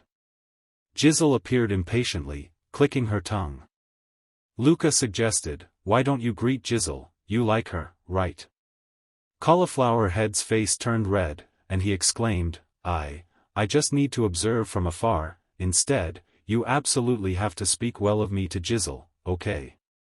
Having said that, Cauliflower Head ran off like he was being chased by a ghost. Jizzle said, "So, you have a friend now, huh?" Luca took the opportunity to introduce, basically, his name is Enrico Locken, he's a good and friendly person." Jizzle got goosebumps, saying, "Is that so? Honestly, I find him rather unpleasant, he keeps loitering around me." Luca froze, thinking, "Sorry, Enrico, it seems you don't have a chance."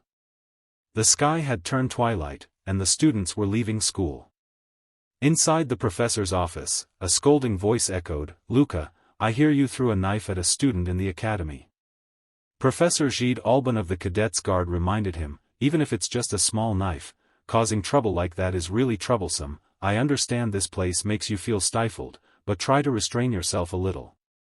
Luca obediently replied, "I understand." In his heart, he thought, it's true that a professor from the guard is easy to sympathize with. Gide sighed, assessing, "You're no different from a wolf thrown into a flock of docile sheep. These children here haven't learned how to fight." Luca immediately retorted, "But they all act as if my fangs can't touch them." The professor chuckled and said, "Now I understand why Hamilas holds you in such high regard." He analyzed further, but in the end, those who can give orders with just a lift of a finger are the elite officials who graduated from this academy. You might see the students here as sheep, but among them are monsters in sheep's clothing. Those are more frightening than wolves because they are deformed monsters. Youthful enthusiasm is good, but be careful not to encounter monsters. Luca received his knife back and obediently replied, "I will remember." Luca left with a dark face, stepping out of the professor's office. His expression had changed. He silently mused, "What I'm currently pursuing isn't a monster, but a witch's curse." Luca chuckled slyly, anticipating what was to come. Night fell in the forest. Luca went to the path behind the gymnasium. He warmed up his bones. It was long past curfew for the dorms. Furthermore, the story of him saving Barbara had spread everywhere. If the rumors were true, an out-of-control android should have attacked him by now. Just as Luca was waiting there, the sounds around him changed. A powerful footfall approached. A voice boomed, "You're Luca, a cadet, right?" Seeing a person with a more muscular build than his peers approaching with an unpleasant smile, Luca dejectedly thought, "Why do I keep encountering insignificant small fries?" Luca calmly looked at those surrounding him and asked, "What do you want with me?" The leader spoke up, "Kalisa told me to send you her regards. Equal retaliation is the principle of the Kano family." He taunted, "Don't tell me you're going to report to your superiors that you were beaten by a regular student. You're a top cadet, aren't you?" The surrounding crowd joined in the laughter. Luca hated this, thinking, how uninspired, does he really think he can beat us, even once? The leader confidently offered, "I'll give you one last chance, kneel down and apologize. If you do, Kalisa will let you go. This is your last chance to leave here with all your limbs intact." Luca was not one to be trifled with, and retorted, "I don't think I'll lose to guys who've never set foot on a real battlefield." The leader gritted his teeth and shouted, "What's so important about that?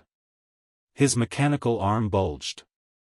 His mechanical leg began to activate. He quickly jumped up to challenge, "So what about this?"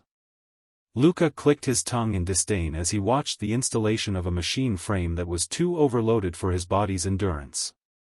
The leader swung a fist, warning, "Get out of the way if you don't want to get hurt." Luca activated. Suddenly, a piercing sound rang out. A red light shone, warning everyone. An android emerged from the bushes. It slowly asked, "Can I help you?"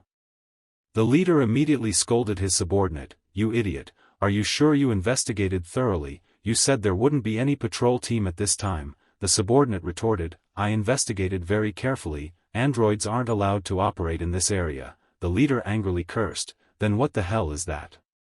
He pointed at Luca, warning, "Hey, exchange student, I'll let you off this time, we'll settle this later." Luca didn't react to him, but stared intently at the android. The leader said to his subordinate, "Are you crazy, fighting in front of an android? Let's go." The subordinate taunted the android, "Perfect timing, huh, scrap metal." The android didn't react, only repeating, "Need help, need help." The subordinate cursed, "I don't need your help." The android responded, "That's impossible. I can't." The android's body trembled continuously. Its mechanical eyes glowed red. With one blow, the android effortlessly decapitated the subordinate. Blood splattered everywhere, the headless subordinate died instantly. Another subordinate nearby could only stand there dumbfounded. The leader, standing behind Luca, trembled and cried out, "Look!" The android was transforming. Then, the android suddenly lunged forward. It leaped, attacking the subordinate. The subordinate screamed in terror. Suddenly, a kick flew straight into the android's head. Luca gently knocked back the out-of-control android. But a single kick couldn't stop it. The leader cried out in terror, "Barbara's curse, the witch's curse, is it real?" "It's real." Luca scoffed, a student of the prestigious Krathia Academy, and he believes in nonsense like curses. Luca slowly walked towards the android. The robot looked at him warily. Luca was slightly surprised, a machine frame exceeding its limits for a short period. Meaning it knows it needs to increase its power to the maximum to fight me. This isn't a simple system error. It's a deliberate human action. Thinking this, Luca was filled with excitement. "Well, it's been a while since I've had a good workout." The android struggled to its feet after being knocked down. It sprang up and ran quickly towards Luca. Luca didn't show any change in expression, still looking straight at the android. The android unleashed a claw attack towards Luca. Luca sneered, "Even though it's out of control, its attacks aren't wasteful, it seems to have a pretty perfect combat program." He silently assessed, "With such sharp claws, this robot's fighting power is beyond question." Luca dodged the attack while stepping back, the android following closely and attacking with its sharp claws. Luca thought, "But this intelligence and aggression aren't enough to satisfy me. Compared to my experience fighting numerous opponents, this robot is only average. I need something stronger, something to further stimulate my fighting instincts." Luca turned, his eyes filled with killing intent. He unexpectedly attacked the android with a kick to the neck. The android flew forward. Luca thought, "I need something that's drastically different from ordinary androids." Even after being kicked away, the android didn't give up, it got up and rushed towards Luca to attack again.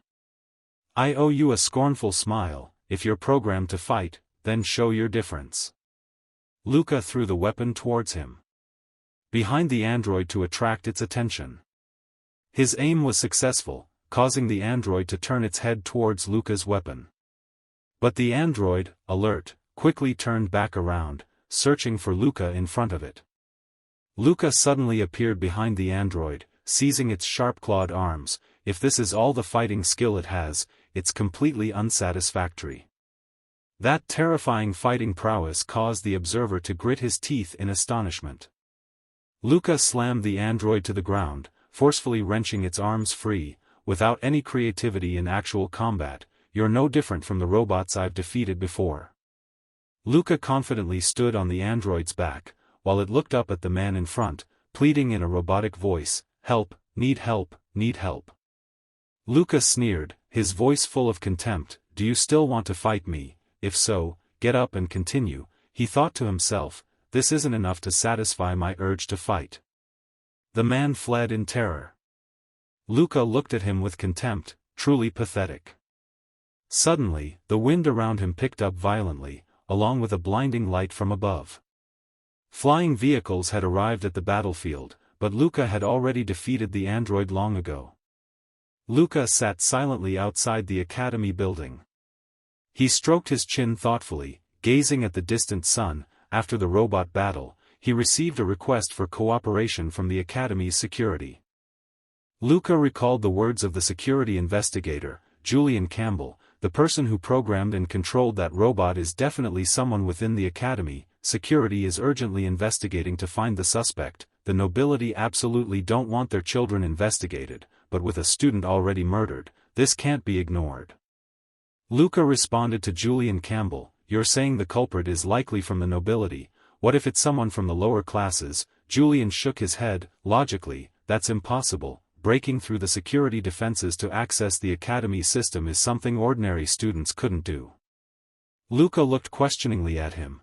"But you want me to investigate this? I'm just a normal student. How could I do this?" Julian chuckled. "Not everyone can use Archi's Victima, only those with sharp intuition can."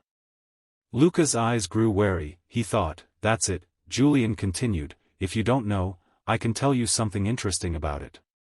He smiled slyly. "Those who can use Archi's Victima are usually noteworthy figures, to the point that a special list is kept to manage them, and someone as well trained as you getting attention isn't surprising. Why that's the case, you'll have to ask the person who taught you Archi's Victima." Emerging from his reverie, Luca's mind conjured the familiar image of a man, Kinyuan. Who is he, really? A familiar female voice broke Luca's train of thought. "Luca!" Jizzle rushed to Luca, shouting, "Why did you let this happen? If something happens to you, how can I tell father? He told me to watch over you. I warn you, don't contact Barbara again." Luca calmly stood. "I saw many people bullying her, I couldn't stand it." Jizzle put her hands on her hips and questioned, "Luca, you mean you got into a fight because of that and put yourself in danger?" Luca softly replied, "They started it, I couldn't just sit there." Jizzle nervously gnawed on her nails. Finally, resolute, she angrily said, "Fine, I'll go see Kalisa and ask her to reconcile with you. If I talk to her, she'll have to agree to a compromise." Luca tilted his head in confusion. Is this really necessary? Why is Jizzle mediating with Kalisa? Realizing something, he narrowed his eyes at Jizzle. Luca reasoned in her head that if she acted as a mediator, Kalisa would have to compromise. After a few seconds of silence, he replied, "Okay, thank you, go see Kalisa and mediate." Luca smiled brightly. "I don't want to cause trouble for my superiors while I'm still studying at this academy." He secretly smirked, thinking, from now on, I need to figure out some things. A while later, in Kalisa's room, where she was playing chess, she scratched her head, flustered, "It's all because Barbara seduced my boyfriend." Luca crossed his arms. "I don't think it's that simple. Did you intentionally arrange for your boyfriend to go to Barbara to attract attention?" Kalisa was shocked, speechless, her spirit completely crumbled. Luca pointed to a white square on the chessboard. He continued, "That's why you had a reason to start trouble with Barbara, right? How could she avoid it? You used a similar tactic on me the other day." On the chessboard, under Luca's hand, appeared an image of Kalisa's boyfriend along with the words, "Kalisa has a message for you. You messing with her is messing with the Kano family." Luca sat on the sofa opposite Kalisa. Every word he spoke was sharp. "As I said, you just needed a reason to start trouble with Barbara, didn't you?" Kalisa angrily slammed her hand on the chessboard, causing the pieces to fall. "Don't talk nonsense. I didn't do anything wrong." Jizzle wearily hugged her head. "Calm down." Kalisa stood up, her words tinged with reluctance. "But Jizzle." Jizzle glared at Kalisa with a look that could kill. "That's enough, Kalisa," she said sternly. "Are you not going to listen to me?" Although unwilling, Kalisa fell silent because she was truly afraid of Jizzle. Jizzle crossed her arms and softly said to Luca, "Luca, go back to your room, I need to talk to Kalisa." Luca turned and walked out the door. "Okay." Leaving Kalisa's room, Luca walked silently down the empty hallway. As he suspected, Kalisa and Jizzle had a complex relationship, but he wondered why Jizzle knew about Kalisa bullying Barbara and didn't stop her. "I've only been at this academy for 2 months, preventing conflicts and finding the root cause won't be easy." The click of high heels followed Luca. Jizzle tiredly hugged his head and put his hands on his hips, whining before warning you not to cause trouble at the academy. "But you caused trouble and you're really tired, or do you just want to bother me like that?" Luca turned around and answered Jizzle's answer, "I was only doing it to find out who was controlling the robots. Is it the aristocracy? Also, let's see why Kalisa hates Barbara so much." She looked in the other direction, smirked, and replied, "Do you think you're playing detective? No matter what happens at this academy, the security team will be in charge of the investigation." Luca asked a single, yet incredibly lethal question: "They dare investigate the children of nobles at this academy?" Jizzle was speechless. "What do you mean?" Luca said, "I'm just stating facts, just like how Kalisa wouldn't dare disobey you." Jizzle replied sullenly, "Of course there's a hierarchy among the nobles. Kalisa doesn't have the status to confront me, so she has to endure it." Luca said something that seemed to strike Jizzle's heart: "That's why she said Kalisa was bullying and causing trouble with Barbara." Silently clenching his palm and asking again, "What do you want to say?" Luca proudly spread his arms sideways. Then Kalisa was also considered her pawn. By chance, she also hated Barbara, so she took advantage of that to make things worse. Jizzle rushed forward, her long black hair swaying in the wind. She grabbed Luca's collar and pulled him up. "Don't talk nonsense." Jizzle bowed her head, trembling. "You've installed so many artificial parts, has your brain gotten cold or something, that you dare say such things?" After venting her frustration, her stiff hands released Luca's collar. Jizzle stepped back, her voice filled with regret. "I apologize, I went too far." She turned and walked away, leaving only a piece of advice for Luca: "Anyway, it's best you don't cause trouble at the academy anymore." Luca's face darkened, his eyes turning cold. It seemed everything was Jizzle's doing, but he needed to investigate further. What caught his attention was Jizzle's trembling hands. Luca wondered why he saw fear in her eyes when she was angry. Watching Jizzle's retreating back, Luca sighed. Having Archie's Victima's enhanced judgment and sensitivity really got him into more trouble. On a bench near the main building, Luca stared at Barbara, who was shifting on the bench across from him. Barbara shyly hid her face behind a lunchbox, offering it to him. "Luca, please take this." Luca was confused. "A lunchbox? What's this about, Barbara?" Barbara blushed. "You saved me from trouble with Kalisa, so I wanted to express my gratitude. You've helped me a lot lately." Barbara shyly said a little louder, "Could you please take this lunchbox? People might misunderstand." In the end, Luca decided not to take the lunchbox. He silently stared at Barbara, while she looked disappointed, her hand resting on her thigh with a dejected look. Barbara feigned indifference. "I don't mind." Luca's mouth dropped open. He looked at Barbara in question. "Wait, does she like me?" Luca broke the awkward silence. "Barbara, if you get close to me, I'll attract attention and be caught up in attacks by those out-of-control robots. Why do you keep approaching me? Do you want me to be attacked?" Barbara quickly denied it. "No, I don't want that, you know that, and I don't know anything about those robots." Luca wasn't satisfied with her answer. He thought she wasn't being truthful and needed to push her further. He abruptly said, "Kalisa bullied you at Jizzle's orders, the person you've always followed." Barbara replied, "I know that." Luca was surprised. "She knows." Luca asked, "Then why don't you hate Kalisa?" Barbara only silently looked at the lunchbox.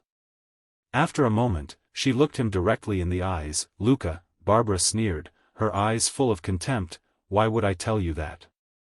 Luca wasn't satisfied with Barbara's response. He wanted to make her waver. He looked at her and said, "Kalisa constantly bullies you at Jizzle's orders, the person you've always followed." He concealed a provocation in his question. "Do you know why Jizzle hates you?" Luca thought Jizzle had something against Barbara.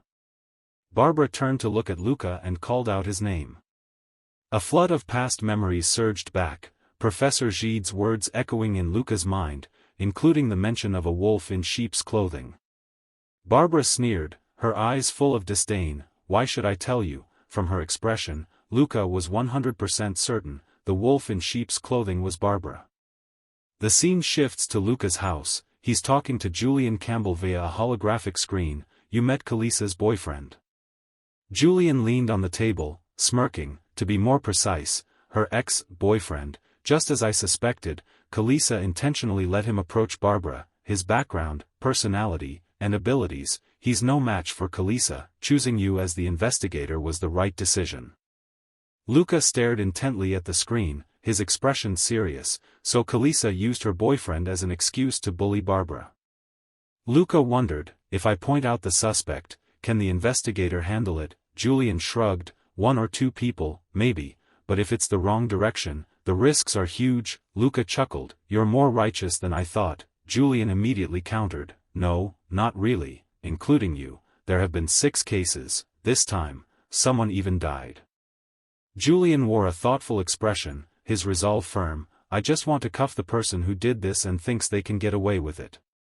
Okay, Luca asked, do you have more information about Barbara? Julian Campbell chuckled and asked back, why do you still think she's suspicious? As I said, Barbara comes from a lower-class background, she's just a student. Breaching the academy's security system and controlling androids is unrealistic. Luca was annoyed by Julian Campbell's assumption that the lower class could never equal the nobility. He retorted, then, the children of nobles are also just students, aren't they? Isn't that also impossible? Julian replied, that's different. They can interfere with the production and distribution of androids. There have been cases of bribery with power and money. He continued, oh, and also, I don't know if this will help, but... Julian's words made Luca pensive for a moment. Barbara is under the Castoria family's protection. After a while, Luca regained his composure and calmly replied, that might be useful, I'll think about it. Immediately after that, Julian Campbell ended the call, and the holographic screen went dark. Luca tiredly leaned against the sofa, covering half his face with his hand. His thoughts swirled, the pieces of the puzzle seemed to be fitting together, but then they wouldn't. Luca sat up abruptly, if I torture her, I can solve this quickly. Dragging this out, I'm about to swear, maybe I should try talking. Thinking it, he did it. As soon as he thought it, Luca went straight to where he wanted to go. Looking at the busy researchers in front of him, Luca thought to himself, the noble world is harsh, isn't it? They have to prove their worth to the Ailey family. They said useless nobles are treated as trash and forced to live like the dead. Seeing a familiar figure, Luca suddenly opened his eyes wide and looked in that direction. Jizzle's busy look was captured by his eyes. Luca was surprised to think that he also had a desperate side like this. After a tiring work session, Jizzle straightened up, wiping the sweat from her forehead. Her eyes accidentally met Luca's. He silently assessed her. She wasn't as arrogant as she'd been at their first meeting. Some time later, as the sky turned orange, signaling the end of the day, Jizzle quietly opened her water bottle and spoke first. She stood, shivering slightly, and drank. She looked curiously at Luca, who was standing beside her. What do you want? Luca answered frankly, because I wanted to see you. Jizzle immediately spat out the water she had just been drinking. Her face flushed, she wiped the water from her lips. Are you crazy? Luca closed his eyes. As you say, my brain must be malfunctioning, Jizzle replied. You're good at teasing, get to the point, I'm busy. Luca resumed a serious expression. He looked directly at Jizzle. From now on, I expect you to tell the truth and not hide anything. Jizzle Castoria. She crossed her arms, sneering, playing detective. Are you? Luca said, I've received an official investigation request from the security team. Jizzle replied with confidence and a sharp gaze. I don't want to say this, but don't forget I'm the daughter of the security team captain. Luca's eyes were just as sharp. He confidently retorted, I've investigated and know the Castoria family is sponsoring Barbara. Is that why you're trying to expel her from the academy? Luca thought to himself, if those tricks worked on the security team captain, I wouldn't have needed to get involved in the first place. Jizzle angrily shouted, like someone struck in the heart, the reason I hate her is that I'm the second victim of the curse. Isn't that enough? We were friends before." Luca wasn't convinced. He questioned Jizzle. "If you were really friends, wouldn't you have worked together to solve Barbara's curse?" Jizzle angrily retorted. "We weren't that close." Satisfied, Luca looked at her thoughtfully. "The security team is considering the android riot a deliberate act of manipulation." He concluded, based on the evidence, that Jizzle was the prime suspect. Jizzle cried out indignantly, "Me, I'm a victim of the curse." Luca calmly replied, "Criminals pretending to be victims is common. Besides, you have all the elements to plan this: family, knowledge, and ability." He continued, ignoring Jizzle's worsening mood, as she silently dug her nails into her palm.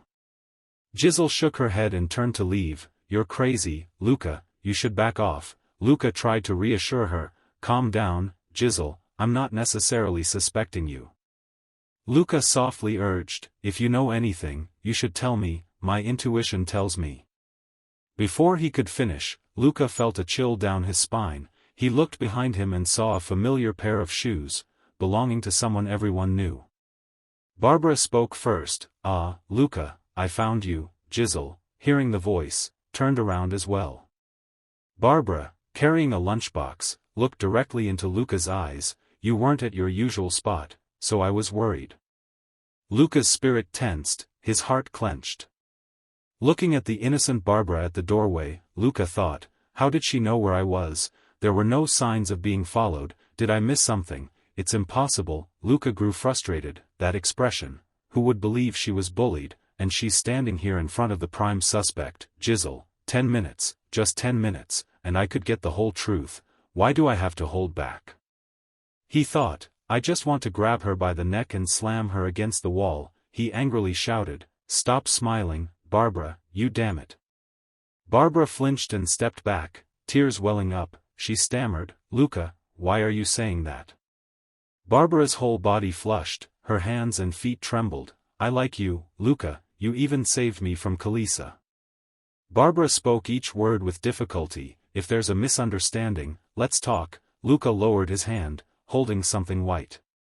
He threw it beside Barbara. She shrank back in fear, screaming. Jizzle was astonished by Luca's actions. She quickly looked at him and asked, "Luca, what are you doing?" Luca replied with a cold gaze, "Until now, I've treated this as a game to escape my boring life, but from now on, I'm serious." Luca angrily shouted, "You underestimated me, Barbara." Barbara, on the other side, continued her act of fear, clutching her eyes, trembling after Luca's series of actions. She whispered, "Be Barbara." Dropping the innocent act, Barbara's eyes gleamed. She smiled cruelly. "Barbara doesn't understand what you're saying." Jizzle looked into Barbara's eyes and instinctively shuddered. Barbara stepped into the room. She coolly walked past the trembling Jizzle, heading towards the back. Barbara gently placed the lunchbox on the table. She smiled brightly. "I left the lunchbox here, enjoy, Luca." Barbara gracefully turned and left. She walked away, swaying and humming a cheerful tune. Jizzle remained rooted to the spot, trembling uncontrollably. A pair of white hands gently rested on Jizzle's shoulder and arm, startling her. Barbara leaned closer, her voice slightly sinister, whispering in Jizzle's ear, "And Jizzle too, it's nice to meet you." Her face turned pale. Jizzle tried to avoid Barbara's touch, but she remained close. Barbara released Jizzle's arm. Jizzle fearfully dug her nails into her flesh. Barbara reached the door, turning back to look at the scene inside. Jizzle cowered in fear. Luca maintained his hostile attitude towards her. Barbara softly said, "See you later." Barbara left. Silence fell, only the sound of shoes on the floor remained.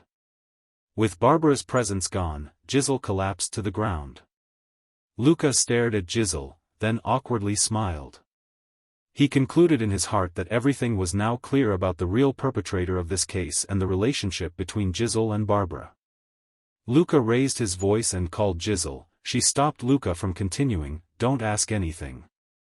Jizzle continued, "Just quietly enjoy the remaining time and then leave the academy." She painfully covered her face, her voice pleading, "Please, Luca." The virtual screen displayed the image and information of a girl with smooth, glossy black hair, Giselle Castoria. Luca dejectedly thought that after that incident, Giselle had avoided him. He silently thought that he had reported the incident in detail to the commander that day because he thought it was beyond his authority, but the response was unexpected. He recalled Hamilla's words from the day before, "I'll leave that to you, just proceed as you have judged before." Luca's mind was filled with contemplation. This was clearly something the security force could have solved quickly, but why did they let him and his master observe from the sidelines, even though his master's daughter was involved? Luca was lost in endless thought. Acting according to the wishes of those in power is the duty of a rookie in the security team. I know they're plotting something bigger above. He tiredly ruffled his hair. It was really uncomfortable to leave things like this. Luca sighed, but anticipated no answer. Luca's heart was filled with turmoil. Clearly, Barbara was the culprit, but the investigator had said that no one in the lower class could control an android. The previous day, while discussing the matter, Julian Campbell said to Luca, "Why do you think she's guilty?" "As I said, Barbara, being in the lower class, has no access to the system. For a student to hack the Academy's security system and take control of an android is almost impossible." Luca wondered, then how could Barbara control an android? Luca remembered another statement by Julian Campbell, "It's also impossible for a noble child, even if they're a student, but this case is different, they could interfere with the production and distribution of androids." Then he remembered Giselle's face when he asked, "So you were the one who ordered Kalisa to calculate the 3-star rating?" Luca remembered Barbara suddenly appearing at his door. How did she find his location? There were no signs of being followed. Then came the image of Barbara hugging Giselle, whispering in her ear, and Giselle being very happy to see her. Putting all the events together, Luca covered his face and chuckled softly. "Don't be silent," he thought. "If my hypothesis is correct, it will be a huge headache. I need Giselle to confirm it, but is there any other way?" A voice interrupted his thoughts. Enrico practically flew to Luca, hesitantly placing a hand on his shoulder, probing, "Have you, told Giselle about me yet?" Luca smirked and replied, "Of course."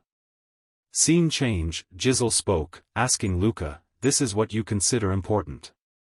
She trembled, collapsing onto the floor, sweat pouring down her face. "My reputation, my position in the family, everything I've protected until now." Giselle sprang to her feet and rushed forward. She grabbed Luca's collar, lifting him up, crying and yelling in his face, "This is your fault. If you hadn't come, this wouldn't have happened. It's all because of you." Luca calmly replied, "It's not too late, tell me everything about this, only then can I help you." She scoffed contemptuously, "Don't talk nonsense, what can a rookie like you do?" Giselle's eyes lit up after Luca's words, "Then what if I become a member of the Castoria family?" Giselle stammered, "What did you just say?" Luca continued, "Then a noble like you won't be unfamiliar with acting on my instructions." Giselle released Luca's collar. He explained, a little embarrassed to praise himself, "But I'm a rare prodigy, one that only appears every few years. I even received a martial arts medal, and the commander also favors me. If I join the Castorias, my position wouldn't be low." Luca looked at her prosthetic hand and said, "No matter what flaws you have, I will support you." Giselle asked, "Are you serious?" Luca softly replied, "I need to solve this problem well to increase the commander's chances of adopting me. Once he likes and trusts me enough, I'll be accepted into your family." Giselle took a step back, a shy smile on her face. Her legs trembled uncontrollably. Luca's eyes widened. He quickly noticed the difference coming from Giselle. He quickly ran to support Giselle's body. She didn't dare look directly into Luca's eyes, avoiding his gaze.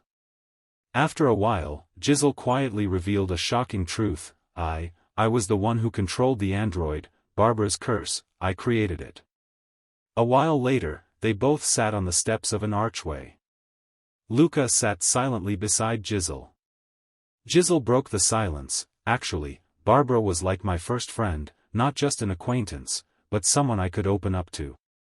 Luca listened attentively. 3 years ago, I was curious about the person who received support from my family. That's when I first met Barbara. I thought she was friendly and talented." Luca silently judged Giselle. He had thought she was cold, but what had happened to change her like this? Jizzle's voice. The incident started from petty jealousy. Flashback to the past. Before Jizzle's eyes was a boy smiling with Barbara. She remembered a boy trying to get close to Barbara. Barbara was very popular because of her personality and bright smile, but Jizzle became harsh. I didn't want to lose my only friend. I was too young then. At first, I just wanted to tease him, just because I hated. I created a robot with an android-like appearance for that purpose. Now, why did everything end like this? Jizzle's mood became much heavier. Luca frowned, thinking, Jizzle had programmed the robot and sent it to tell the boy to stay away from Barbara, and then she made it chase him in the middle of the night. Luca thought, however, that little prank resulted in a consequence beyond Jizzle's endurance. The boy tripped and hit his head hard on the ground. After the incident, he left school, and Jizzle, terrified of what she had done, discarded the robot, but because it was an accident, she couldn't avoid being investigated. Jizzle continued the story. When the investigation started, the first person to realize what I had done was Barbara, because I often assembled robots in front of her. She clutched her pants so tightly her knuckles were white. Seeing my fear, Barbara said, I have an idea. If I become the victim, no one will suspect me. Luca understood part of the story. So you volunteered to become the second victim of the curse? Jizzle immediately replied, yes, I was repairing an android at school when I installed the chip Barbara gave me into the android. Recalling the time she had to run for her life because the android was chasing her, Jizzle continued, I didn't know how it worked, but then the android came looking for me and went crazy. That's how I became the second victim. Luca nodded. So that was when Barbara's curse started. Jizzle's expression became complicated. Barbara started acting strange from there. She bit her lip tightly with tears in her eyes. She spoke with a warm voice. She started making strange requests to me. She said it was the perfect crime. She needed to be isolated at school for some purpose, and she constantly needed a victim for the curse to come true. Luca glanced at the person next to him with a serious look on his face. Jizzle had fallen into a trap. Barbara manipulated Jizzle and increased the number of potentially fatal accidents. He stroked his chin thoughtfully, ensuring Jizzle couldn't escape her grasp. Jizzle flinched. A strange look appeared in her eyes. Inside Jizzle's head, Barbara's sinister smile appeared along with a repeating phrase, our secret, you told someone, didn't you? Our secret, you told someone, didn't you? Jizzle clutched her head in pain. Barbara's terrifying voice still echoing inside, traitor, Jizzle, my only friend, my darling. Seeing Jizzle's expression, Luca was utterly perplexed. He wondered, how could she hack into Jizzle's device? It has incredibly high security. Jizzle whimpered softly from the noise in her head. Luca thought, my instincts are screaming at me to get out of here, and this noise isn't coming from ordinary devices. From somewhere, a scope was targeting them. Luca looked around cautiously. That distinct activation sound was a gun. Luca's eyes widened. He lunged to embrace Jizzle, dodging the incoming bullet, but unfortunately, it grazed his waist. They flew back a distance and fell to the ground. Luca and Jizzle hid behind a stone pillar. Luca gasped for breath. He clicked his tongue in annoyance. Luca tore off his shirt. Jizzle was still lying on the ground, exhausted. He used his teeth to rip a piece of cloth from his shoulder. He wrapped the cloth around his waist. He used both ends of the cloth to tightly bind the wound to stop the bleeding. Luca gritted his teeth in pain. This should be enough to stop the bleeding. He concluded silently, the thing that attacked us is definitely a drone. If I speed up, taking down a drone wouldn't be a problem, but the wound in my side would be worse. Luca thought, the only thing I have now is a knife. Luca leaned against the stone pillar. A knife attack wouldn't draw attention to this situation. Everything was really messy. Jizzle slowly rubbed her head and sat up. Luca sneered. He became extremely excited. I'll slash your face to pieces, you wicked bitch, Barbara. Jizzle wearily hugged her head. Luca intently watched Jizzle as she slowly got up. Jizzle looked at Luca and exclaimed, you got shot like that and you don't feel pain? Luca angrily shouted, of course I do. Immediately after his words, a rain of bullets flew towards the hiding place of the two of them. Jizzle clutched her ears in fear. Luca angrily gritted his teeth. if only I could pinpoint that drone's location. Suddenly, Luca noticed something, his eyes focused on Jizzle's mouth. Luca called out to Jizzle loudly, her hands trembled as she looked up at Luca and replied, "Huh." He asked, "Do you have a mirror?" Jizzle immediately gave her a mirror. Luca gently took the mirror out of the stone pillar to spy on the situation. Right after that, Luca's target, the drone, entered the mirror's range. Luca immediately jumped out from behind the pillar. "I see it."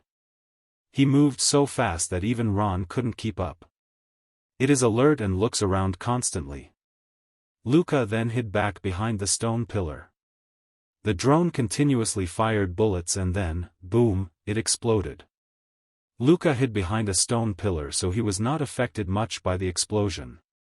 Suddenly, Luca's eyes became strangely similar to Jizzle's a moment ago. Luca was puzzled, "What's going on with my comms?" He looked at Jizzle, checking her status. "Jizzle, are your comms working?" Jizzle waved her hand. "No, all communication functions are down." As soon as she finished, Barbara's voice echoed in her head again, "Jizzle, I only wanted to protect you, why did you betray me?" Jizzle angrily punched herself in the head, "And you too, Luca, I spared you because I liked you." The comms device in Luca's ear also carried Barbara's voice, "I didn't think you hated me this much." Luca appeared from behind the other pillar. He firmly grasped Jizzle's wrist to stop her from hurting herself. Luca comforted her, "You don't have to listen to a crazy person like that, maybe this time." He thought, "Okay, no need to rush." To avoid making her angry, Jizzle rested her head on Luca's chest, whimpering, "It hurts." Luca held Jizzle's trembling body. "First, we need to move to a safe place."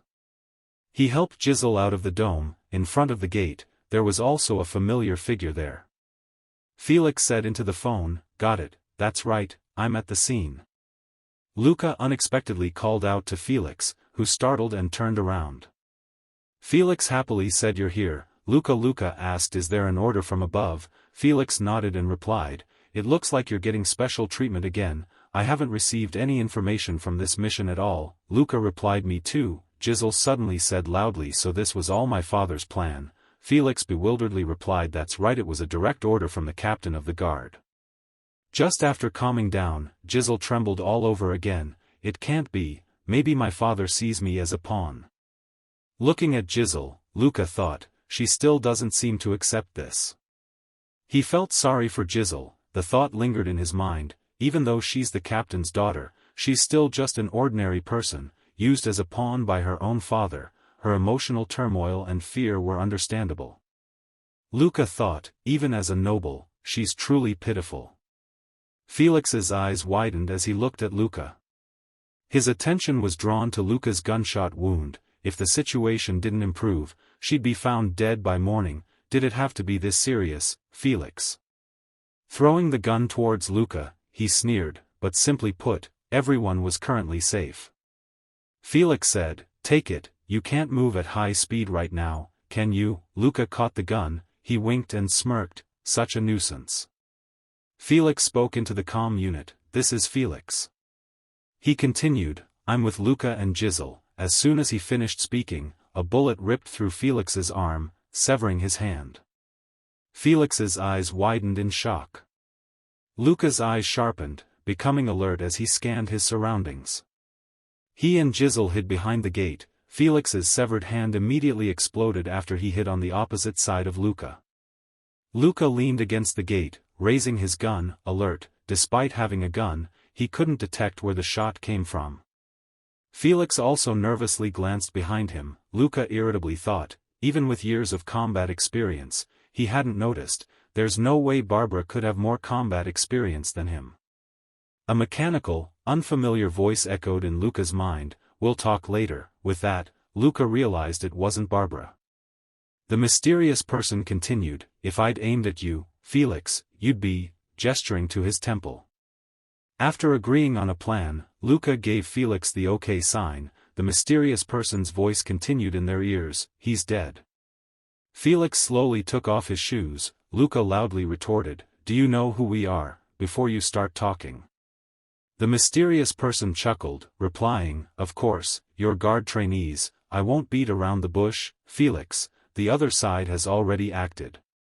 The mysterious person said harshly, "Hand over Jizzle, and you two can leave safely." Jizzle, sitting next to Luca, trembled when she heard her name. Luca hugged Jizzle to comfort her, cautiously replying, "You're kidnapping her for ransom." The mysterious person replied with resignation, "Our princess needs her. I don't want this either, but our princess, she's rather troublesome." His words carried a threat. "I think you understand." Luca gritted his teeth, leaving his hiding spot and pointing his gun. He thought, things are getting complicated. Felix's lifeless eyes met Luca's. The mysterious person had subdued him, choking him and lifting him into the air. Luca's eyes widened in astonishment. Felix's easy defeat left Luca stunned. The masked mysterious person looked at Luca with sharp eyes. His eyes were like a gun sight, targeting. The mysterious person dropped Felix's body and approached the gate. Luca, panicked and struggling to breathe, hid behind a stone pillar. The adaptable combat suit explains why we didn't notice them. Luca angrily gritted his teeth. This was getting increasingly difficult. Jizzle touched Luca's hand, mainly to prevent him from confronting the mysterious person.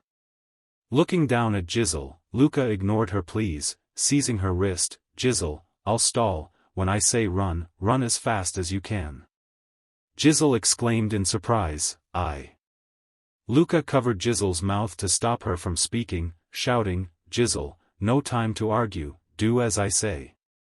Luca began counting, 1, 2. He shouted loudly, "Run!" Jizzle, hearing this, ran without looking back. Seeing Jizzle safely escape, Luca left his hiding place, gun in hand, and charged towards the mysterious person.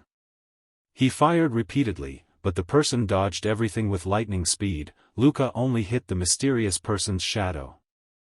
Luca stared at the mysterious person with cold eyes, thinking, what kind of reflexes are those? The mysterious person dodged another shot from Luca, closing the distance. He said mockingly, "I don't want to kill my juniors, you know." Luca was astonished, thinking, juniors. The mysterious person appeared behind Luca with blinding speed, placing a hand on his shoulder. "What, surprised to hear I'm your senior." He delivered a decisive kick to Luca. "Wake up, don't die yet." Luca struggled to defend against the attacks, wondering, this guy's no ordinary person, was he a royal guard?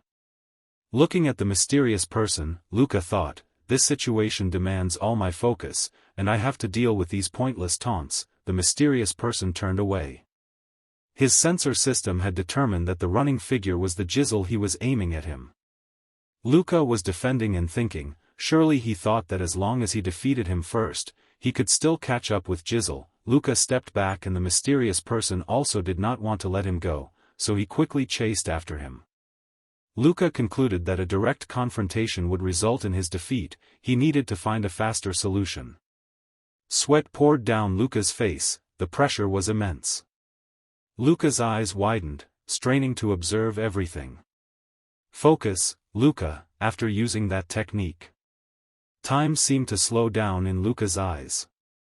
In Luca's sights were three main targets: the mysterious person, Felix, and the sword beside him. A light appeared in Luca's eyes.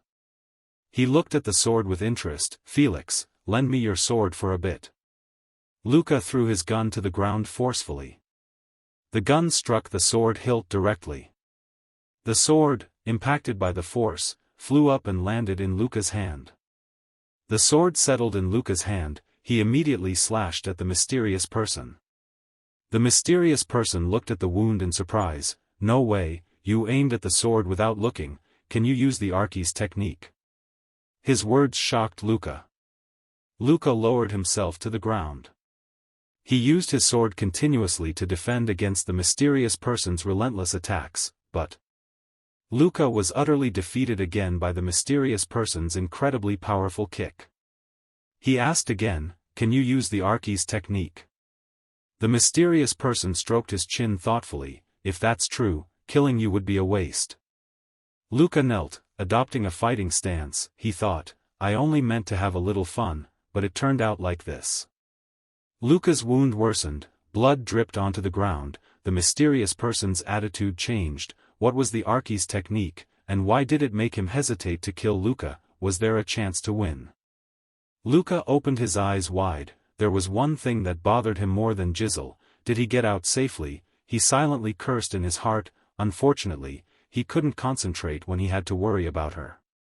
The mysterious person spoke. Just a terrorist, and you're already like this. Listen, back off.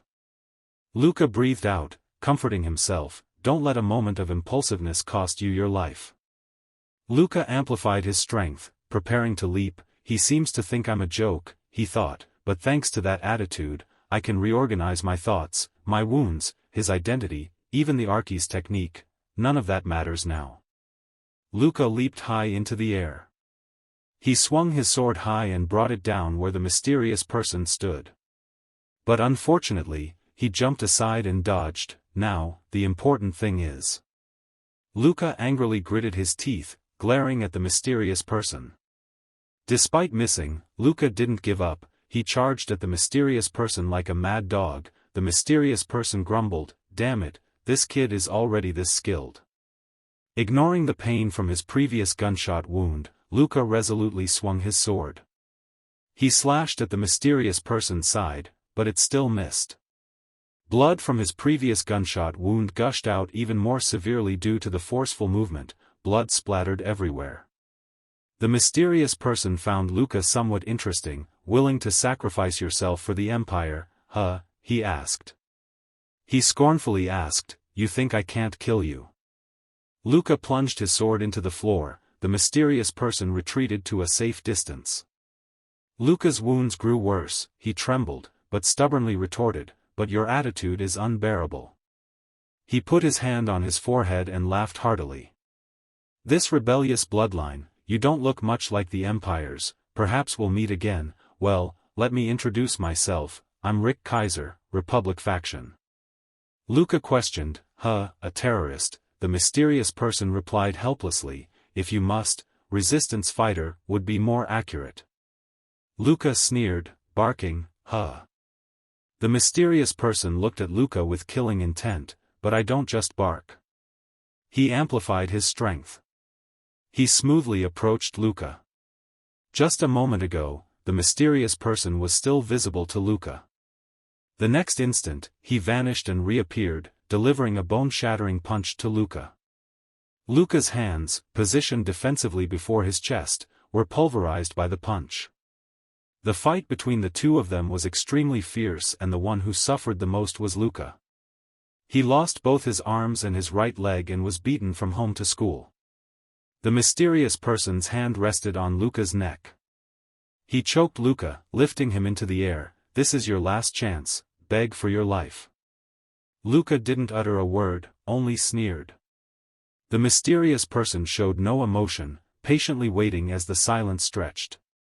Luca puckered his lips and spat. A glob of saliva landed on the mysterious person's mask. That successfully angered him. "If you survive, give my regards to Kinyuan," were the last words Luca remembered before losing consciousness. His only thought after waking up was, "The last sound I heard today was the shattering of my own neck bones. What a rare experience." Many days later, at the Imperial Army Central Hospital. Felix, his eyes vacant, groaned in pain with the heavy device around his neck. "Ow, it hurts." Luca, lying in the next bed, sneered, "Idiot, of course it hurts if you try to move your neck." Luca pursed his lips, angrily looking away. He thought, Felix's brain must be severely damaged from being left so long after breaking his neck. I'm actually very lucky. He touched the brace on his neck. Right after I was attacked, I heard 4 guards and Jizzle showed up. If not for the timely first aid, I wouldn't have survived. The hospital room door opened, and a familiar figure entered. Noticing Luca's movements, Hamilas quickly advised, "No need to stand, just sit comfortably." He gently sat down in the chair beside Luca's bed. Hamila's expression changed. He returned to his usual serious demeanor. Luca leaned back against the hospital bed and reported, "Felix completed his mission to the very end."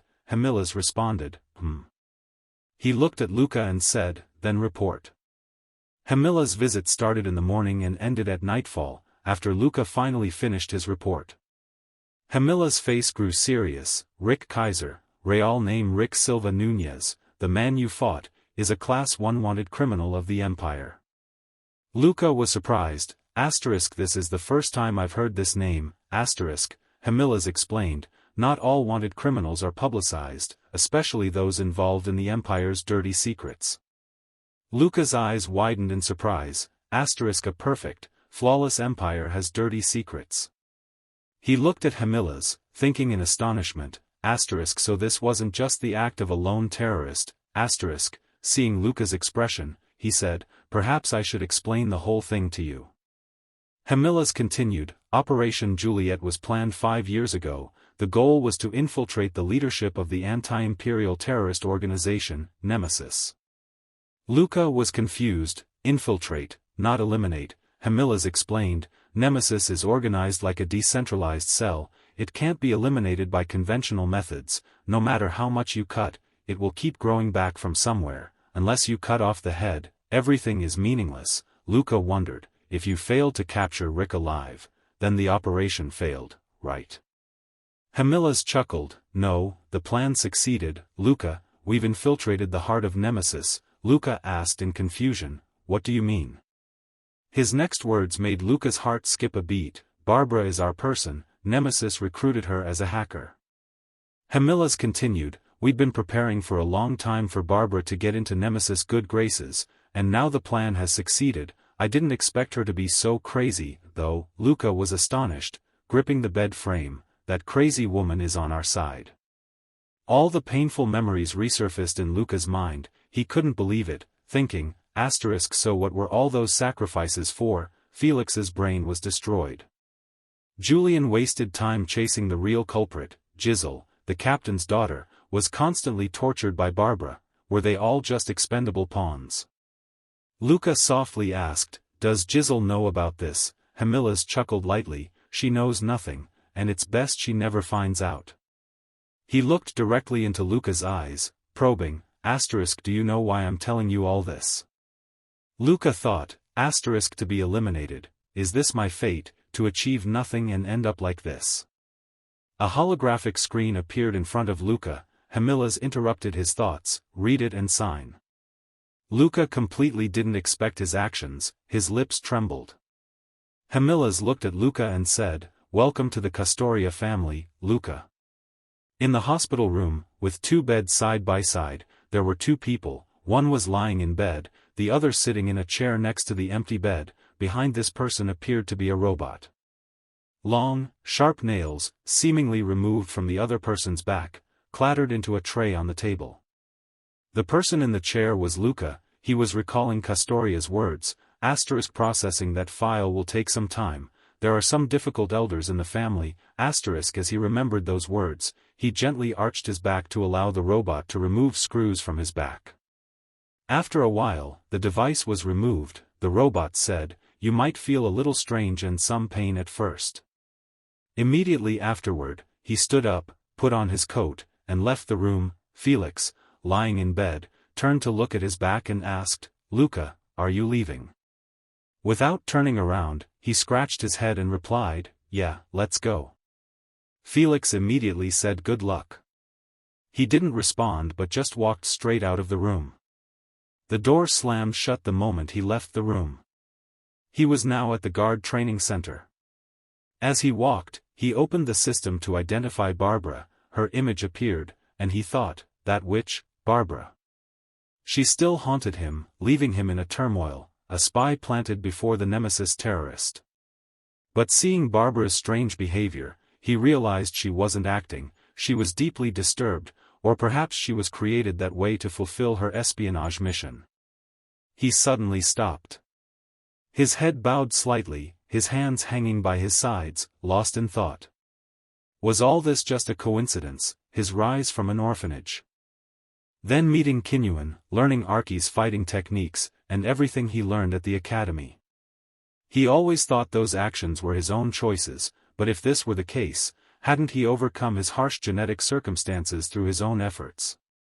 He bit his lower lip, his eyes filled with anger. staring straight ahead. Then, he gently lifted his foot and walked on, thinking he couldn't let himself waver. It was all just his own speculation. The guard captain told him it might be a test of his loyalty. He couldn't miss this opportunity. Thinking this, his hand clenched. He walked coldly forward, firmly telling himself, "This is my chance to change my life." It turned out he was going to see Kinyuan. As he entered the room, Kinyuan stopped what he was doing, turned, and said, "Oh, Luca, you must have enjoyed your academy years, huh?" He replied, "So much so that I almost didn't want to come back to this training place." Pouring tea, Kinyuan replied, "I know about Felix, it's unfortunate." "A truly outstanding student," he said, handing Luca the filled teacup. Luca took it with both hands. He lowered his eyes, looking at his reflection in the tea, pondering his teacher's words. "Unfortunate," he thought. Then he brought the tea to his lips and took a sip. Setting down the teacup, his gaze still on it, he said, "Rick sent me to ask about you. He says he's fine." Kinyuan poured himself a cup of tea, bringing it to his nose to appreciate the aroma. "Rick Sullivan Ways, the old man, he's fine, that's good, right, to think he'd become a terrorist." He replied, "You're pretty familiar with him, aren't you?" Kinyuan replied, "He was a former comrade in the guard squad, he has incredibly fast reflexes, you met him and lived to tell the tale." "You're lucky," he asked, "you're not in contact with him anymore." He replied, "Don't misunderstand, I'm retired and drawing a pension from the Empire. I have no reason to contact a terrorist group, and I suppose you haven't told the guard yet." His brow furrowed slightly as he listened. Kinyuan continued, "If that's what you think, you need to reconsider." He replied, "Things like this require caution, you could face court-martial, I need confirmation from you before reporting it." Hearing him, Kinyuan replied, "It's alright, if I were to be court-martialed, it would have happened long ago." "What makes you so worried about me?" Kinyuan asked in a slightly somber tone. His hands gripping the teacup tightly, his lips pursed, he remained silent for a moment before asking, "What exactly is the Archi's fighting technique?" Hearing his question, Kinyuan's brow furrowed, his eyes sharpening. "Why are you so curious about it?" His face broke into a cold sweat. "The Empire keeps a list of those who use it," he replied, "that's why Rick didn't kill me." Even his hand holding the teacup trembled. Kinyuan calmly brought the tea to his lips and sipped it. Then he turned to look directly at Luca and said, "You've got quite the deduction skills, Luca. You know too much for someone at your level. Do you understand what that means?" His face showing a little fear, he replied, "I understand." Kinyuan continued, "In 3518, about 200 years ago, the first rebellion in history took place.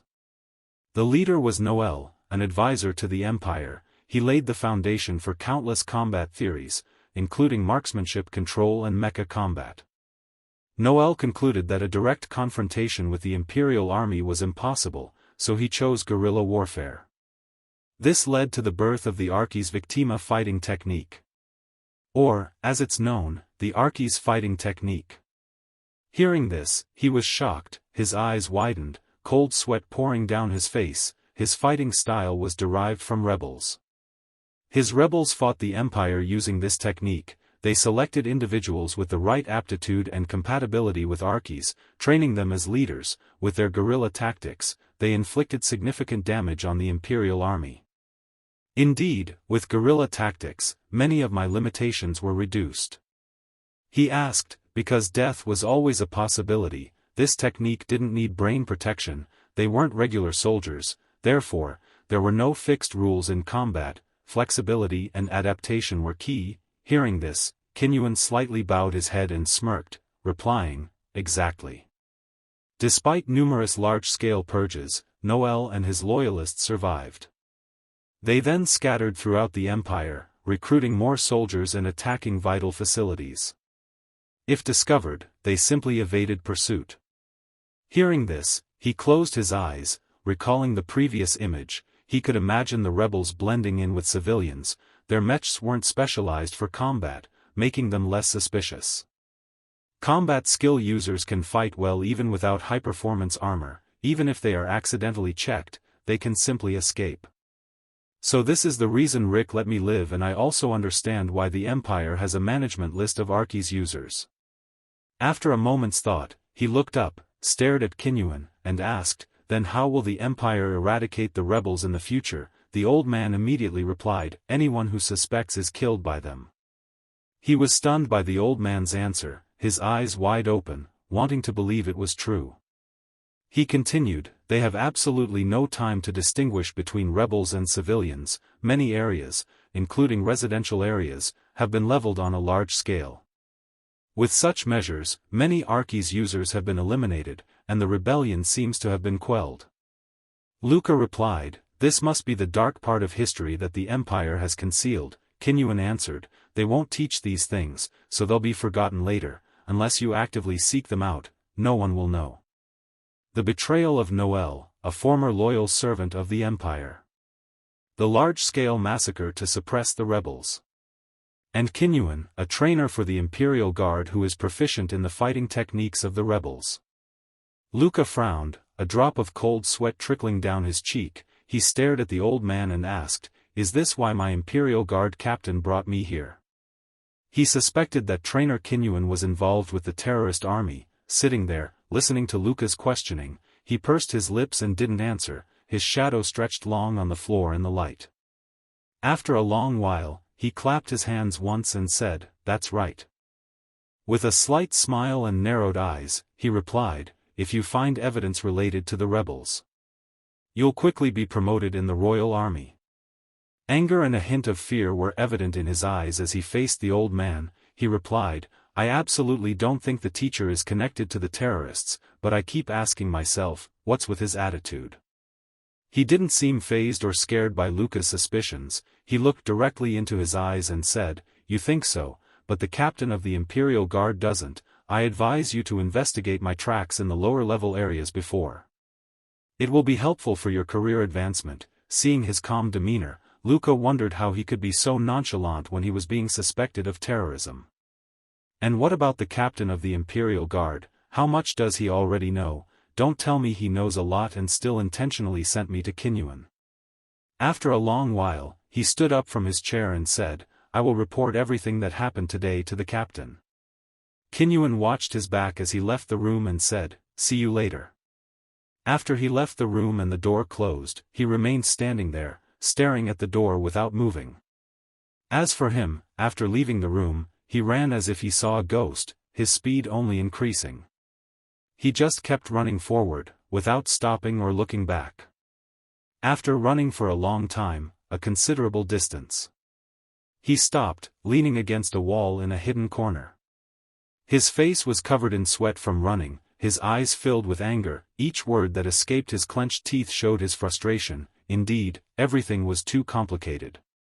He recalled their gunpowder-filled conversation and thought that everyone underestimated him. In the end, he was just a pawn being used by both the captain and Kinyuan. "I have to continue walking down this dangerous path until, Kinyuan, he's becoming increasingly unpredictable. Who is he, anyway? If I investigate through official channels, I won't be able to find out anything, but I can't let them lead me around like this." He thought this while looking at the system panel in front of him. The content showed Noel Muliska, no picture, no data. His fingers dug into the wall behind him, clearly showing his anger. He said, "To find out about Kinyuan, I guess I need to go to the lower-level slums." No sooner said than done. He immediately pushed himself off the wall, his determined gaze fixed straight ahead. He thought, "Only then will I understand him." Luca remembered the images of Castoria and Kinyuan. He thought Kinyuan was colluding with the terrorists, that the commander of the guard force sent him to investigate him. Kinyuan, a person of unknown identity, remained calm despite the suspicion. "And then Kinyuan said to me, 'I'll give you a tip, check out my past tracks in the lower-level areas, it'll help you get promoted.' What's he thinking? Why would he say that? Could he be luring me into the lower levels to eliminate me, using the rebel organization called Nemesis? Or is that statement itself part of a higher-level plan to test me? No, I've decided not to be swayed anymore, Luca. It's too late to back down now. I have to complete my preparations to track down Kinyuan. I won't be easily eliminated like that. I have to prepare thoroughly." Thinking this, his fingers dug into the wall behind him, clearly showing his anger and determination. He left that place and went to a room. He thought, the first step is to report my conversation with Kinyuan. He decided to report it to Castoria, who was sitting right in front of him. He spoke up, "Instructor Kinyuan is clearly provoking us." Hamilas replied, "Rick also carried out an unofficial mission around the same time as Kinyuan, so there must be a connection. Aren't you curious? If Kinyuan is so suspicious, why has he been left alone until now?" He replied, "If there's a reason I shouldn't hear it, I'll cover my ears." As soon as he finished speaking, he straightened up. Looking directly at him, he said, "I'm telling you this because I trust you. This investigation is an order from higher-ups. They believe we can reach the core of the Nemesis rebel organization through Kinyuan. They think he may be colluding with Rick." He immediately asked, "And you gave such a suspicious person an important position as an instructor?" "Yes," he replied immediately. He said that if he wasn't allowed to be an instructor, he would leave, and he does have the ability to be an instructor. "Has that satisfied your curiosity?" he asked. He bowed slightly. With his hands behind his back, he hesitated for a moment before speaking. "I've been close to Kinyuan for a while, and to be honest, I haven't seen any flaws. He's very clever and never reveals his thoughts." As soon as he finished speaking, he immediately said, "Stop whining and do your best. You are the only person suitable for this job. Over the past 10 years, we have sent many students to approach Kinyuan, but no one has come as close to him as you. Kinyuan likes you." After his words, the hand placed behind his back tightened. He gently lifted his face. His brows furrowed as he looked straight at the man and said, "Then I'll need authority beyond that of a trainee." Cut to outside Castoria's room. High in the sky, a fighter jet flies at tremendous speed, heading somewhere. Inside the jet, two people sit opposite each other, Luca and Hamilas. They've left the room together and are flying somewhere. Hamilas rested an arm on the chair, his face full of amusement. He asked, worried. He glanced at him and replied, "No, that would be a lie, I'm a little nervous." Then he glanced in another direction, remembering what he'd told the commander about the authority he needed. The pass for traveling between the upper and lower districts, a light blue passport. The right to use personal weapons, investigation expenses, even access to high-level databases. Clearly, he couldn't ask for more. But it wasn't enough. He was in a position to be exploited at any moment. He had to do everything he could. He remembered what he'd said in the man's room, "I know a soldier shouldn't say this, but I don't want to die for a shady mission, especially because I know too much." Hamilas had replied, "To be honest, if my superiors order it, I'll have to erase this entire mission. That means eliminating all traces, including you. But I promise you this, I'll do my best, at least within my capabilities. That's why I brought you into our family." He then handed him a black card with an eye design. Back to reality, he took out the black card and examined it. He put it back in his pocket, thinking, "So my life is in the commander's hands." Suddenly, the man spoke, "I don't like these formalities and procedures either. But now that we're family, we should at least introduce you, shouldn't we?" He glanced at him. Luca immediately replied, "If you give me rules on how to behave in front of others, I will follow them." The man stroked his chin, a slight smile playing on his lips. He said, "Just act like yourself, it'll be a fresh impetus for my children." Luca looked at him, questioning the word impetus in his head. He wondered what the commander was thinking, but it seemed he had to endure this inconvenience for protection. After a while, the man said, "We're almost there, Luca." Luca immediately turned to the window. The jet was now directly above the rooftop of a skyscraper. He leaned his chin on his hand, looking out with boredom, and said, "Still doesn't feel like home." The jet plunged towards the ground. He said, "Even though I spent my childhood here." The jet was now only a few meters from the ground. After a smooth landing, they went inside. They were greeted by a room filled with exquisitely crafted weapons, beautifully arranged. Luca stood there, remembering Hamilas's words, "Go to the villa and rest first. Your room is ready, I'll take care of the introductions later." He stood upstairs, looking down from the window. Hamilas was talking to someone, many servants stood around waiting to attend to them. He looked at him, thinking, just the thought of having to stay there is exhausting.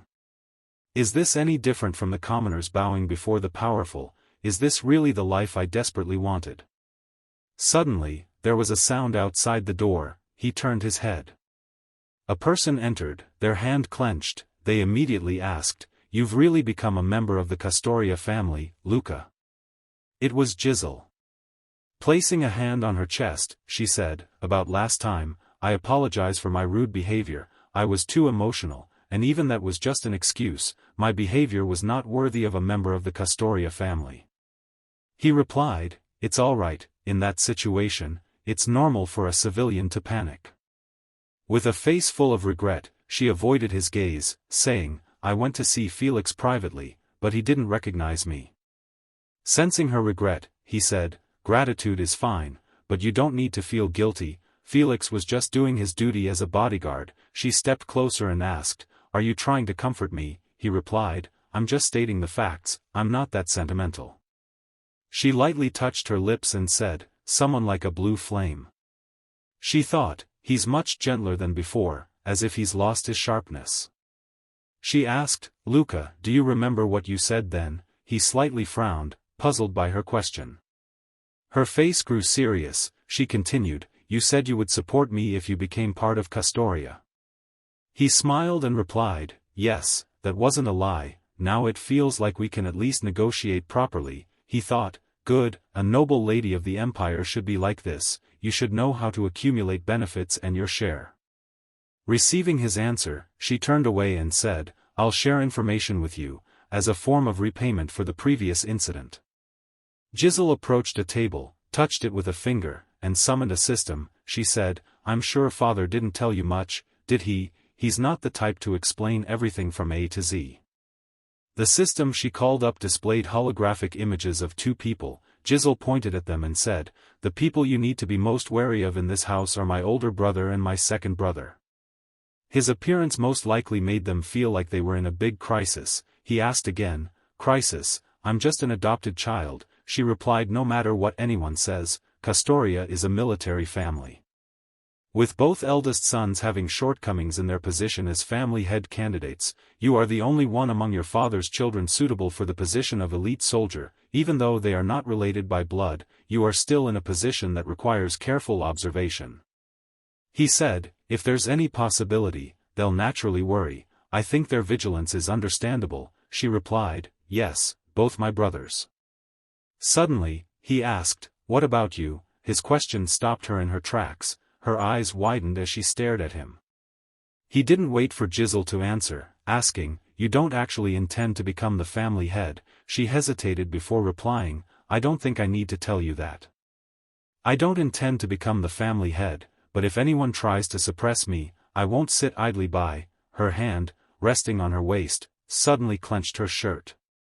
He continued, "If you get a chance, seize it, Giselle Castoria." That was the advice from this brother. He smiled warmly at her, showing his teeth.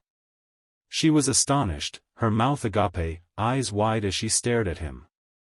Then she raised her hand to cover her mouth and chuckled.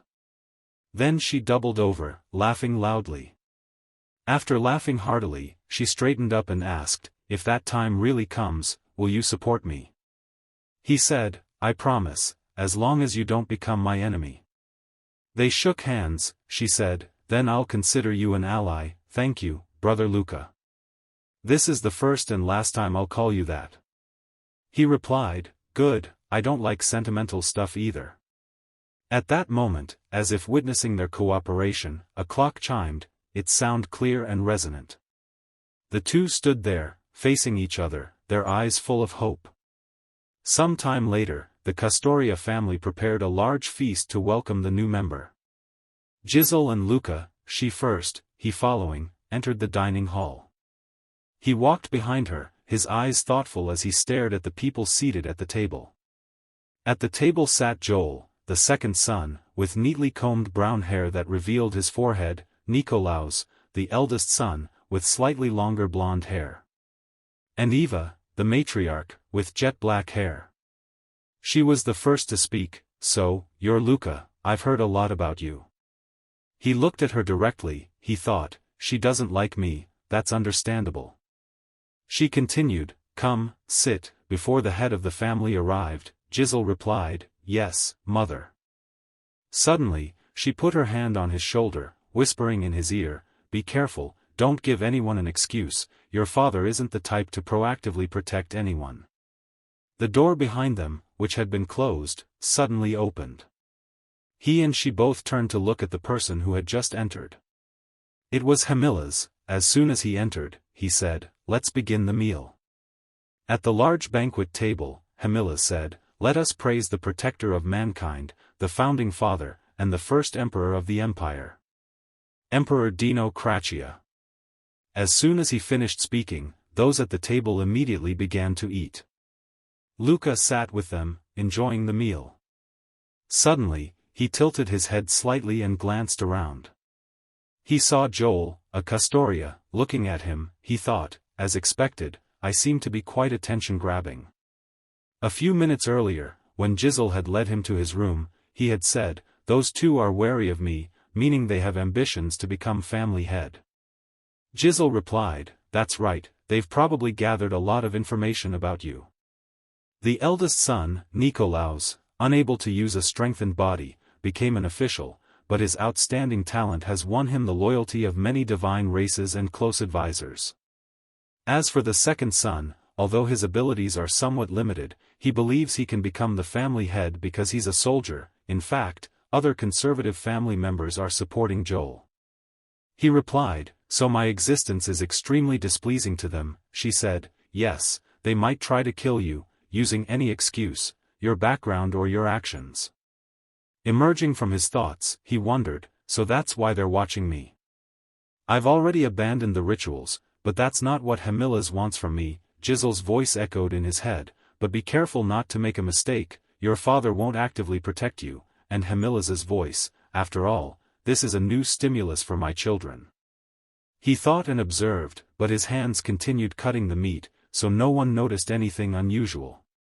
He lifted the cut meat to his mouth, simultaneously raising his eyes to look at Hamilla's, thinking, fine. Let me try to meet my father's expectations.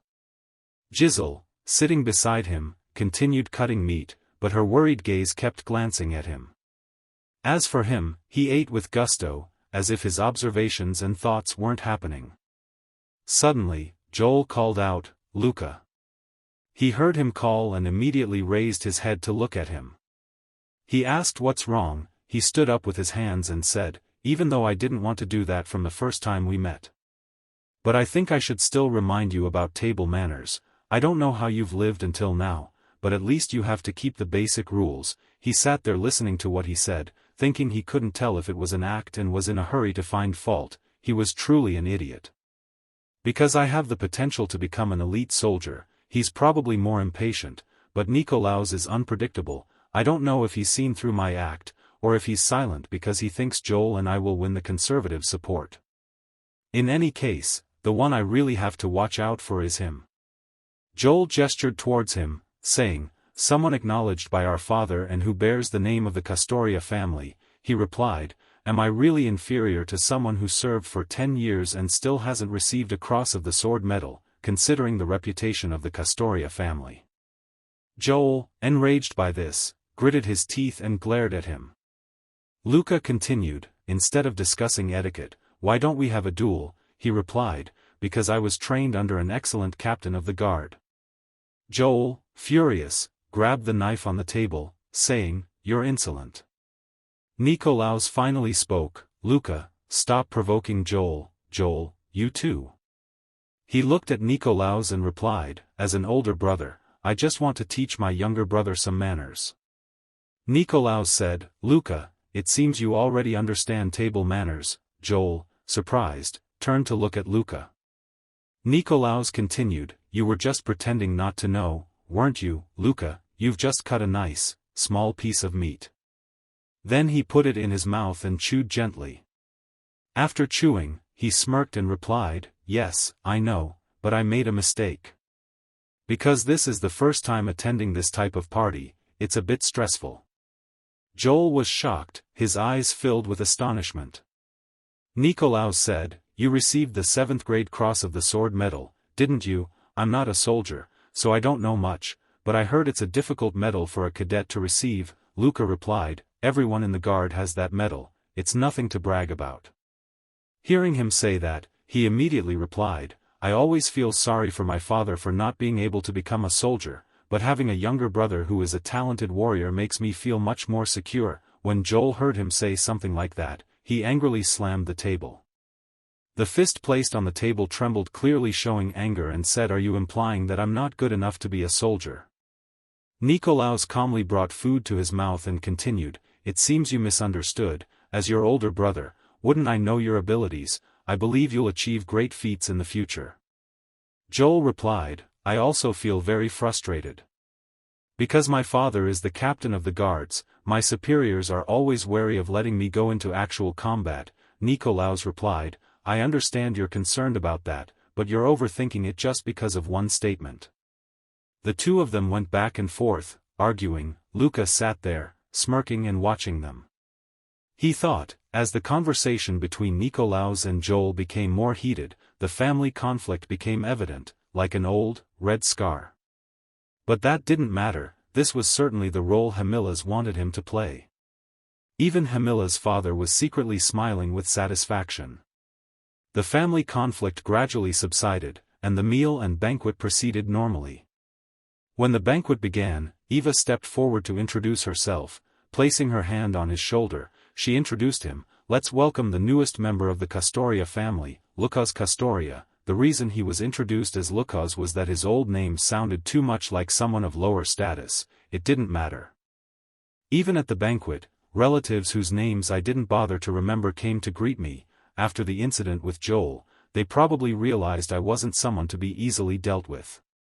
After completing the initial greetings and reporting to Giselle, the first night at the main house passed peacefully. He and she, back to back, whispered. She said, "You did great," but he added, "Nikolaus isn't easy to deal with, though," he replied. "He's very much like his father." At that moment, he didn't know what he saw, but his eyes widened in fear. He thought, "I thought so." The reason for his frightened expression was that a figure appeared at the open door of his room. It turned out to be Hamilas. He looked at him and asked, "Captain," he replied, "so you're still awake, Luca?" He carried a bottle of alcohol towards the sofa, saying, "My apologies for coming so late at night, I need to maintain neutrality." He sat down on the sofa. He went to face him and asked, "Even the captain drinks alcohol?" He poured himself a drink, saying, "According to doctors and scientists, things like alcohol and tobacco have negative effects on the nervous and endocrine systems, which are adjusted for combat." Then he offered the bottle to him, asking, "Would you like a drink?" He placed a hand on his chest, bowed slightly, and replied, "I don't want to increase unnecessary risk factors. Learning Arky's combat techniques is dangerous enough." He said nothing more but took a sip of alcohol, then set the glass down, saying, "I'll give you some advice, not as captain of the guard, but as a senior member. To endure for a long time, you need some irrational, less efficient impurities in your heart. That's the key to opening the box called humanity." Luca, with a slightly worried expression, asked, "Do we need humanity?" Hamilas replied, "Those who have said things like that are the first ones to be swallowed by the Legion." He immediately replied, "You seem to be drunk, Captain." Hearing that, he smiled and said, "Just consider this a gift to welcome you into the family. At least find a hobby or habit that is not only harmless but can also hinder combat." He stood up, holding his empty glass of wine. Walked over and put his hand on his shoulder and patted him. Then left his room. Luca sat there, neither seeing him off nor showing any other reaction. He thought, just self-improvement is tiring enough, now I have to add impurities. Does he want me to become like Ilai or Kinyuan, someone who causes unpredictable variables just because of emotions? If not, why would the captain say such things? After a while, he tiredly leaned back on the chair and sighed. He thought Hamilas was carrying impurities in his body and came to my room with the strangest appearance ever. Giving advice that doesn't bring any benefit to himself, looking like any other normal father.